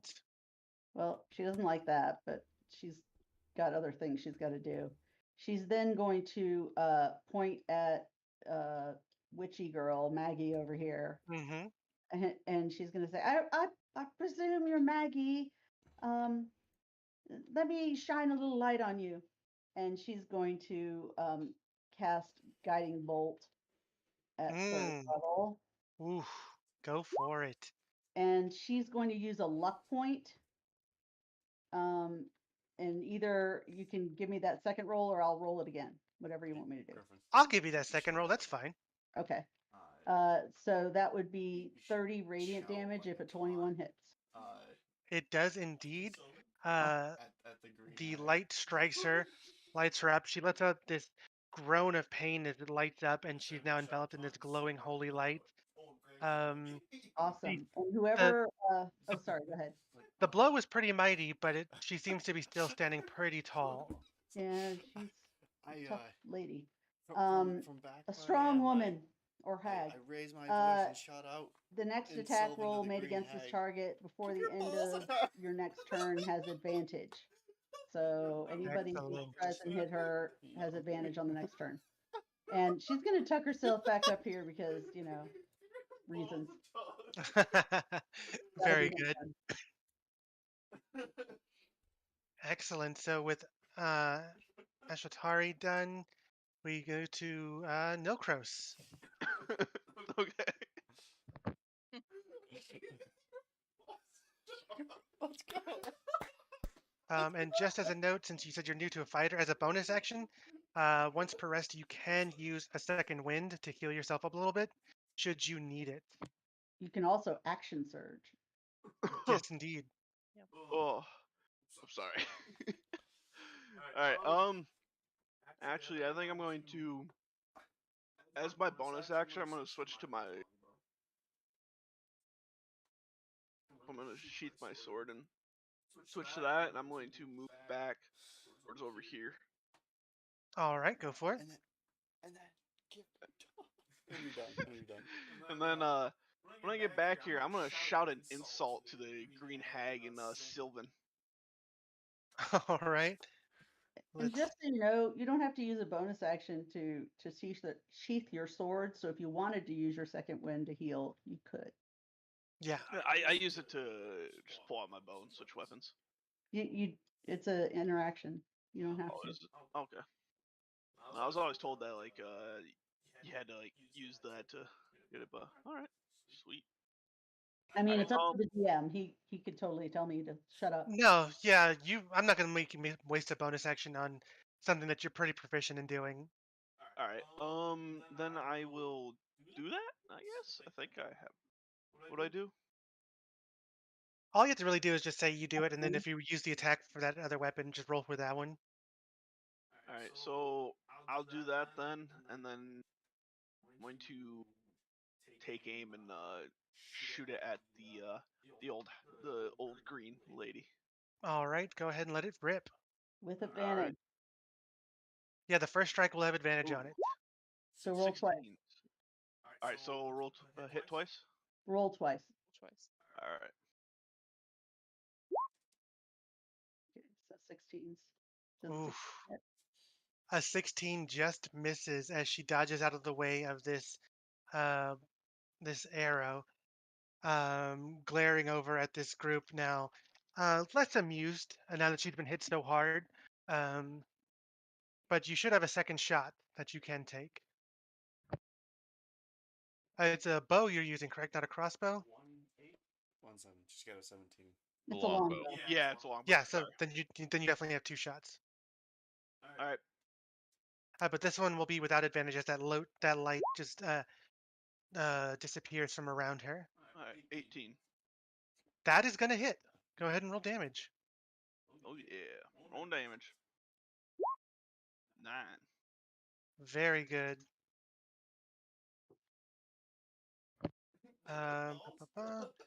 So she dodged the first one, but it isn't able to slip the second one. It strikes her in the side as it goes by, glaring with just very obvious evil intent your way.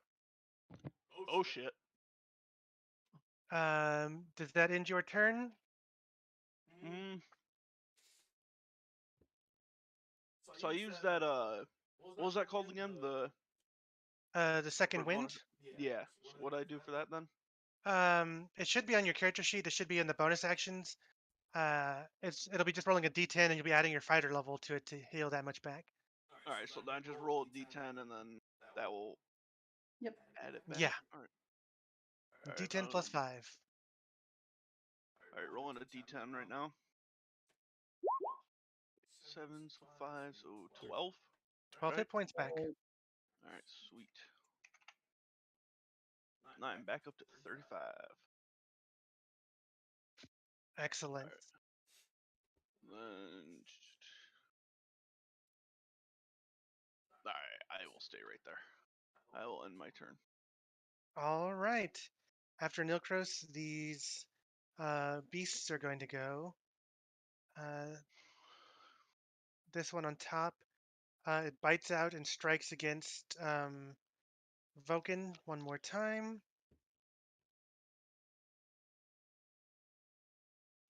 First, the bite does a 20 hit. Yes, it does. All right, it's going to bite into you, but since you're raging, you're resistant to this damage, and you only take 2 points of damage. It tries to batter you with its tail. Does an 18 hit. That does as well. All right, and you're still resisting some of this damage, so there's only 4 more points of damage coming your way. This one slips in over here 17. to bite out and attack you. This time with advantage. Why does he have 24. advantage? Oh yeah, that it'd hits. It'd be flanking where he's at. Because he stepped forward into this square. Oh, I see. Yeah. 24 for 2 more points of damage. And then it's tail strike. Okay. It is a crit. It'll be 11 points of damage normally, back down to 5 points of damage. 27. And then this one here It would be kind of interesting to see what happens if my character is going to dies. bite out Oh, no. at I Ivar. call the keg. Hmm? I call the keg. Does a 17 hit. If both our characters die. Barely. All right, that's 4 points of damage as it bites down across you, and then swats its tail towards you. But that one's easily dodged as a 7 is not going to connect. No. All right. So most of these, they all seem pretty weakened at this point, but they're still fighting to their fullest. But that will end their turns to Mistral. Yay. I'm gonna swing my spiritual weapon on that one that's next to Ivar and Boken. That'll connect. And move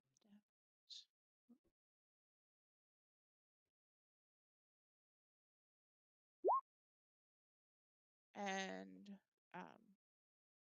as my action, I'll cure wounds on Nicodros. Sorry. All right. Your spiritual weapon batters this one across the back, sending sprawling into the mud and dirt, and it ceases to move. Yay. Yay. And that's a good bit of healing. Yeah.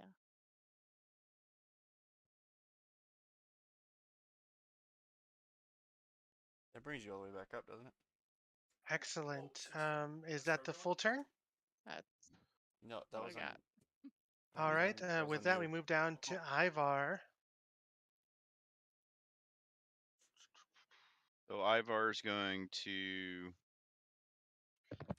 attack the one to his right to his south, you're right there. Mm-hmm. Go for it. Oh, you have mine? Short because swords. it changes. I'll just refresh it every time you make a change in it. It changes it on here. So yeah, I'm full health. I can charge back in. Or should I continue to shoot the whole pack?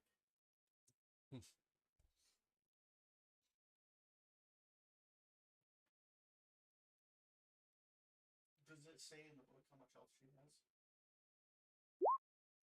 That is going to hit for some good damage there. 82. And the beast looks staggered and barely standing. The second one's coming in now, so I got 9 pierce damage. 9. I think I'm the only one that attacked so far. which you whiffed. Unfortunately, that will not strike. With its sort of last gasp of ability, it's dodging that last strike, trying its hardest to stay alive. Yeah, so it's at 73 right now. All right, I have a second action yet too. The second strike was with an offhand. Yeah, Let me double check. because I got one in each hand. Yeah, let me double check something real quick.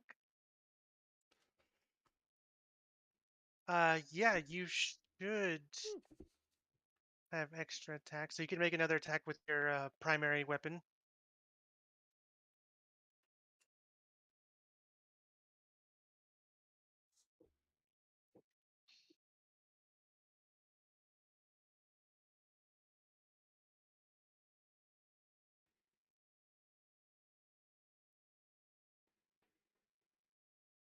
The suspense is killing me. Yeah, you and me both. That will strike and find its target. So you bear down with your short sword, stabbing. It dodges the second one, but your last blow catches it squarely in the back of the head and neck, burying deep. That greenish ichor kind of pouring forth and sprouting out as it falls to the floor. No longer living. Yay. Now all you gotta do is try to kill that green lizard. All right, Bobo, you're on cleanup. Should be low. All right, did that end your turn, Ivar? You have movement should you wish to take it. I'm going to move up towards Vulcan to help him out in the next round. All right, excellent. With that, yeah, it is up to Bobo. So how much does Bobo know about what we're fighting? Give me a intelligence check or a history check.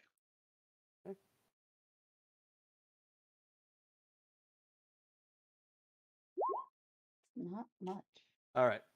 Then I'm pretty sure this isn't going to work, but Bobo wouldn't know this. Can I move through friendly spaces? Oh, absolutely, yeah. Okay. Excuse you, pardon you. Exactly.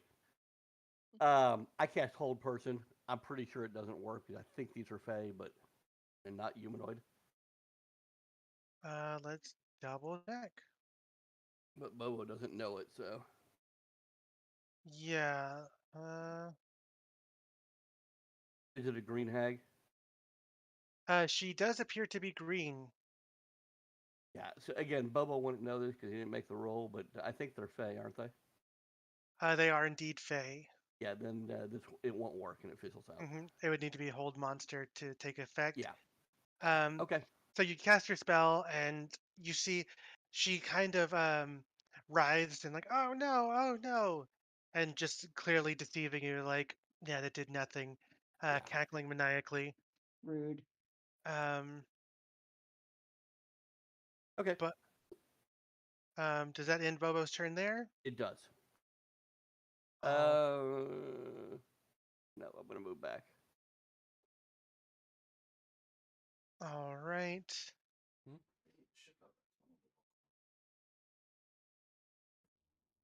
She's gonna laugh a little maniacally, shifting forward just a bit.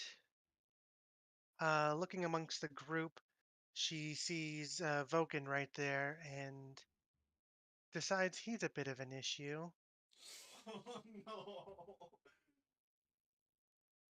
Let's see here. Oh boy. Do I have any good reactions? No, I don't. My only. Ooh. This might help. Should I try to see if I can throw my shield to intercept? No, I have a reaction that helps reduce damage dealt. She looks forward, um, and again she pulls out this some small bit of this weird looking trinket. You can't quite make out what it is. And again, she pulls it apart. Actually looks almost like an egg. She pulls it open, and this sort of Throw an egg at you. blackish sludge instead of a yolk that you would expect to pours out of it. It falls to the ground um, and dissipates, but you notice that blackness overtakes her eyes as she stares out amongst the group. She first focuses this gaze on Vulcan. And Vulcan, if you could please for me, make a wisdom saving throw. Okay.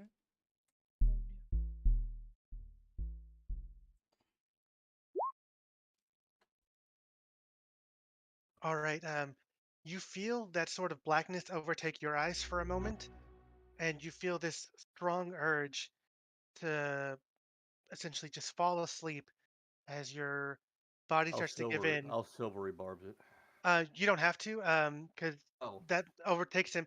But then you just kind of like, wait, no, this is the time to be sleeping, and your Okay. body kicks in, shrugging off that effect, which visibly seems to upset her quite a bit as she stares forward and says, "That's not fair. Your mind shouldn't be that strong." Um, but that will end her turn, bringing it back up to the top with you, Vulcan. All right.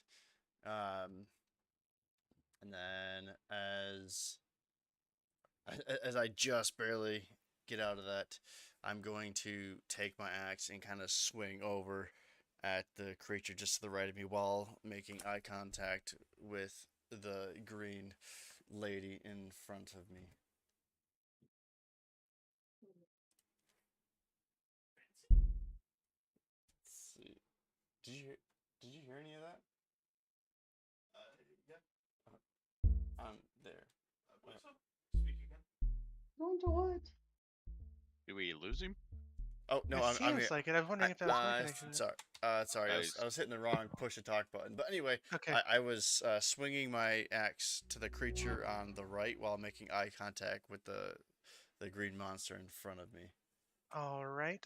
That is gonna connect. And since you're raging, it'll do an extra 2 damage on top of it, I believe. Okay. Yeah, 2 damage still. So it would be 13. 13 points of damage. As you do, you raise your axe and lower it, not even looking, and you sever this thing's head clearly from its neck and shoulders as it falls down. that ichor pouring out.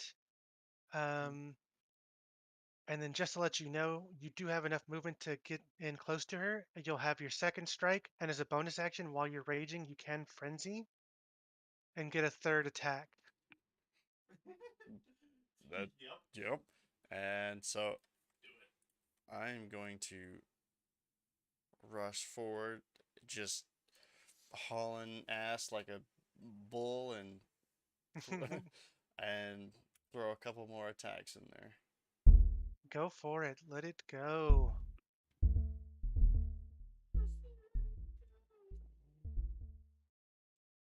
There's the first one.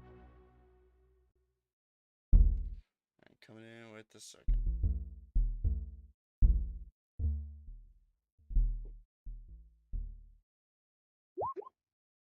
Both those connect.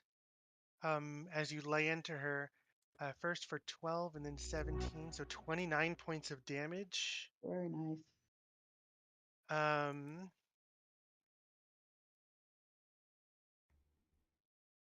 oh, these blows rocked her.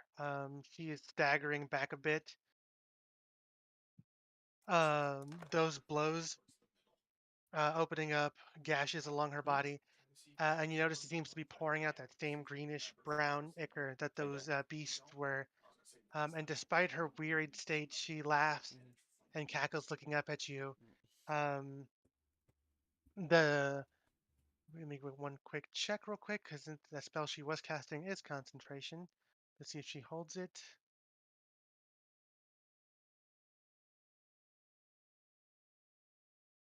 She does indeed. The blackness is still there in her eyes.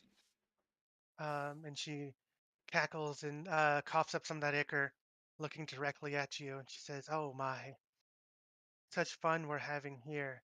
But little do you know, the fun will shortly will begin." The, Uh, the spell she's concentrating on, hmm I'm going to use a portent dice. You rolled a 5 for a concentration save. All right, and then she feels like she's pretty good, but then you see the the blackness sort of just dim out and her normal eyes appear, and she's a little confused at what just happened. She felt pretty good, and then um, it's just gone. Uh, but those two attacks in Voken, not sure you have anything else to use, but Nope. think that might wrap up the turn. It does. Good turn. Um, then we go to Ashtari. So she's gonna move up here. Um, she will again. Let's see. She's gonna guiding bolt at 3rd level again. All right, launch it. So 28 to hit for 21 Oof. damage. All right, so the bolt strikes her squarely, finding the wound that Vulcan left, and that radiant light just seems to like light up her torso slowly and spreading through that wound. And she gasps and Unless I coughs missed up one, more I have ichor. 16. But Shit. as she does, she looks up at the group, smiling and laughing, and knowing like, "Oh my fun little So you, playthings. you have a good chance to finish it Oh, off. this was not how I intended this to go, but But you better. You better. oh, I wish I could see what happens next. But with me gone, just know that your true nightmare is just maybe going to this. begin." Maybe this As just she finished slumps off. over, Okay. that See radiant that. light kind of overtaking her and enveloping her, and as she just kind of melts away into uh, moss and ichor. Oh dear. Are we out of initiative or are we still in Uh, initiative? you are out of initiative. There seems to be no other visible threat within this area. I guess we gotta I look run at. over and look down the hole. All right, down the hole, you see a sort of sloping tunnel go down with some supportive rocks that kind of make a not quite a staircase, but just you can like walk down to a flat landing. It only goes down about 15-ish feet at a gentle grade before it turns into a hallway that you can't quite see down. Alright. How's everyone's health? Yeah. Great. Yeah, I'm pretty low. Bobo never dies. I'm still good. Alright, Some Food heals. I got Vulcan. some good berries. What are you at, Jay?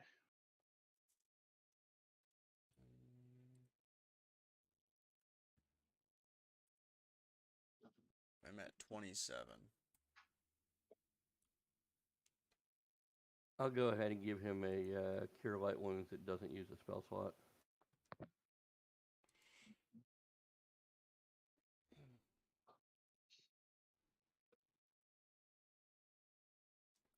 Just also note, 4 points he gets back. when she died and kind of melted in that moss and ichor, so did those beasts. They kind of did the same, although they're also a mix in of greenish scales as well. Are their greenish scales valuable? It's hard to say immediately.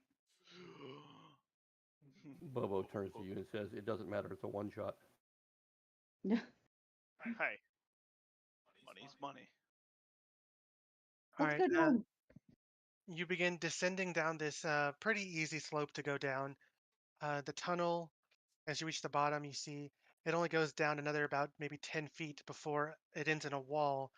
And this wall has a sort of oddly placed cottage exterior. It doesn't seem like a full cottage, just the wall has like the wooden log exterior, a door, uh, the same scrawled welcome written along the door frame. I'm gonna check the door, see if it's some sort of trap. All right, go ahead and make an investigation check. I like investigation checks.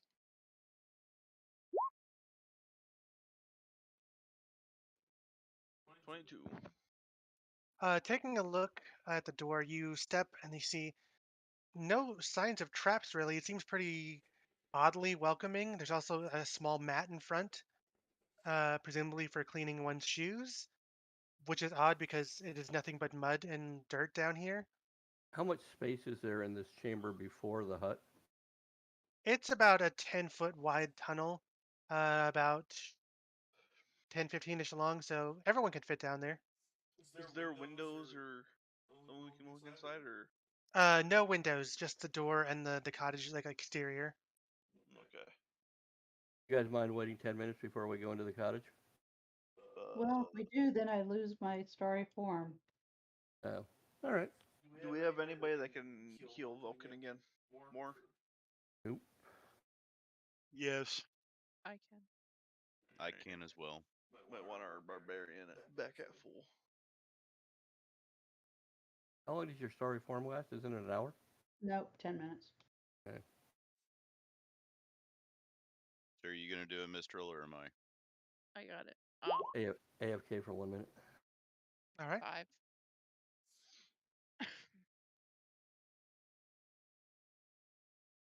And I'll do it as well.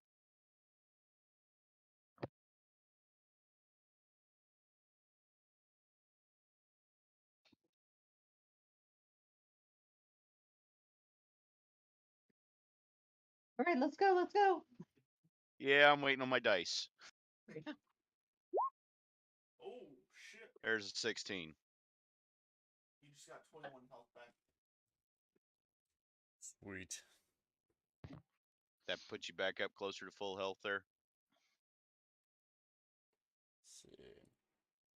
Oh yeah, I'm at 52 out of 65. All right. Nice.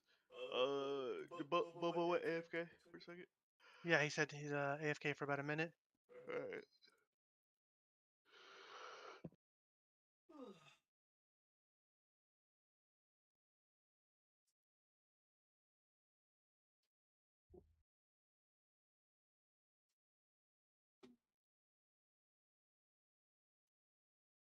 I'm back. All right, All right. let's kill some So stuff. we're just at the I doorway. think the only one left that's inside is. Link Can I on listen at the the doorway? counter. What are you gonna do? Listen. Yeah, absolutely. Make a check. No, there's one that I think you already drank out of on the counter. You sure? I thought. No, because I have 2 in the car. All right, I listening only would be put a 6 on the perception board. check as Okay, opposed to I'll give you that investigation. one then. That's fine. Let me guide No, you, it's okay. Okay. or you can help me. I mean, you know. It's fair. 16. All right, you take in a listen at the door, and you don't quite hear anything on the other side. Ashatari has a 18 passive perception. Does she hear anything? No other notes of sounds coming from this area other than the sounds your party's making. Oh, I'm sure that it's fine then. Let's go in. What could go wrong? What could possibly go wrong? Well, knowing this adventure, anything could go wrong. Knowing from all the events. I just want everybody to realize your wizard has very little left. Usually people don't admit that. You know, I have All my right. shortcomings, but I admit them. If we're going in, Cantrip, baby. I'll head in first in case they're attack. All right. All right, you open the door and head in, and the interior does indeed look like a small cottage. A nice wooden floor, a decent looking bed in the back, um, a small cabinet. It's not a large space, only maybe about 15 by 15. Um, but there's also a number of small hanging trinkets around and small, like a little wind chime almost made out of bones. Um, and next to the bed, there is a nightstand, and there's a large leather-bound, ancient-looking tome just sitting there. Ooh, it's a book. Ashatari will go over and look at the book. Oh, likes books. Yeah, I figured All you right, would. you head towards the book, checking it out. It it's a pretty large tome.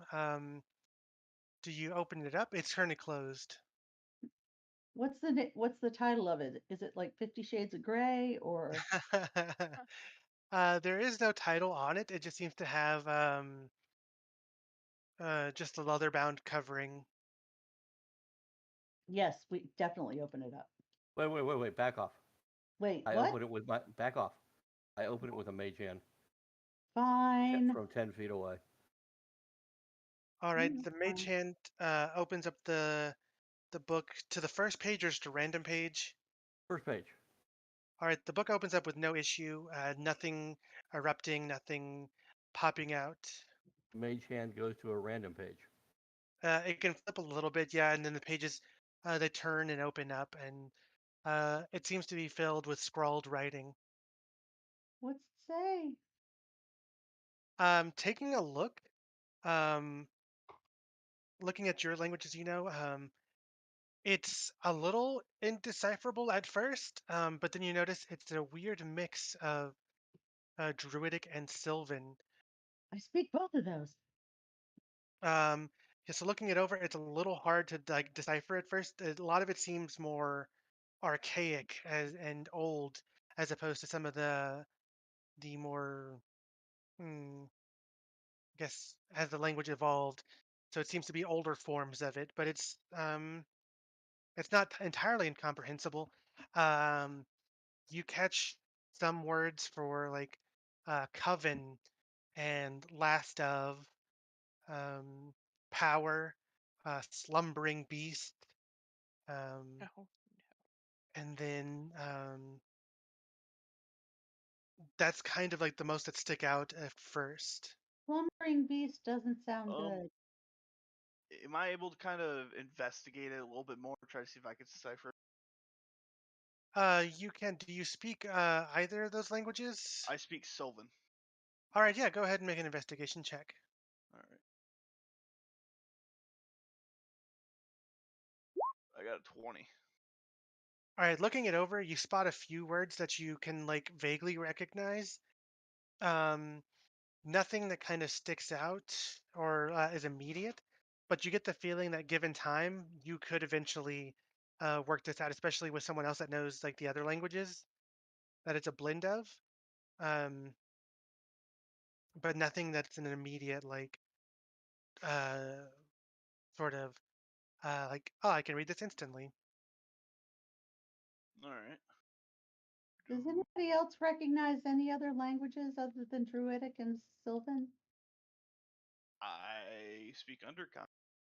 Yeah, I do too. I speak Goblin and Orc as well, but I doubt that's gonna help either. He already said it's a mixture of Druidic and Oh, I just didn't know if there was another one. in there. yeah, no, and Yeah. Sylvan. And since you speak both of them, you should be the only one that can read the whole thing anyway. Do you we want to try to decipher it? Spend some time deciphering it. See if maybe we can get a bigger picture. What is actually happening around here? Hmm. Yes, why don't we take an hour? And then we'll get like a short rest. Is there other rooms in this? It's just this one room. Just one room. All right. So Can can you? we sit down and sort of read and rest at the same time? Is that allowed? Oh, absolutely. I'm going to go ahead and say that we're going to go on a bit of a narration here, only because there's not much left.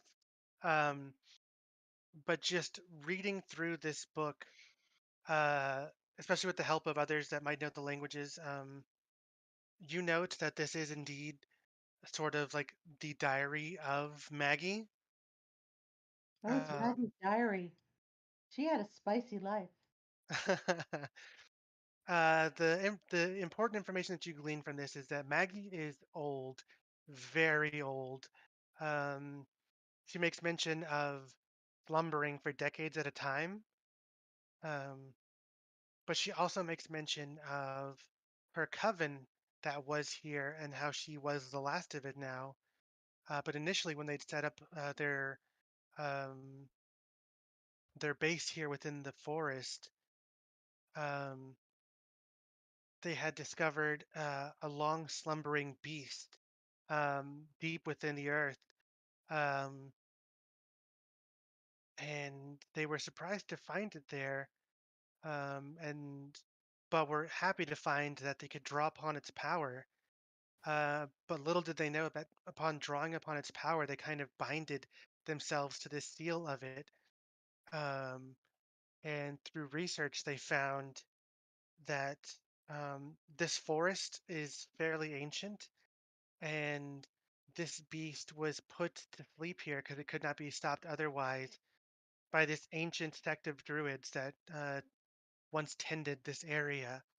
Um, she makes note that the druids' former circle was set in a spot in the forest that you know to be roughly with your where you were, where the town of Reveil was set, um, which kind of leads you to believe that the reason why that town was already kind of like pretty well protected is because it still had that consecration magic kind of looking out for it. Um, but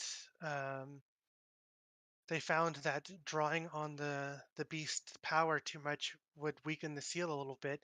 So the coven took turns, drawing from it, letting it lay dormant.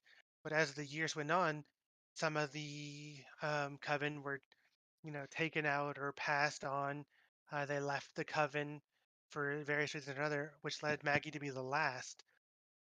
And she makes note, more recently, so that she was awakened from her gathering of power dormant state by some action within the desecrated grove. Um, but she feels her power is a little waning, but she knows that once she goes, that seal will be totally broken on that slumbering beast. You can't note how long it'll take to awaken, for it's been asleep for quite some time, but you do know that it will at some point if nothing is done. Does she indicate what we need to do? There's no notation on how to reseal it. Just know that the druids that once looked over this place knew how to do it, but herself wasn't able to ascertain any more about that. Otherwise, she would have poured more power into the seal to like, kind of separate herself more from it. Well, clearly I'm a druid. I'm sure I can figure this out. Given some time, possibly, or maybe some more information about the druids that initially settled at this spot. Um, but also, I guess if others are in the room, what is everyone else doing while this is like, being researched? Um, I'll check out the How wind long? chime. How long did it take her to research that?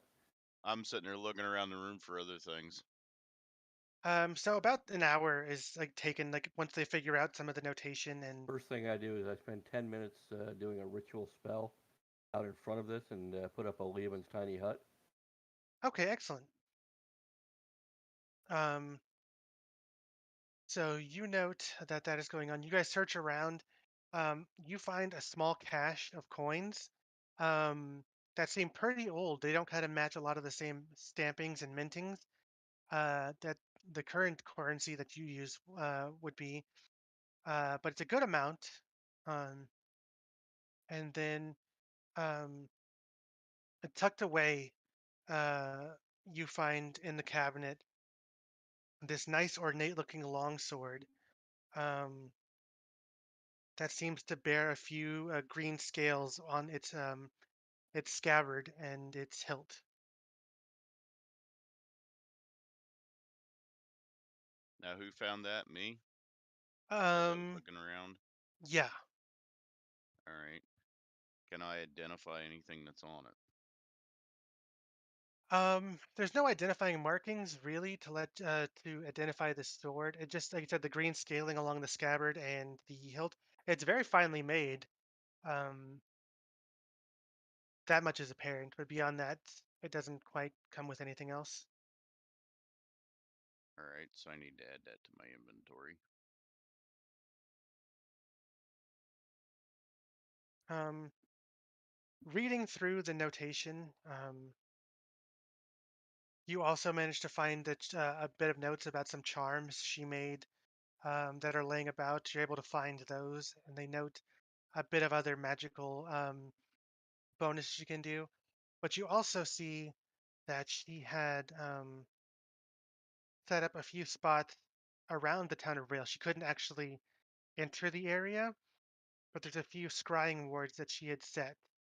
Um, and you find a small set of mirrors that you can look through and see these from them into the town. And you also note that if you were to shatter one of the mirrors, you would appear in that scrying spot. Okay.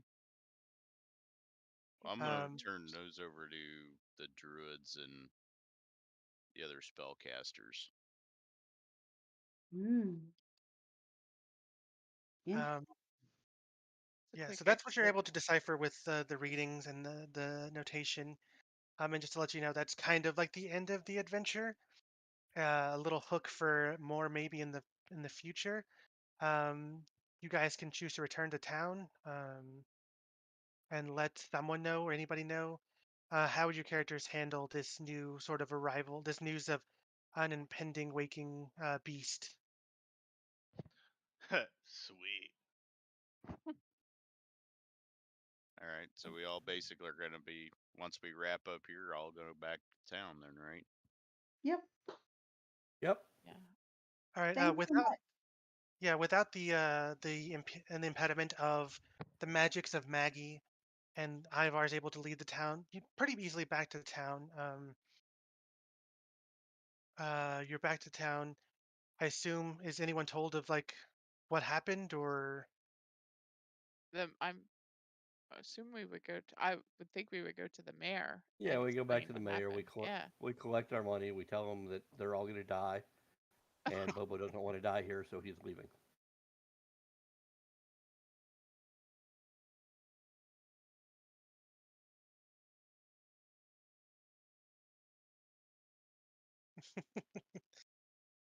Thank Yay. you. yeah, you're greeted by the mayor. He's obviously shocked by this news. No mention of it was ever been known to him. Um, he does if you're leaving town, he does implore to take a missive with you to see if anyone can find any more information about either town to some of the libraries. Maybe someone I can research something. what I might do actually is my character is actually a noble, Hmm. so I'm going to, when I get back to where I'm from, I might be able to petition to have some mages and soldiers sent to the town to make sure everything stays secured for a bit. Bo was protect going to let you villagers guys just in figure case. that out because it is late. Excellent. So you guys gather a reward. The town begins preparing the best it can for whatever might come, hoping that the kindness of strangers and the knowledge of sages elsewhere will be able to help find a way to either uh, put this beast back to sleep or find a way to get rid of it. Um, but beyond that, that adventure lies for another day. Well, thanks so much. Yeah. Thank you very Yeah. much. It was a great time. Yeah. Thank you. I'm so glad to hear it. Like I said, I'm always happy when a game goes well and people have fun. Yeah. And Thank you guys. I'll leave a good review, and I hope everybody else does too for you on Yeah. Start Playing Games. Yeah, Yeah, thank well, you so much. can't wait for your first campaign. Absolutely. I'm so glad you guys were here. And honestly, there's more one shots that I'm working on that I'll be putting out. Um, if we have like an interested party that we can like get together, possibly I could also work on a campaign, either building off this or maybe something else completely that I could make. I do have access to a number of the established one shots or the established adventures that are officially from D&D. Um, but yes, again, thank you so much. I'm so glad everyone seemed to have fun. I'm glad nobody went down, nobody died. Almost. There were some close calls. But yeah, I welcome everybody to stay in the Discord. I'll be dropping news about if when one shots come up. There's a suggestion spot in there if there's things you want to see. If you're interested in launching a long-term campaign, uh, whatever ideas and feedback, I'm always open to hearing that. Um, and yeah, I look forward to running more games for all of you. I had a great time. This was a very good experience. Yeah. Yeah, likewise. I Thanks like so that. All much. It right. was fun. Good night, all. Yeah, good Thank night. you Good night. so Good night. much. Good Bye. You're night. welcome. Have a great At night, least, everybody. Thanks, at least you there too. was enough people in here for healers to help heal everybody as we went along. Yeah, it's quite interesting to do a fighter instead of a ranger this time. Oh, you normally play ranger as well? Always. That's the only That's my class I play. favorite. So does That's my he. favorite class. I the first time I played a ranger, it was me and a bunch of buddies playing. I pissed off DM, who was one of my buddies, because my guy was just too OP. He was just messing everything up. Well, that's the thing. On that last set of creatures there, I was about ready to break out the old horde breaker. And I got, my guy I was didn't waiting have for like him to much get. I magic. was waiting